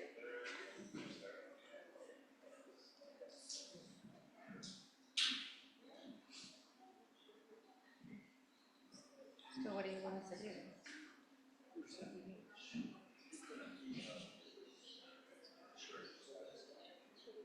Well,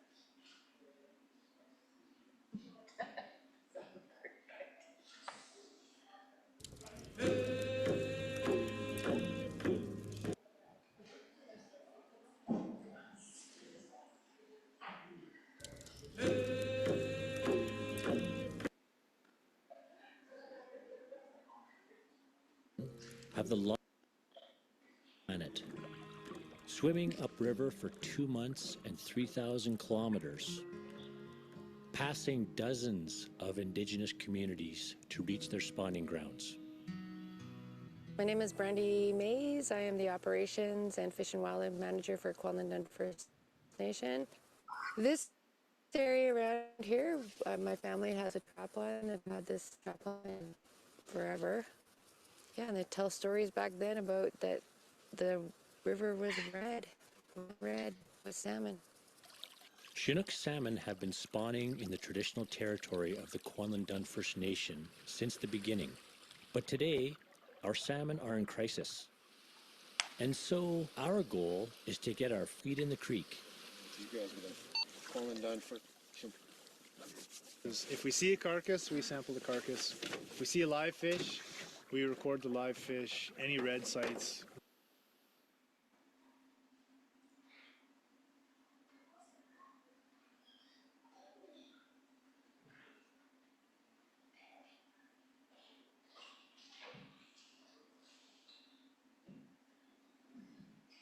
Let's just wing it. We document with GPS.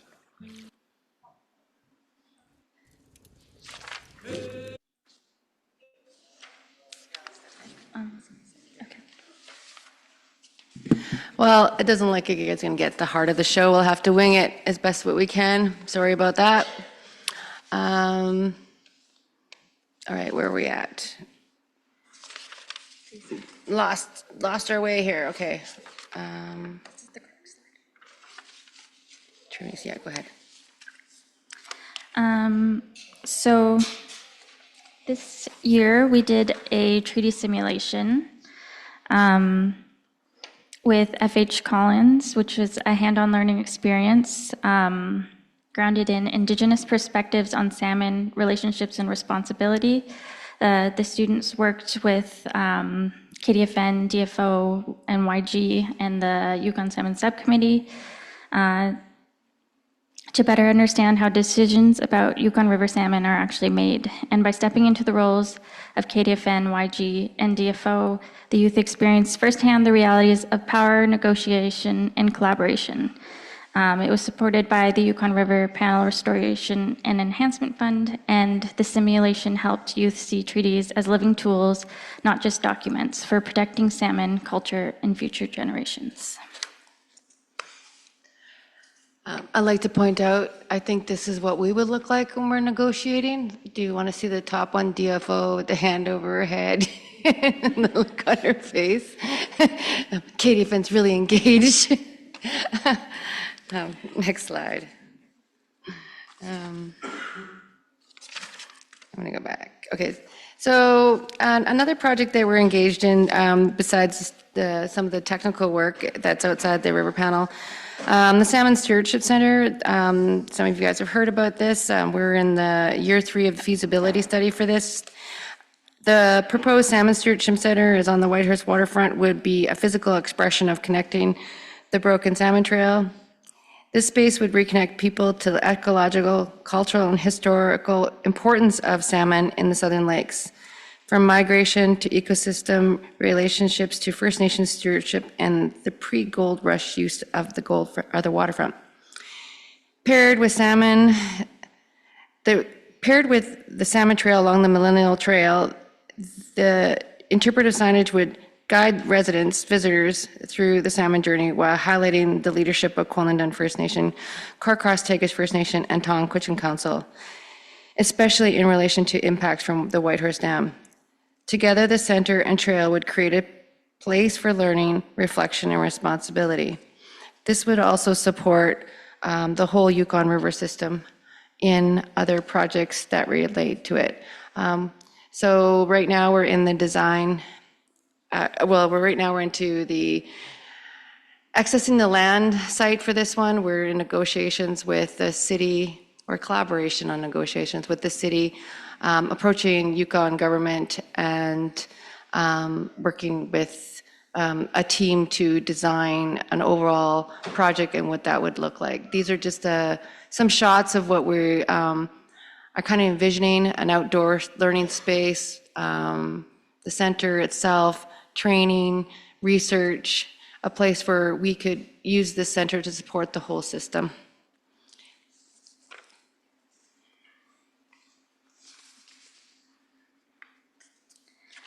So in 2025, we continued the Yukon River Sonar Project, which was the 5th year run by KDFN. This project provides data that supports coordinated salmon recovery in the headwaters downstream using sonar and drone technologies, which allows us to estimate escapement while minimizing impacts on fish. Just as important, the project also builds community capacity by training First Nation youth, creating meaningful employment, and strengthening long-term salmon stewardship. This work contributes both knowledge and leadership to Yukon River Chinook recovery. I was really hoping to show this video, you guys. I was really sure. We could try. It's going to relate to some of the questions on the drone stuff, if we can get it to play.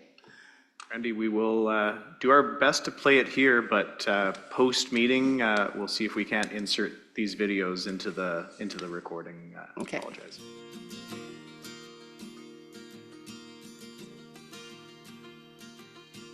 There's a pause on salmon fishing on the Yukon at the moment.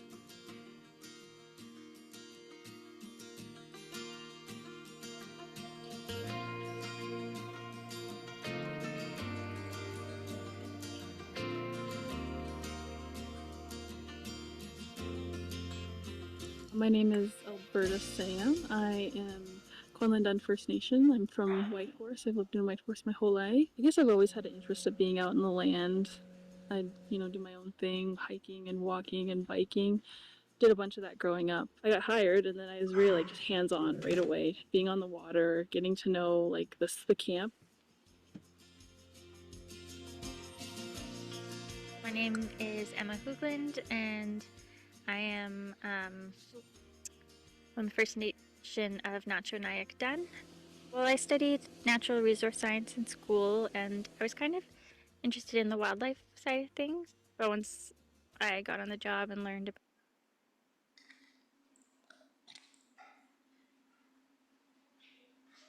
It's not gonna work.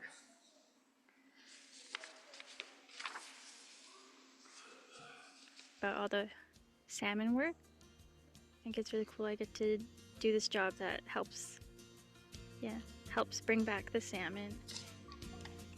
Yeah, not only for us in our traditions and way of life, but just for, I think, almost every living being that lives along the river or by the river. It really, benefits from the salmon.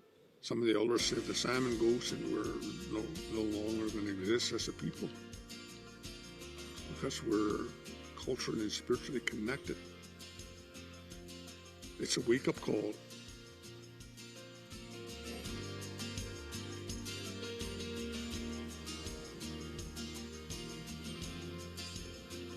One of the projects we do is carcass surveys, and so we go and collect salmon carcasses and we open them and count the eggs to see if they've spawned or not.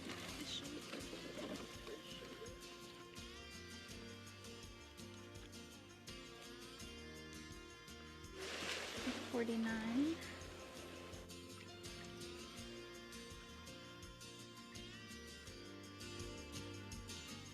The dam is killing juvenile Chinook. We are blending Western science with traditional knowledge to help us understand the impacts of the dam. We have little sensor fish, which we will send through the dam. Someone will have a telemetry device to track where the sensor fish is, and then we'll use nets to catch it. And then it's to tell us the likelihood of them getting hit by the turbine.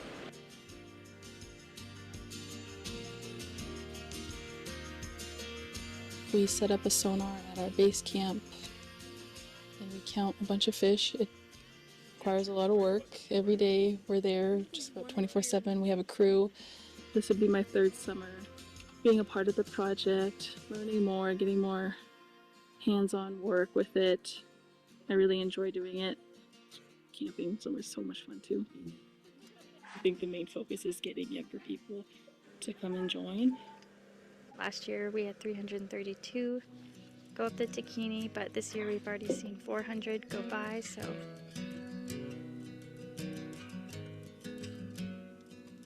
I think it gives hope for the future of salmon. The salmon come and they spawn and then they die, and eagles, bears, other animals will come and eat the salmon. As the salmon decay, it's feeding nutrients into the ecosystem. The more salmon come back, the more it feeds the ecosystem, and that's why often in like salmon creeks, you know, you'll have like big lush forests. They've been feeding the ecosystems of many places for thousands of years, which I think is really cool.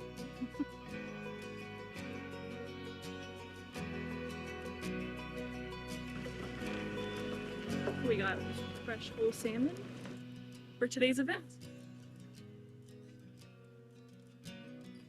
Like Atlin, purchase some salmon, take it down to the fish camp and let the kids cut it and teach them, whatever, to smoke and everybody else, and say our prayers and everything else.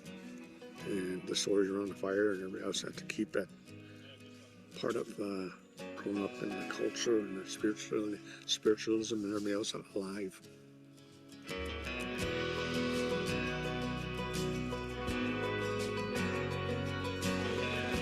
We purchased over 750 pounds of salmon to give away to the community.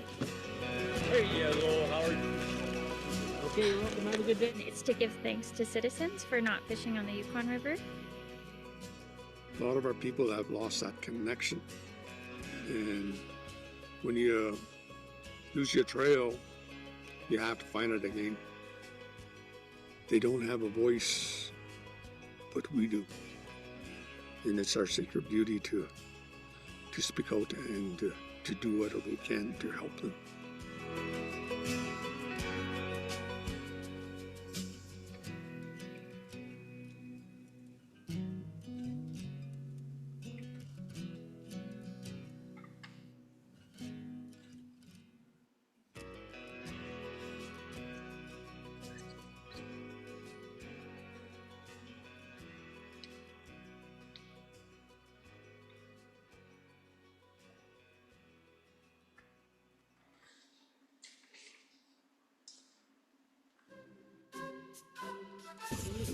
Getting hot. Getting hot out here.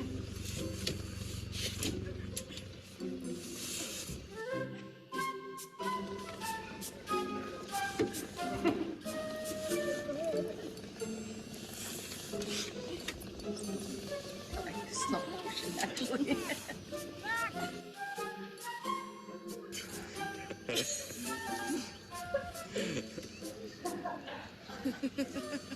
Randy's broken. Who's up next? So Mitchie.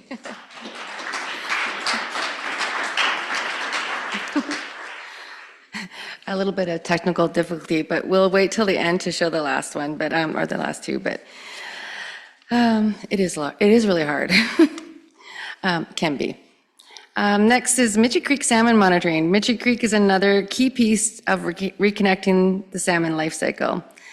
The Chinook Salmon Monitoring Project brings together Indigenous leadership, science, and stewardship to protect access to spawning habitat, monitor environmental change, and track salmon from juveniles to returning adults. By generating long-term, locally driven data sharing with management partners, this project strengthens recovery efforts across an upper Yukon River basin. At the same time, it builds capacity through hands-on involvement of KDFN land stewards and citizens, reinforcing cultural relationships with salmon while supporting informed land use planning. There was supposed to be a video, but next. Carcass surveys were introduced in 2022 as part of the Mitchie Creek program. And these surveys provide valuable information about salmon health and spawning success. They also support hands-on learning and help strengthen Indigenous-led stewardship capacity. This work reinforces cultural connections with salmon and contributes directly to the broader goal of connecting the broken salmon trail through community-driven action.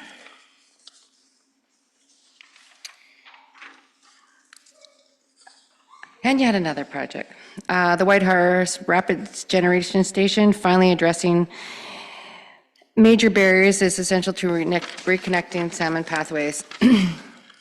Upstream passage improvements at the White Horse Rapids Generation Station represent a critical step in restoring access to upper Yukon River habitats.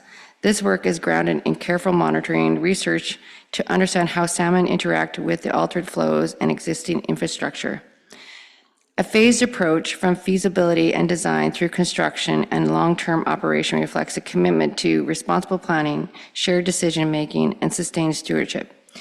Improving fish passage and planning for future replacement fish ladder helps reconnect salmon with upstream habitats while aligning engineering solutions with ecological and cultural priorities. Together, these efforts help rebuild a continuous functioning salmon pathway for future generations. You want to go? You going to try to play the videos? Okay, we're going to try to play the videos. The Mitchie.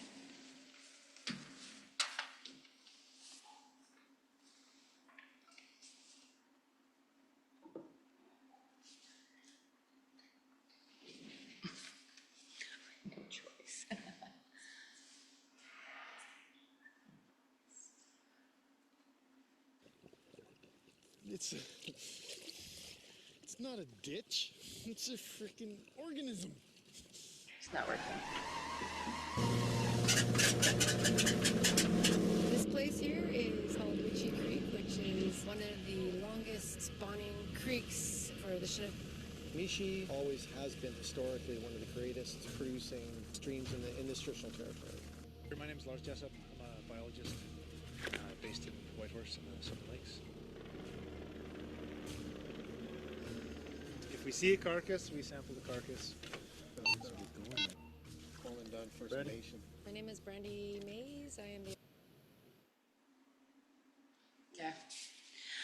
We're not going to play the videos. It's fine there, but we're not going to do it. Sorry about that, everybody.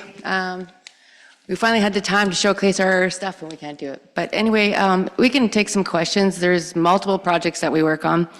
I thought I would just talk about some, maybe you can go back to some of the photos, but talk about, other than just our projects, Quinlan Dunn has been recognized on the world stage. When we talk about what our projects have done and the connection to the Broken Salmon Trail and some of the work that we've done there, it's been, we've been invited to multiple places. Last year we went to Norway and Finland, and we're on the world stage to showcase the Broken Salmon Trail and some of the projects we're doing. Because as you know, when I say that we're not the only ones that are suffering this in this system. It's all over, and it's all over the world.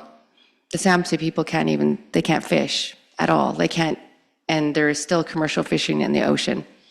So it was a real learning experience there. Other things that we could talk about is just that we also went to the Arctic Net and showcased our, this just before Christmas, our freshwater monitoring system. That's our freshwater monitoring project that we're starting, which is we're really excited about.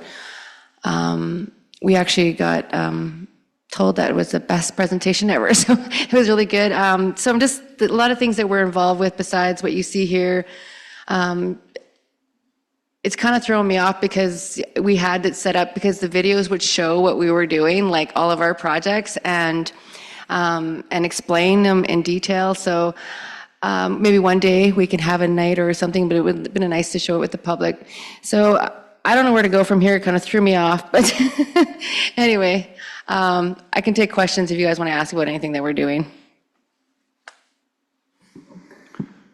Thank you, Brandy and Emma, and sincerely appreciate your patience. And we will provide the opportunity to showcase these videos, which I know Quinlan Dunn First Nation and yourselves put a tremendous amount of work into, and so we want to give them the appropriate due with a good connection, so to speak, and we'll make arrangements for that.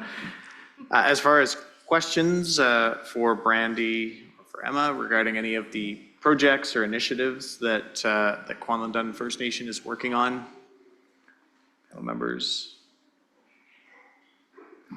Oh, go ahead, Canadian panel member Pauline Frost. Thank you. Thank you, Brandy and Emma. Just wanted to acknowledge the work, your work, Kwan Lin Dun's contribution, recognizing that Kwan Lin Dun has done a lot of work on Mitchie Creek and some of the other tributaries in and around Whitehorse, and also appreciating that the efforts and the pressures. I know you're technicians on the ground, but pushing hard with the Energy Corporation and pushing hard politically to get the messages out with respect to our obligation, the public's obligation to participate, not just Kwan Lin Dun's obligation. So I know, just for those that are listening, you've heard Sandy's.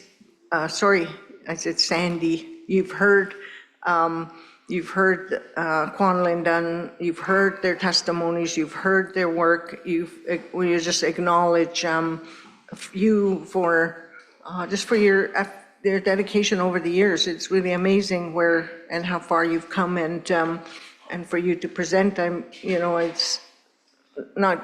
I mean, it's kind of hard not to watch the videos, but I think your words earlier in when you're presenting during the panel is a reflection, really, of your dedication. So I just wanted to acknowledge that and at least give my gratitude to Kwan Lin Dun for thinking outside the box and just dedicating yourselves and your lives to making our society a better place. And the Broken Salmon Trail project and your work is amazing. So thank you for that. Thank you, Pauline. Thank you. Other questions from panel members? Not seeing any at this time. One online, Virgil Umpenauer. Go ahead, please, Virgil. Yeah, thank you.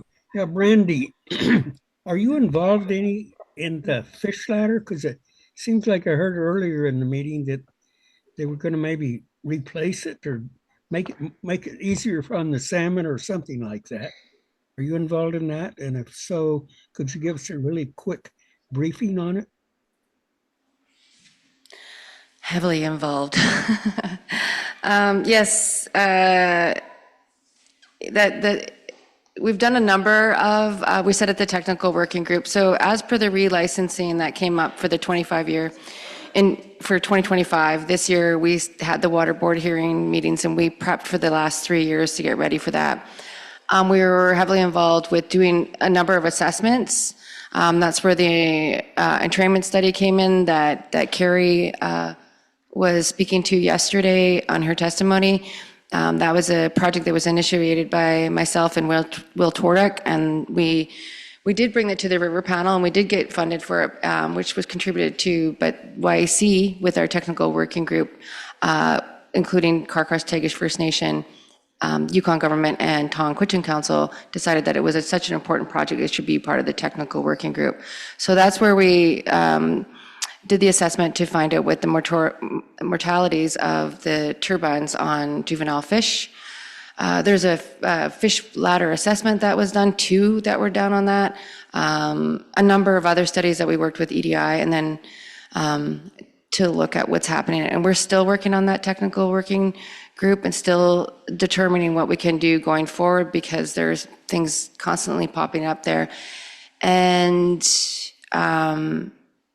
we did have the relicensing. It did get approved for another 20 years.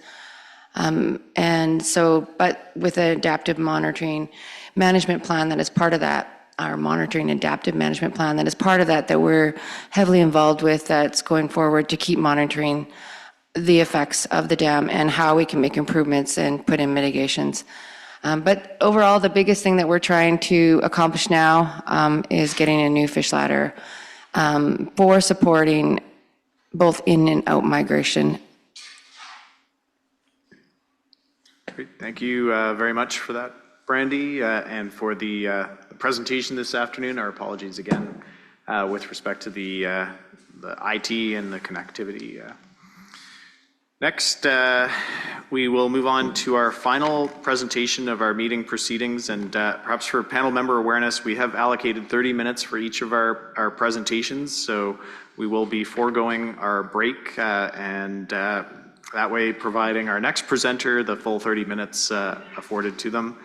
I believe we'll be joined by Georgette McLeod, looking at Carly, yes, from Trondequitchin, and she'll be providing us a presentation on the Trondequitchin first fish ceremony. So Georgette, are you able to hear us?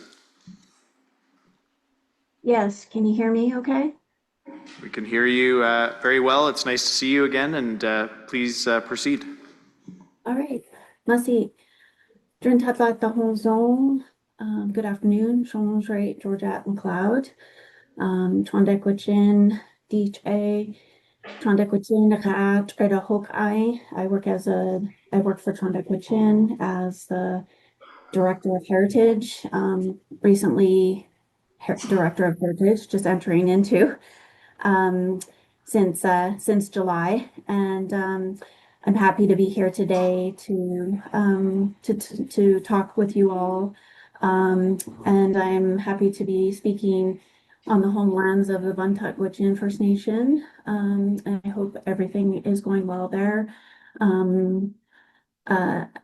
see that Hake Pauline Frost is present with us, so hello to her. So I was invited by Kathy to talk about First Fish. First Fish is a camp that has been running for quite a long time. I would say since I couldn't say exactly what year it started, but I know it started in the 1990s. If you can go to the next slide, please. So the First Fish had began in the 1990s, and this was created. This is one of a 4 pillar camps that happen for youth within the community, and First Fish was part of that push to encourage our young people to learn skills that come from the land and come from our nation as a way to continue to build on the skills, and it was a way to work at trying to decrease the amount of social issues that happen in the community, and a chance for young people to do something healthy that was land-based and built on learning hands-on skills related to harvesting. And so one of these camps we called First Fish. We also have other camps that we call First Hunt, and we have a harvest camp for hunting moose. But really, the first 2 main camps that started was First Hunt and First Fish. And the reason why they were called that was to indicate this rite of passage of a young person. Back in the day, it would have been a young man who harvested something for the first time. And it was also a chance to build in the celebration of that harvest and recognition of that young person learning these skills and celebrating their first harvest. And really, based on that premise, First Fish was born. And this annual camp has been happening since that time to teach young youth about harvesting, about harvesting salmon, about processing, about building conservation efforts around the salmon or learning about it, and also learning about the stewardship efforts of salmon, and also they themselves working at trying to build up them to become stewards of the land. And some young people that have come from these camps eventually have worked in other areas in natural resources, or worked in camps, or became caretakers on various camps that happened in the community. So it feeds into that premise of building and teaching skills that they could take to meet healthy, positive living lifestyle, making positive living, healthy lifestyle choices, but also to build up and continue to teach and pass on knowledge about safe and ethical and respectful fishing practices to our young community members, and also provide an avenue to be able to teach and learn about Trondequichin culture, language, and heritage, and also our life along the Yukon River in our traditional territory. And so some of the images that you see before you, you can see that youth are involved hands-on in helping to take care of the salmon. Now, in the early days of this camp, of course, a big part of that was actually going out and harvesting the salmon. The youth would be taken with knowledge keepers and fisher persons to be able to go out and actually set net and explore areas that are good fishing sites, visiting old fishing camps along the river. Now that, of course, has changed due to the fact that Trondequichin has voluntarily not fished for salmon for quite a number of years. And so if we did end up having to do any fishing today, we do have to ask permission from Trondequichin Council to fish for salmon, and it would be really for purposes of providing some salmon that we would distribute out back to the community and or use it for ceremonial purposes such as our Moosite gathering or feeding our elders or contributing to the community lunches or community meals that we provide through other programs. So unfortunately, we haven't in recent years fished for salmon. We've bought or acquired salmon from other rivers, mostly from the Taku River region, so that way we can continue to carry out teaching these hands-on skills of processing and conservation efforts and working towards like teaching Trondequichin values. So the harvesting end of things for this camp doesn't continue any longer. And if it does, like I said, it's because we've gotten special permission to do that. If you can go to the next slide, please. So who attends these camps? We actually get quite a variety of people that attend these camps. This is an image of from the Yukon River looking towards Moosite Village where the camp takes place. And so we have over many years have brought first fish participants who are youth ages between 12 and 18 from the community. We've had families and their children attend as well that are younger in age. So usually if families do come, they're usually supervising their children if they're younger than 12. Otherwise, we have a whole group of people that help to supervise youth between those ages. We have elders attendance at these camps, and that's crucial for passing on knowledge and teachings to the youth. We do have quite a substantial amount of TH employees that support this camp, from education to heritage to natural resources and the housing department. It's a pulled together collaborative effort from all of these departments.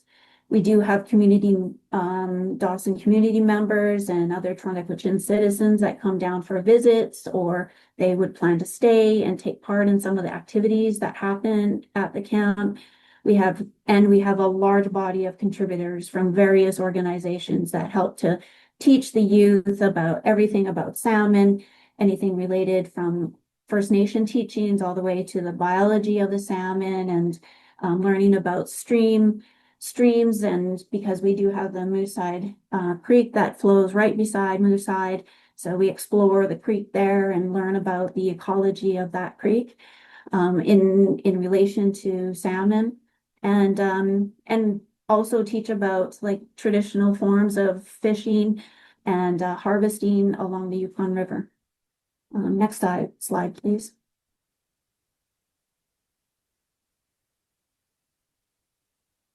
Let's see. And you can see we have a whole list of different activities that we carry out at the First Fish Camp.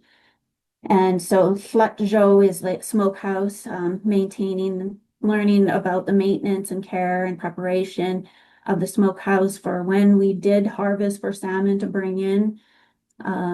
We have in the past, over many years, also have done like fish net maintenance and preparation for the camp.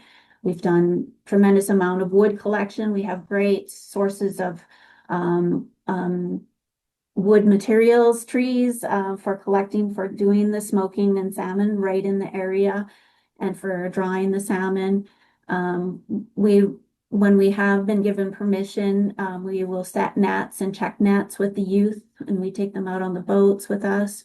Also recognizing that youth also need to be aware of boat safety when they're on the river and safety for travel.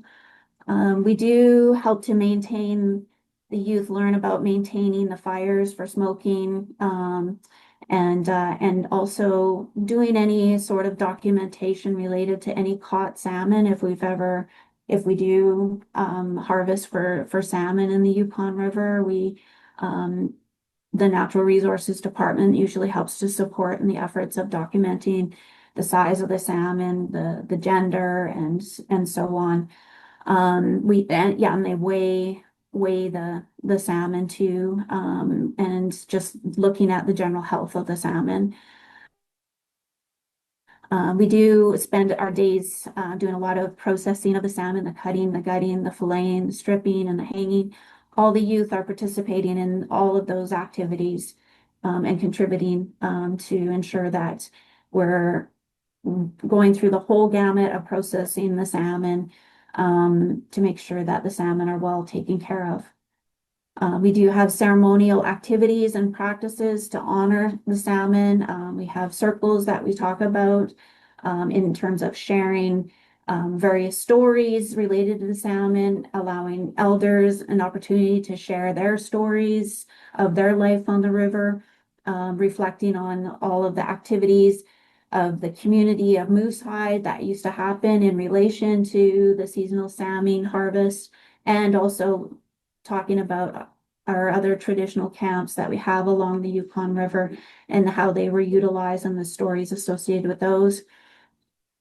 We also smoke salmon in smokers, like we bring down, these are more modern day tools that we use to smoke salmon and to can salmon.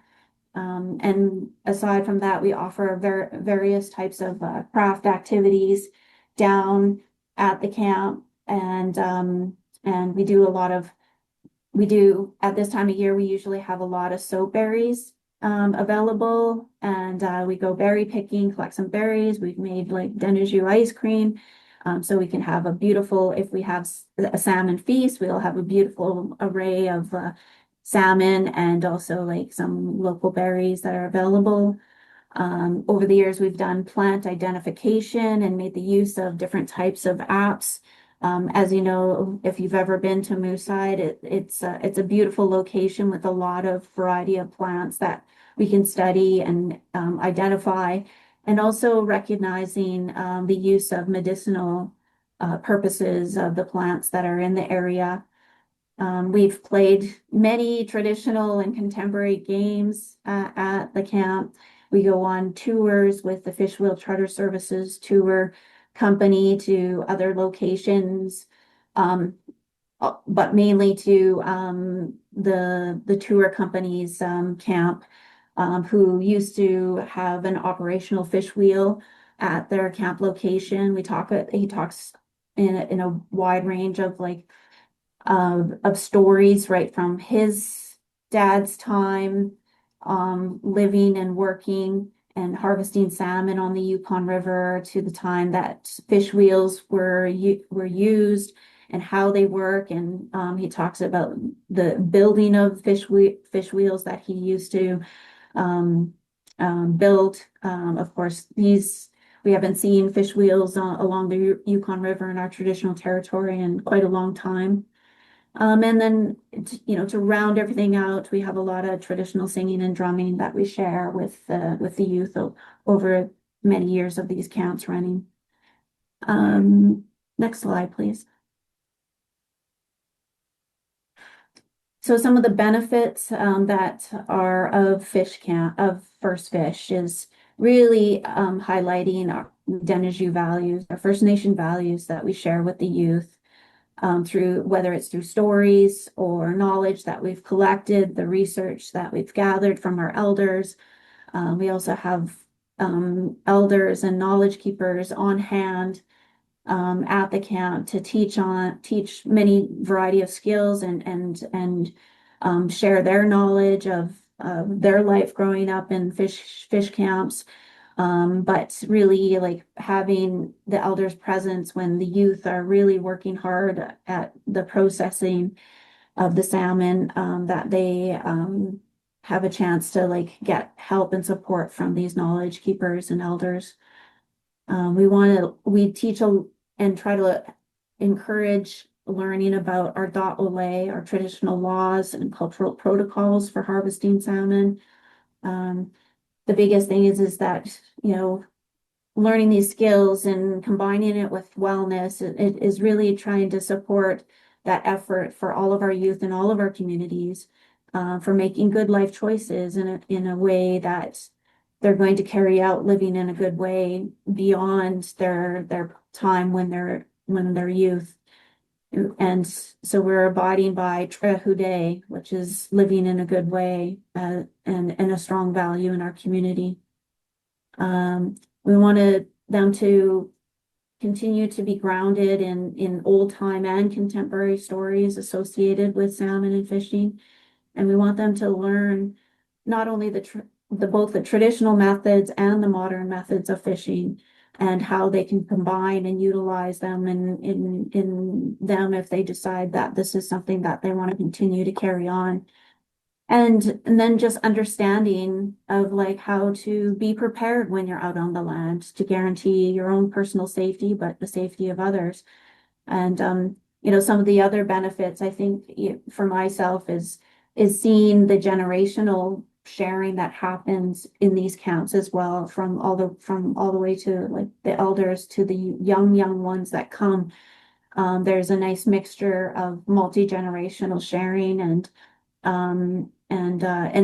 spending that time with each other in a good way, to ensure that camp life creates this atmosphere of family, and it brings a lot of people together, and so it's heartbreaking not being able to do the harvesting aspect for our young generations, but at the same time we got to keep this knowledge base going.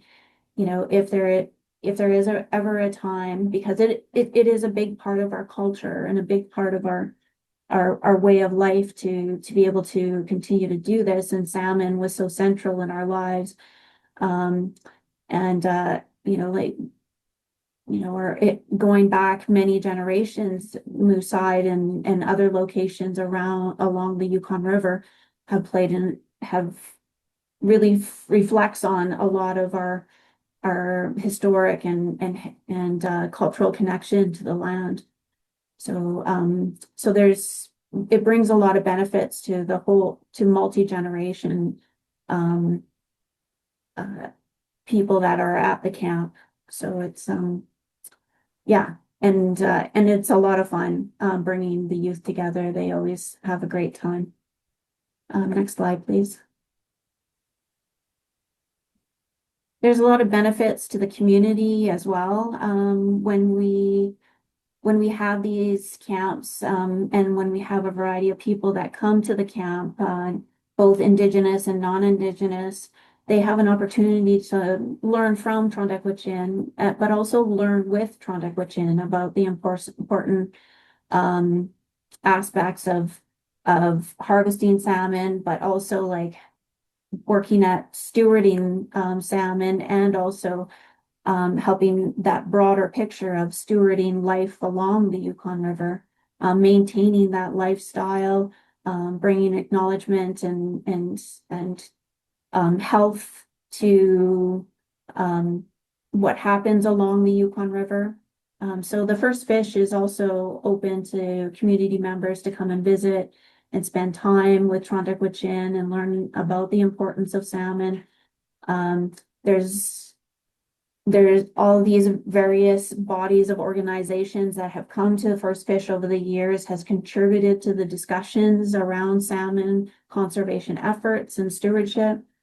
And also, when other organizations are involved, we can build our knowledge, continuous knowledge on salmon biology and other fish species that are found in our rivers, and then also learn about TH's conservation efforts for salmon, and learning to work together to maintain a camp life, maintaining our fish camp locations and our connection to this part of our world.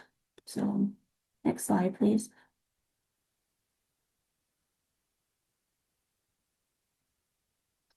So we have, as I've mentioned, we have numerous partners and organizations that helps to contribute to making these camps happen year after year.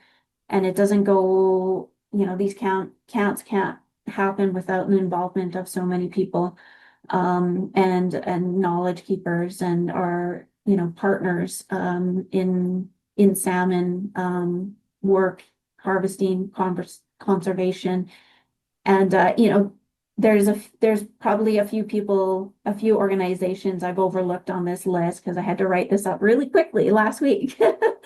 But these are just acknowledgement of some of the partners. Not all are on this list, but all the various departments of Trontequichin, Council of Yukon First Nations, the Yukon First Nation Salmon Stewardship Alliance, the Canadian Mountain Network, the Yukon University, Yukon River Panel, the Salmon Subcommittee, the Fish World Charter Services, Yukon Conservation Society, the Dawson District Renewable Resources Council, and I'm sure that Carly can say a variety more that could be added to this list. So there is so many contributions that we've made over the year. We've had film companies come in past years to learn about the First Fish count, and we really try to engage as many bodies to ensure that we're getting a well-rounded picture of anything that is in relation to the salmon, because it is an important aspect of like who we are as Trontequichin. And when I think of the salmon and think about how much it has fed our communities over many generations, and not being able to have that ability to share this knowledge and the ability and the opportunity to be able to actually eat and hold this salmon as well is something that we're starting to lose touch with. And the salmon is nourished all of our bodies, and part of having this camp is to be able to share what we get from this camp, and so that way we can continue to try to feed the nourishment out into the community. And so all this fish that has been harvested from these camps, or salmon that's brought to the camp to be processed, is given back out to the community and to people who have been involved in being at the First Fish camp. We usually have, at the end of each year, we have a First Fish feast, and we feed the community and give out gifts, and give out the salmon as gifts to signify the importance important cultural teaching of giving away what you harvest. For when the young people, you give away your first harvest, and this is part of that practice and cultural protocol to continue sharing and taking care of the community. So slides following this, I believe, are just images from the First Fish, various images over the last couple of years. We have a large body of pictures, but I didn't want to overburden you with so many photos from so many years. But these are just, this is a picture of the youth helping with canning salmon. You can keep flipping the slides. This is a tour of going to the Yukon, to the Fishbowl Charter Service Tours Camp, to visit their site, and he talks about the history of his of salmon fishing in the area and his family relation to salmon and fishing along the Yukon River, and then just some of his personal experiences of his life growing up along the Yukon River. Keep going. Of course, I mentioned we always have a number of elders that come to the camps and participate in the activities that we have happening there. Keep going.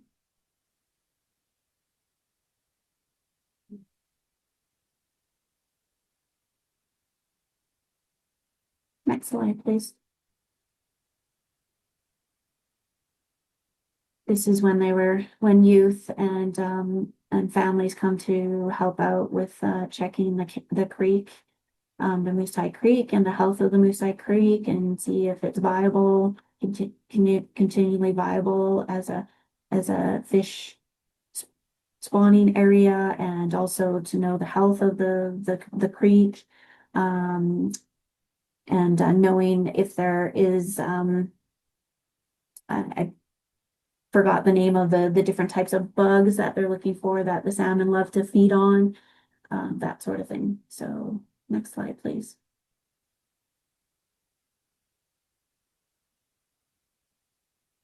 And when the salmon is dried or finished smoking, we usually the youth have to help to package everything up, and to prepare it for freezing or storage until we're ready to give it out to the community. Next slide, please.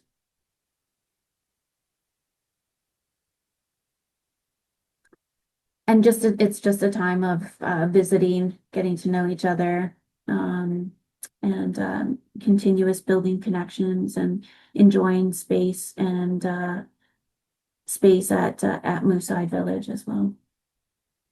Next slide.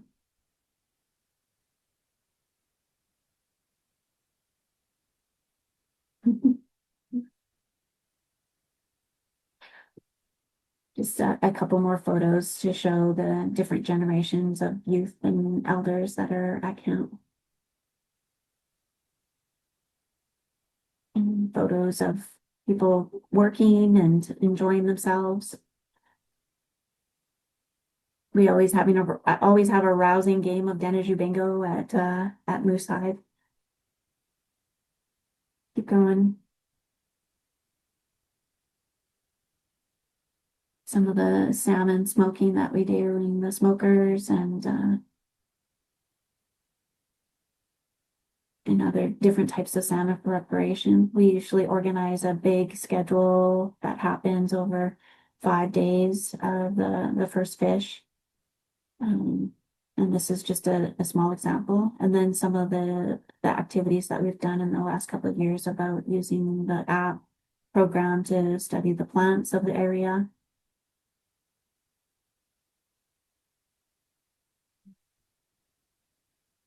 And I think that's it for my presentation. Masicho?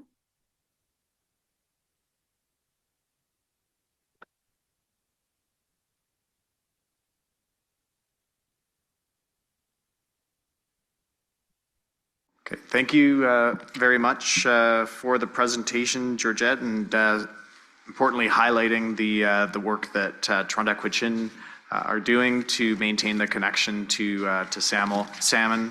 Certainly the First Fish program is something that the Yukon River Panel has heard considerable amount about over the last number of years. So seeing some of the specific results and your description of the initiative is incredibly valuable. So we sincerely appreciate that and appreciate your participation in these meeting sessions virtually this afternoon. Okay, so we will proceed with public testimony at this point, and I do want to acknowledge for panel members that we do have, I believe, 8 or 9 individuals who have registered for public testimony, and we have asked individuals to do their best to maintain their testimony to 5 minutes. The Yukon River Panel does have a hard stop at 4 o'clock, as we do need to depart for our charter flight. So certainly do our best to manage individuals providing testimony this afternoon. And with that, we will start. Our first testimony will be provided by Bruce Charlie, and I believe Bruce is in the room.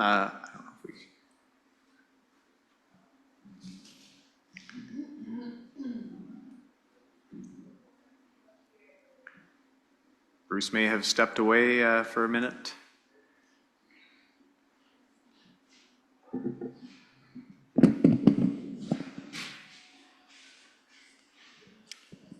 Okay, while we're waiting for Bruce, oh, and I see we're perhaps Stanley, Julie. Stanley stepped away. There's Stanley. I can see him in the next room. Good afternoon, Stanley. Are we able to have you provide testimony at this point? Are you comfortable with that? Yeah, thank you. And we'll bring a microphone over to you, and appreciate your patience and your attendance at the meeting sessions. Thank you.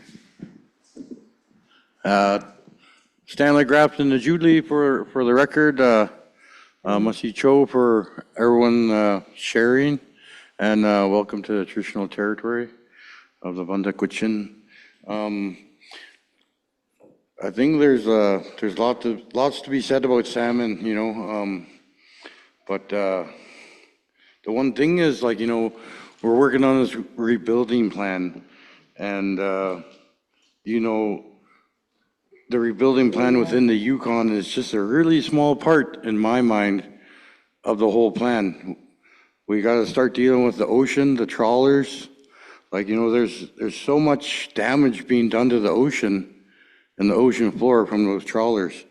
You know, it destroys the habitat for the salmon, for other fish, and you know, there's something that has to be dealt with, and I'd like to see all the First Nation governments in the Yukon and all the tribes in Alaska stand up and deal with the situation, because the salmon are going to they're near extinction right now, you know, because until we tackle that issue, we'll never see salmon again. You know, it won't come back. It won't come back. Like, you know, that bycatch in the ocean, that could wipe out one whole stock from one river, from this river. You know, and it's like year after year after year. If you tally up all that bycatch, that's where all the salmon's gone. Where else is it going? It's not from harvesting on the river. It's not from First Nations. It's not from people. It's not from people overfishing. It's all the bycatch, and there's like other bycatch too. You know, through the pollock fisheries. So, you know, I'd like to see everyone take a stand and really tackle the situation. Otherwise, like, you know, to me, it's all meaningless what we're doing here. Until that is done, we won't see no salmon. The whole Yukon River won't see no salmon. The Porcupine River won't see no salmon. You know, all the animals and the ecosystems that thrive off the salmon, they're not going to have no salmon. So I think it's really important that we come together and deal with the situation, and not just deal with like the rebuilding plan in the Yukon. That's just a small portion of it. I'd like to see real action taken. I think lots of people want to see real action taken, because, you know, I was looking at the numbers of, I'd like to see all those numbers of, I'd like to see the numbers for the last at least 20 years of all the bycatch from all the salmon, you know, in the Bering Sea. They're going to be huge numbers. And then you wonder where all our salmon is gone. It's gone there. It's bycatch. You know, I think it's something that really has to be tackled. You know, like there's some other things that we could do, like you know, marine sanctuaries for the salmon. We know where the salmon go in the Bering Sea, but you know, nothing seems to be being done at the end of the day, and we're just going around in circles. Like the First Nations in the Yukon, we have been conserving. We've been conserving for a long time, and we never see no return. There's no return on our conservation measures. You know, as soon as the numbers go up, you know, there's fishing is open, and then the numbers go back down. And then, you know, there's all these pressures, there's like climate change, there's all these different things, but we can only control what we can control, you know, ourselves and industry and you know, boycotting the pollock fishery. You know, we need to start somewhere, and I think that's where we got to start. That should be your number one priority, I think. The Yukon River Panel's number one priority should be that. And, you know, otherwise it's going to keep on declining. You're going to, like the seven-year moratorium is not going to add up to nothing, really. The numbers keep on going down, We're not going to see those returns of those 5, 6, 7-year-old fish or 4-year-old fish. It's just going to keep on going down from here. And I think it's something that we have to tackle, you know, coherently and like efficiently and together, you know, important that we have to be together on this regarding the salmon. And, you know, it's going to be some tough decisions got to be made, you know, but I think, yeah, there's other aspects too, you know, like harvesting freshwater fish is a big option. First Nations have been doing that for thousands of years too, you know. But yeah, the trawling is a big issue. It kills the biodiversity. It just scrapes the bottom of the sea floor bare, nothing. It's like clear cutting a forest and say, oh, you think animals are going to live there? No, like, you know. So those are, but must see for everyone for sharing, and I hope we get there one day and we see the salmon return. And thank you.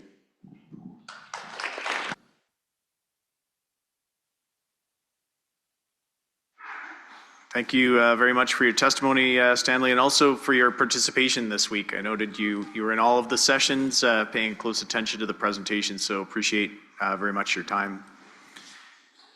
Next, we will proceed, we'll do another check with Bruce Charlie. Do we have Bruce?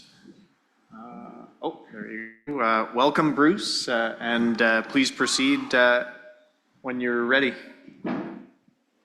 Okay, thank you, Mr. Chair. Good afternoon, everyone. Welcome to the panel. Welcome to Old Crow. Thank you for being here. Thank you for holding your meeting here. For myself, you know, I learned so much the time that I spent here listening to the presentations and the comments and the questions. Masicho. In the Gwich'in language, we say, when we say thank you, we say masicho, but when we want to say, you know, more than thank you, we say haicho. So haicho. I was born and raised here, and I lived most of my life in the community.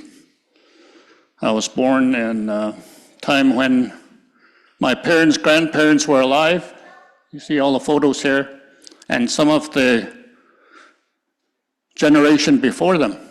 I was really, I grew up with the old people, and it was storytelling from them that we carry on today. So I am very grateful for that, and I thank them for that, because today we are challenged with something we call food insecurity for our people. Our people used to rely on our food 100%. Today we're challenged with a lot of stuff that our people never saw in the past. The big issue is mental health issues. And we can tell you, and the old people can tell us, that that comes from our food, our change in diet. So we talk about the salmon and how the salmon, it's a big part of our food chain. So again, thank you for all that information. What do we bring to the panel? What kind of testimony do we want to bring? It's all in the presentations, and one of the again, I mentioned food insecurity. So how do we pass that on to our generation? How do we ask for reassurance of what we do from today? You heard other testimonies saying, well, use your power. All of the information that you presented, huge numbers of decline. To me, that all points out straight out into the Bering Strait and the Gulf of Alaska. And we talk about the trawlers. In the past 5 years, we had meetings here in this building from the salmon subcommittee, and meetings about the fish. And I always bring up those numbers, those numbers from the trawlers. And I always wonder, well, why is there's no explanation, because people say, well, that's international waters. But I read today that some of that salmon in the international waters are Yukon-bound waters. They're coming, and that was to me. I'm so happy that information is there. We heard other people talk about how can the panel use their powers. Well, we heard yesterday about boycotting. I know it's a lot of work, and it takes all the communities, all the people. Yesterday, one of our leaders spoke about unity, and that I recognize that it is a big challenge to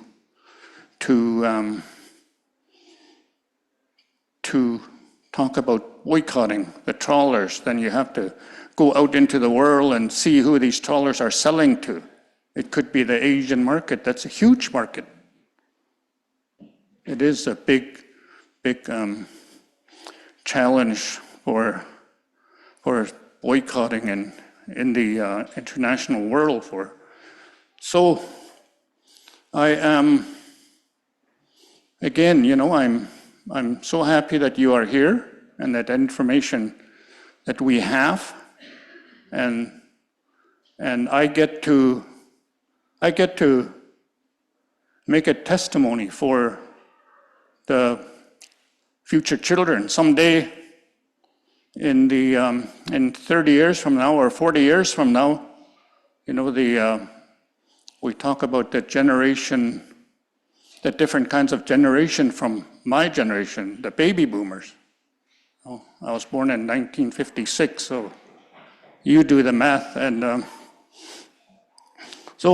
and we talk about generation, X, Z, goes on right down to 2025. They call the babies born last year and forward to 2030 the beta generation, solely dependent on other things and AI. artificial intelligence. So as we look forward, elders like me think, well, how are we going to pass on traditional knowledge? It's a great challenge. It's something that we have to think about for the next decade. So again, thank you. I can't say thank you enough for holding this meeting here, giving that information to the Wantagwitchin and to others in our technological world. And Masicho.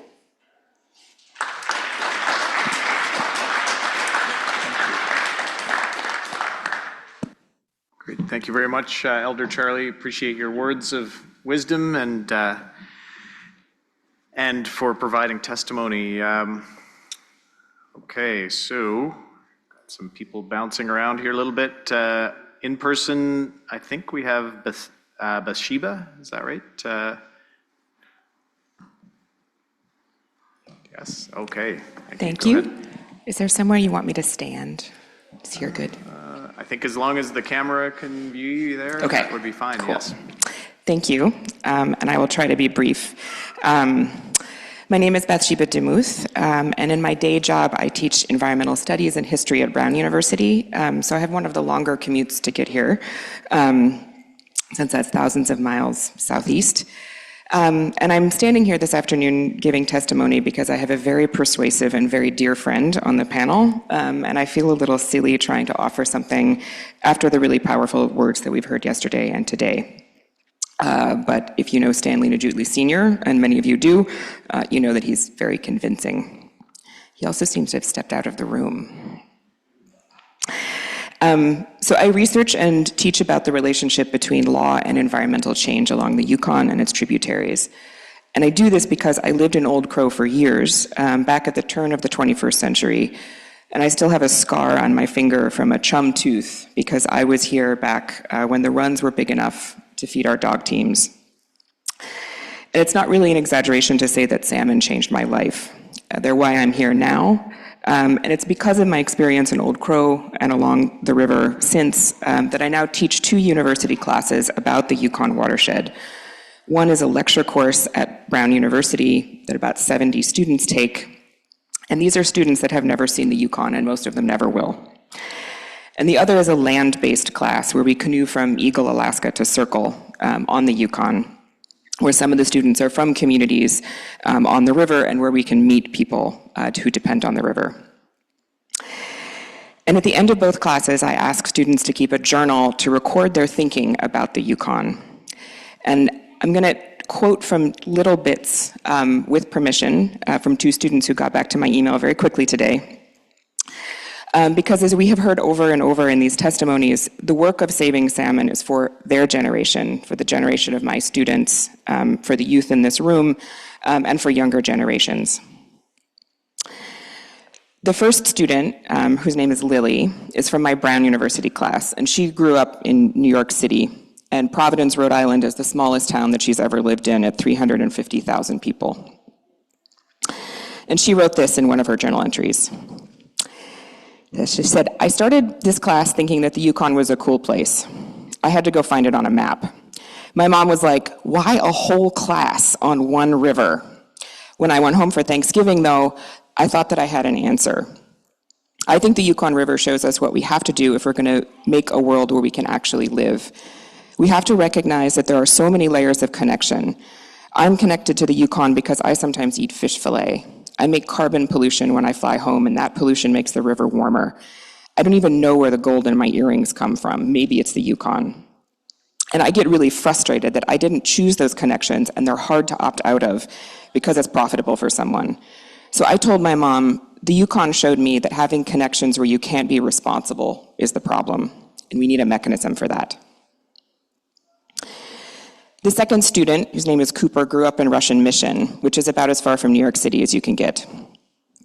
And in one of his entries that he wrote when we were camped near Montauk Bluff, he wrote, "Even growing up on the river, it was easy to think that we weren't connected beyond the village above and the village below. I didn't think a lot about sovereignty and who had control over decisions about the river. But being out here, I know that there's no river without the ocean because the river has to have salmon and the salmon have to have the ocean. There's no river without clean headwaters because the salmon need them to spawn. I grew up learning that there are no salmon without people because it's our responsibility to take care of the fish. So there's no river without people. I think what I realized being out here on the river this time is that I can't be a person without the salmon either. Or maybe I can't be a good person. And I really worry about not being good enough for these fish and this river. Stanley told me that I should be as academic as possible in this presentation, and this isn't maybe all that academic, and I'm happy to be a nerd with anybody who wants to talk about Yukon history later. But I was really struck by going back over my students' words and the ways that they reminded me of the moment yesterday with Nico and Stanley and Janine and Andy, and with Nico asking for help. My students are in a way too, but they also want to help, which gives me hope, but also a sense of the kind of responsibility that they're invoking because they can't do it on their own. So thank you.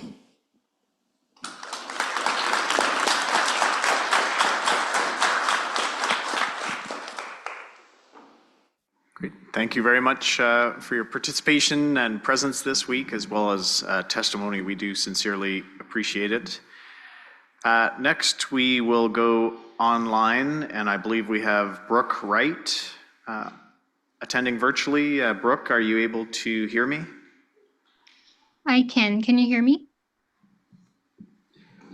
How is my audio?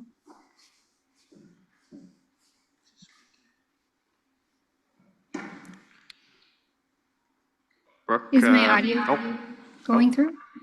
There we go. Yes, Okay. just came through now. We can hear you loud and clear. So please proceed when you're ready. Thank you. Good afternoon. My name is Brooke Woods. I'm from Rampart, Alaska on the Yukon River. I wanted to share a commentary I recently submitted. I live along the Yukon River where my family has harvested salmon for countless generations. Every summer used to bring the same reassuring sight. Busy fish camps, full smokehouses, families coming together to pass down traditions that have thrived for thousands of years. Happy kids, curious babies, loving grandparents, moms, dads, aunts, uncles, and cousins, each an intrinsic part of a beautiful summer day at the smokehouse. Today, summer means less time on the river, empty smokehouses, and fish camps, no intergenerational learning. The state of Alaska tells my community and over 50 Indigenous communities in Alaska and Canada that we are the ones who must stop fishing. We are the ones who must sacrifice. We are the ones who must somehow bear the burden of a crisis we did not create. Salmon were the living thread binding generations. Now they are a precious memory, one my youngest child has yet to experience, and thousands of other children are being impacted by a ban on our ways of life. How can this be? Over the past 3 decades, by NOAA's own data, more than 1 million Chinook and millions of chum salmon have been killed and discarded as bycatch in the pollock trawl fishery. According to the best available genetic information, at least 114,000 Chinook and 600,000 chum salmon from western and interior Alaska rivers have been caught as bycatch in the past 15 years. At the same time, runs across Alaska are collapsing. Early numbers from 2025 show no meaningful recovery for our Yukon Chinook. They are at record lows and failing to meet escapement goals and provide food security to our people. Our true wealth and health is a freezer full of dry fish, full, half-dry, whole fish. Every single part of the salmon holds value and meets the traditional dietary needs of thousands of families and elders. From the tail to the head, every part is carefully taken care of, shared, and put away. Decades of unmanaged and discarded salmon have impacted so many of us participating in this meeting. People in my region now rely on food aid in places where salmon once filled every smokehouse. Elders can no longer teach their grandchildren what was taught to them. Families are being forced to choose between buying expensive store food if they can afford it or making harder decisions for their families. This is an ecological crisis, a cultural trauma, an economic emergency, and a public health disaster. Entire communities whose identities are inseparable from salmon are being impacted. Yet the state of Alaska and the North Pacific Fisheries Management Council act as if nothing is wrong. They hide behind bureaucratic language and point to the other agencies or factors as the problem, avoiding responsibility and accountability to our people. They talk about draggers bycatch as a percentage of a total of millions of tons of catch, echoing what industry says, minimizing the fact that a small percentage of an enormous amount matters. They ignore what Indigenous people have been saying for decades in all management meetings. When runs are low, every salmon counts. Beyond that, every egg matters. When escapements fail year after year, entire age classes disappear, and the very survival of these species hangs in balance. Bycatch could be the difference between recovery and collapse. The state controls most in-river management through the Fish and Game Department. Alaska's governor controls the majority of the appointments to the council, the very body shaping offshore rules. This is not a divided system. My friend submitted a letter to the editor, and one thing I wanted to share, and I'll end very soon, is that as salmon runs across Western Alaska are in crisis, Doug Vincent Lang described his concerns about trawl bycatch as largely a matter of public perception. In 2022, he said bycatch was not a primary driver of Chinook declines and characterized the Bering Sea pollock trawl fishery as relatively clean fishery. Most recently, he praised the federal fisheries management and emphasized keeping commercial fleets operating. Genetic stock identification shows that nearly half of the Chinook salmon taken as bycatch in the Bering Sea originate from coastal Western Alaska, the same region where families are being forced to shut down their subsistence fisheries. And in Commissioner Doug Vincent Lang's status of the Arctic Yukon Kuskokwim to the House Fisheries Committee in January 2023, he stated that he heard loud and clear harvest of incidental mixed stock South Peninsula, so Area M was a huge issue. 2 years ago, we got surprised by the chum harvest in the June fishery mixed stock in seine and gillnet average harvest was about 500,000 to 1.2 million. 2 years ago, currently 31% of the gross earnings from those fisheries left the state, and 44% of the gross earnings from the drift fishery left the state. When our chum crashed in the early 2000s, the state of Alaska did put strict regulatory measures in Area M that actually helped our chum salmon rebound.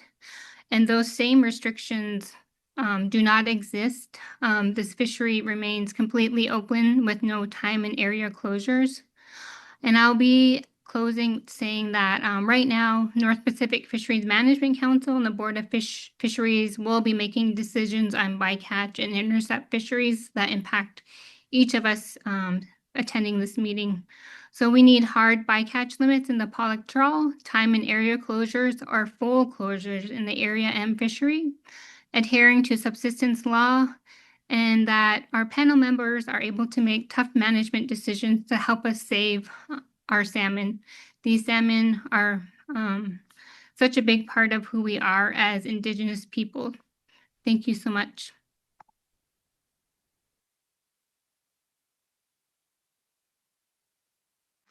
Thank you for your testimony, Brooke. Sincerely appreciate you participating virtually and for your patience this afternoon.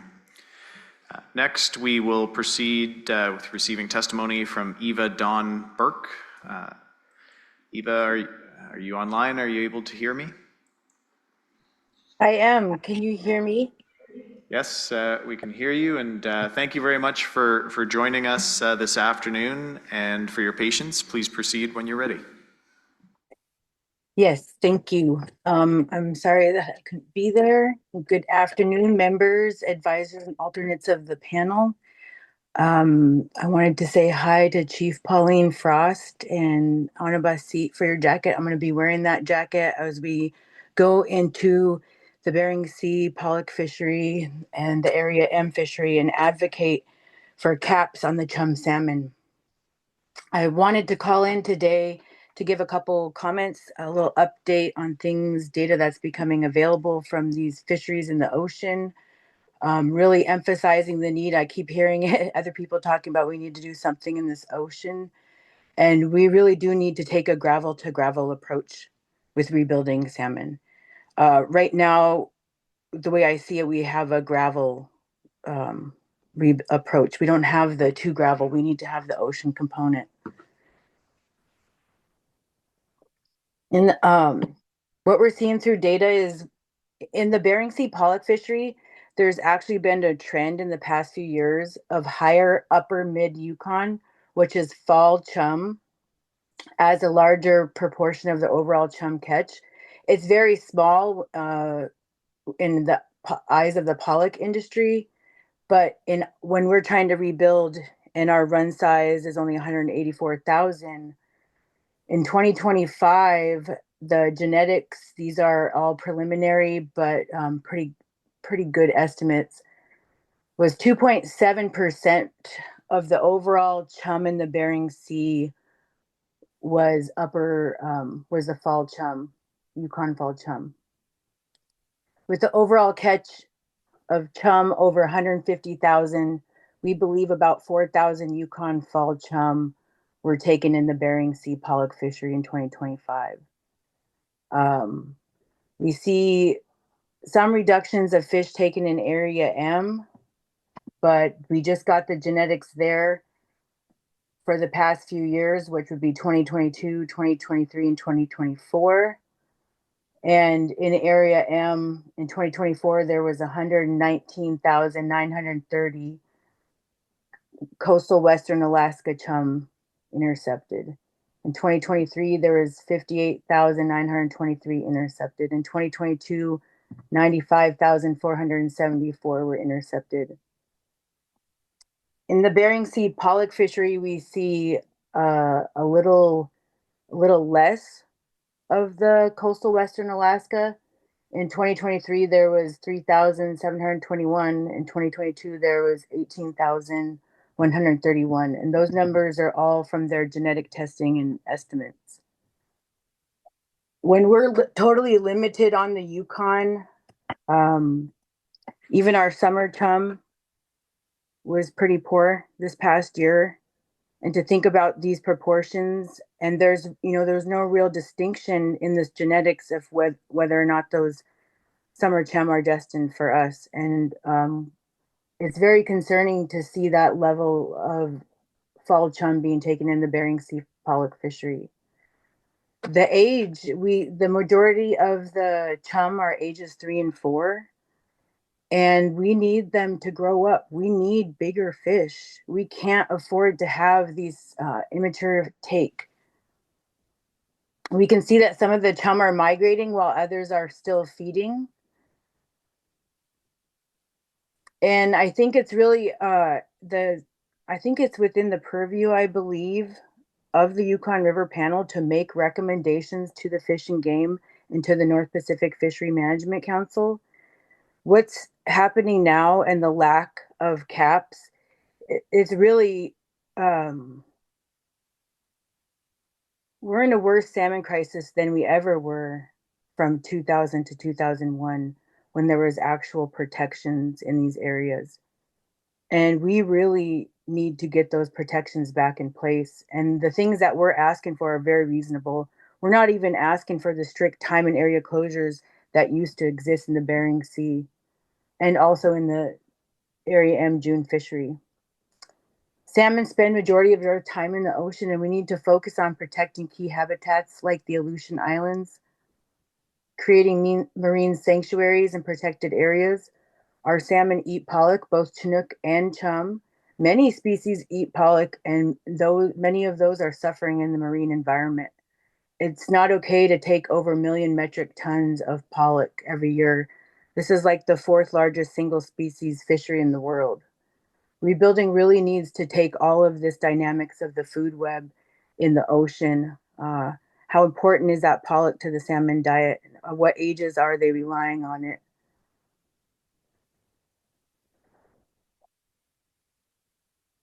we need you guys to push the boundaries at this table. Whatever makes you feel comfortable, you're growing in that process. And we need everybody to push themselves to speak out, to look beyond Western science and beyond data, and not to minimize these interactions in the ocean. We need is every single spawner. When we see how you're counting fish at that dam, think about how we're counting fish that are getting through the false pass. We're in a crisis right now. Our salmon are depressed. Our people are depressed. We have lost a lot of young people in the past few years. Very violent, unnatural, early deaths.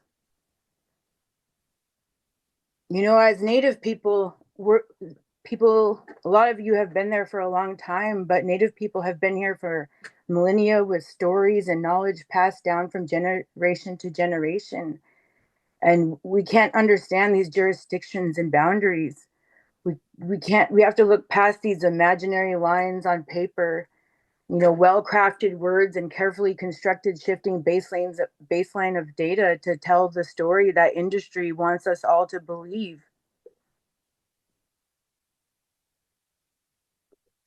Indigenous people living in relationship with their ancestral lands and waters is key to rebuilding. We need sustained guaranteed funding to build stewardship capacity and adapt to the salmon crisis. Tribes and First Nations need to lead. They are constantly keeping track of every threat to their lands, waters, and traditional foods. Land management plans, resource development plans, transportation infrastructure plans, fish and game regulations, federal waters environmental impact statements, salmon restoration and rebuilding plans, all plans and analysis without our Indigenous ways of knowing. We really need to center that Indigenous knowledge and get an understanding of the changes in the salmon and where they might be short-circuiting. Where are they actually showing up at? The restoration money shouldn't just be spent in areas that are road accessible and have a recreational fishing opportunity. We need these restoration funds to be sprinkled and to have maximum impact in the most amount of places possible. And we can use low-tech Indigenous knowledge solutions alongside Western science to make a real difference in rebuilding. You know, we're working on a land center in Nenana. Charlie and I've listened in a little bit over the past couple of days, but we're getting ready for a meeting, so we're very busy. That's what we're focusing on, Nenana, is building our capacity for Indigenous stewardship and strengthening our food sovereignty. Our foods and cultures are the foundation of our well-being, and we need to work together to rebuild these runs and have healthy future generations. So thank you for the time to share today. Bless you.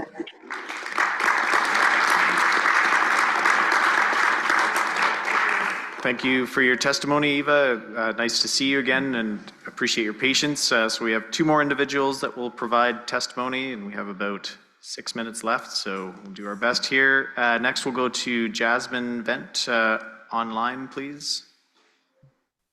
Hello, good afternoon. Can you hear me okay? We can. Please proceed. Uvanga atiga Sikanek Sapa Mengunga. My new back name is Sikanek. My name is Jasmine Bent. I'm 25 and I'm Koyukon and Inupiaq from the village of Huslia.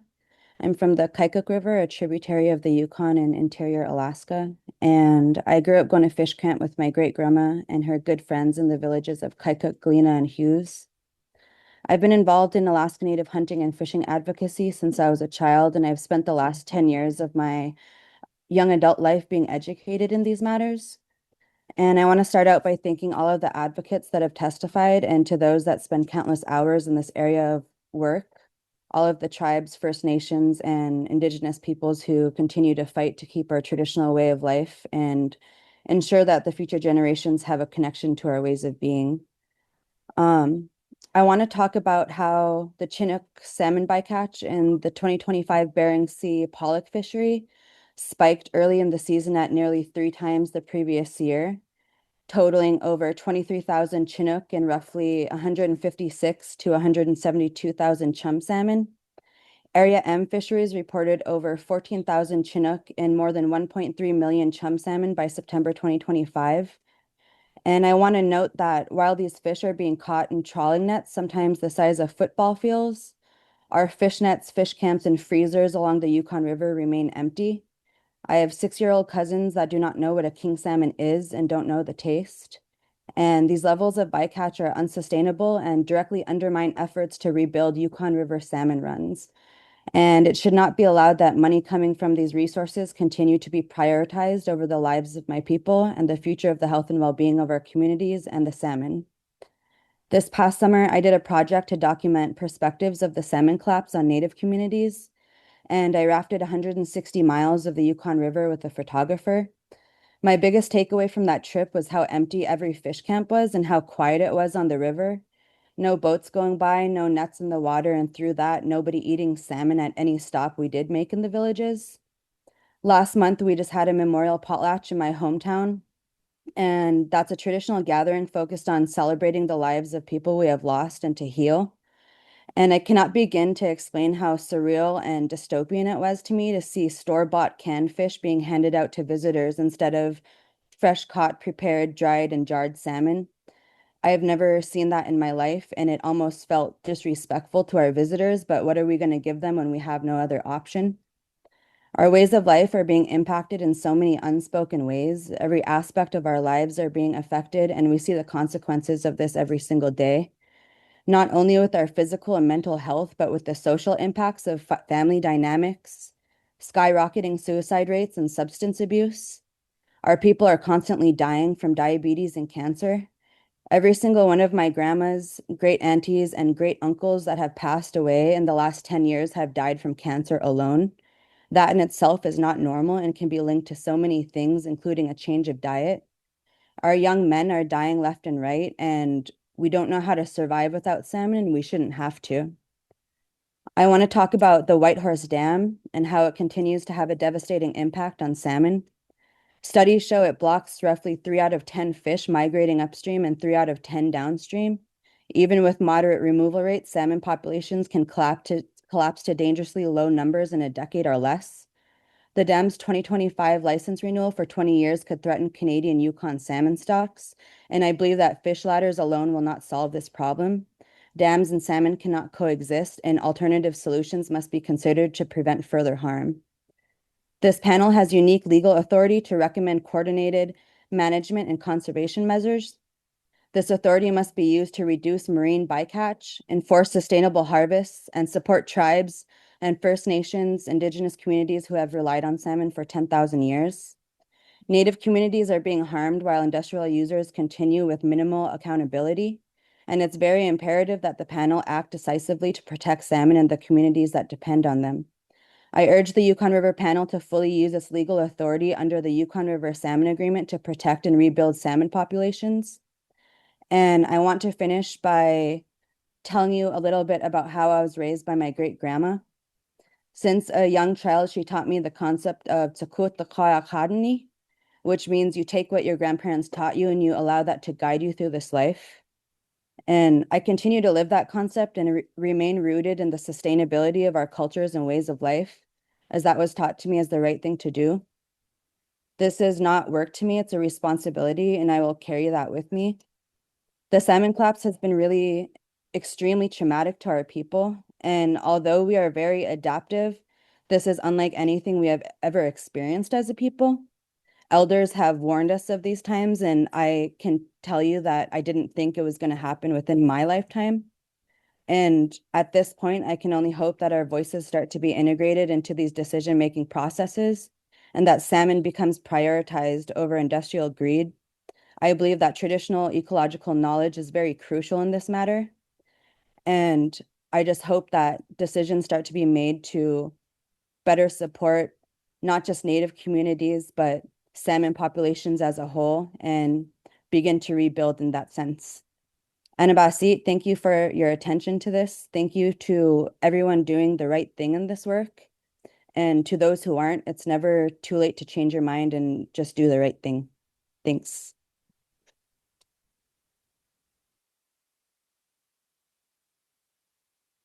Thank you very much for your testimony, Jasmine, and for your words of wisdom and advice.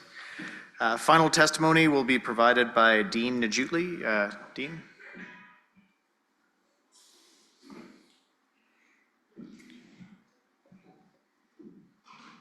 And we'll bring you a microphone, Dean. Thanks for your patience.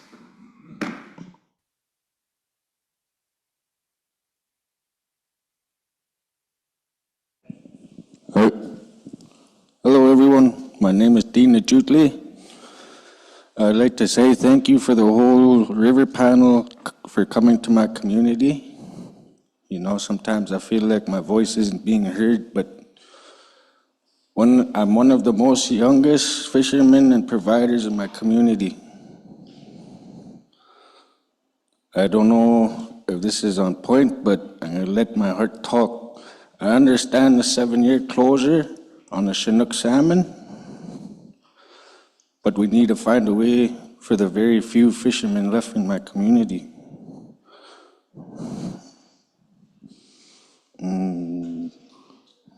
To provide freshwater fish like whitefish, coney, and all the other freshwater fish. I grew up on this river, hunting and fishing. It puts food on my plate and my community's plate as well. When you go to the store here in Oak Crow, the prices are sky high, man. And me and my community rely on the river. I'm not targeting the salmon, I'm specifically targeting for freshwater fish. And during the freshwater fish during the salmon run, we need other species of whitefish to keep our traditional knowledge alive. It's hard on me, especially as a young man, to give up my 1 to 3 months of fishing. That puts me behind on my traditional food and then makes extra steps that I do not need. I rely on other freshwater fish and animals such as caribou and moose. I'm pretty sure all the communities downriver in Alaska and the Yukon Territory does as well.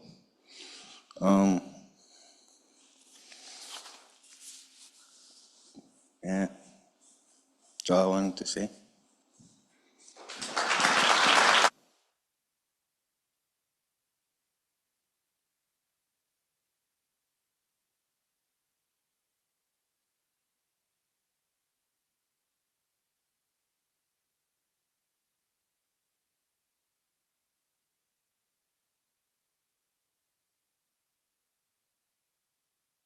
Thank you very much. Appreciate your testimony, Dean, and your words of advice. I think it's so important that as much as we look to conserve and sustain salmon, we don't lose sight of the need to maintain the connection between the people, the fish, the land, and the animals. So very much appreciate your testimony. Thank you, and thank you for continuing to practice the traditions that you practice and hanging on to that. And we are all working hard to ensure that that way of life that you've been brought up under continues into the future for your children and your children's children. So thank you for your participation. We are going to be concluding our meeting proceedings here in Old Crow very shortly. I wanted to look ahead to the Yukon River Panel's 2026 preseason meeting. We're confirming that the dates will be April the 11th to the 16th. The meetings will be hosted in Alaska, and additional details regarding specific venue and location in Alaska will be confirmed as soon as possible. I'd like to invite Mr. John Linderman, our United States co-chair, to just join me for some closing remarks. And I'd like to start off by conveying our appreciation and honor to be invited by the Vuntut Gwitchin to hold this historic Yukon River Panel meeting here in Old Crow, Yukon. It was a tremendous event, and the hospitality was certainly second to none. You proved to us that, it is possible to have a meeting like this in a community like Old Crow, and you opened your doors, your kitchens, your stores, and most of all, your friendships and your mind to the Yukon River Panel, all of our guests from Alaska, as well as throughout the Yukon Territory. So I'd perhaps like to call up a few of our members. So Pauline Frost, if you could join us at the front, and Stan Najutli, Jeffrey, Harold, you as well, and Harold Jr. If you could come up to the front, please.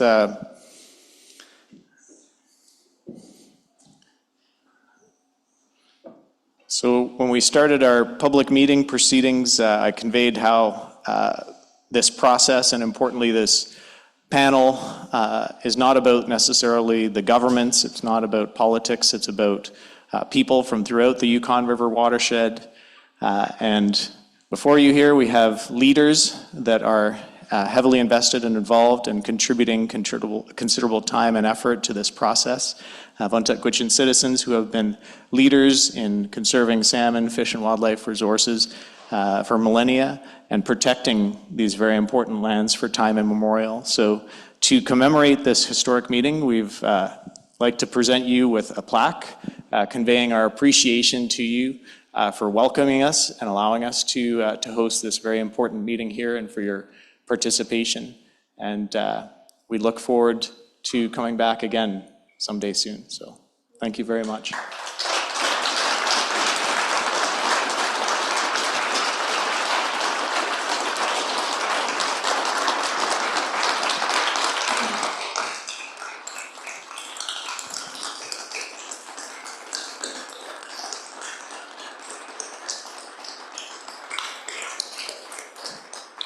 Closing remarks, last word to Chief Frost. Thank you very much. Thank you, everyone. I'd like to acknowledge, well, first off, the community for stepping up and being so respectful and open with your stories and your commitment to, to the future. And as you could see and you heard from every one of the panel members that have been here for 30 plus years, and they keep coming back and they're trying their very best to make a difference. And I want to just assure you that it doesn't stop here. Getting them, bringing the meeting to a community is absolutely amazing. A meeting of this magnitude, it's an international treaty agreement that was committed to. We have an obligation, as Ava and others have highlighted for you. But the interesting thing that came out of this is what happens with the testimonies that come out of the meetings. We hear testimonies year after year, and but in those testimonies, I heard recommendations and thoughtful consideration, and the presentations from the communities, from Brandy and Lance Naguan and Georgette. All the communities are doing their part, not just Vuntut. So collectively, I think from the headwaters to the ocean, we have two big things in front of us that we've heard about loud and clear. One is the Whitehorse Rapids. We heard from Lance, historically perhaps the decline in the porcupine chum and Chinook runs could be the dewatering, and it's just something that has come to light of late.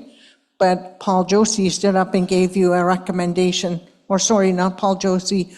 I apologize. One of the citizens gave a recommendation about some options of what you could do on the headwaters that could possibly, address the dewatering.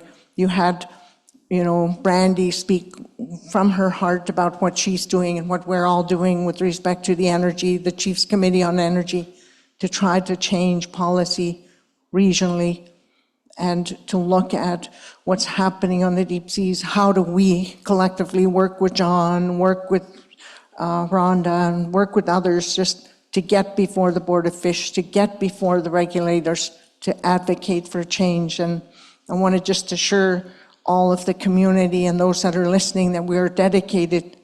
And I think I went up to the very first meeting, as Ragnar said, he and I went at it, but understanding now is so different from where we started 30 years ago. We're at a place now where there is no bickering, there is no fighting, there is always just a collective mind to come up with a proper rebuilding plan that makes the most sense for every Indigenous person on the river, every community that is lacking. And we hear about what it means when you don't have the nutritional value that comes from Chinook salmon.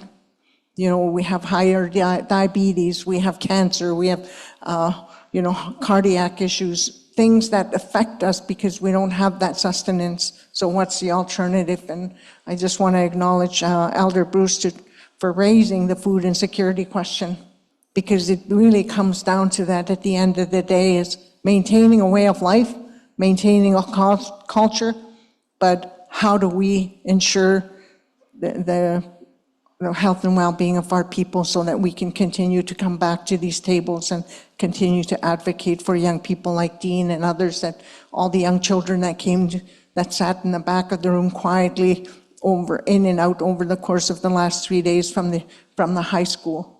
They're here because they want to learn and they want to participate, and I see young Emma sitting there. She's my daughter's high school friend, or they went to school together. She lived in community. She's back here doing this work. Brandy's mother in the community. So somehow we're all connected. And I said this when we started, Kadrian's grandfather is my dad's best friend. He came up here to spend time with my dad when he was ill from Mayo, right? So I think that's, as we reflect on the future, we have to reflect in a positive way, but we also have to dig our heels in and do the hard work, because it's going to get harder.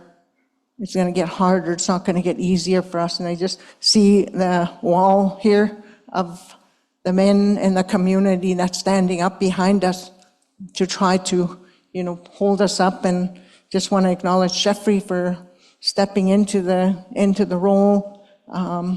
It's just, I don't know, I see Abraham in you. When the bear needs to come out, you'll come out, because that is what he was. He was to our people that strong, traditional person that carried the torch, and it's just amazing.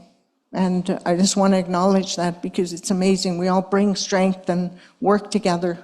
We will continue to work together, and I appreciate the both of you for guiding us over the last how many years, right? You're still here, and I suspect you'll be here for many years to come. So Masi, thank you, and from all of the people in Oak Crow.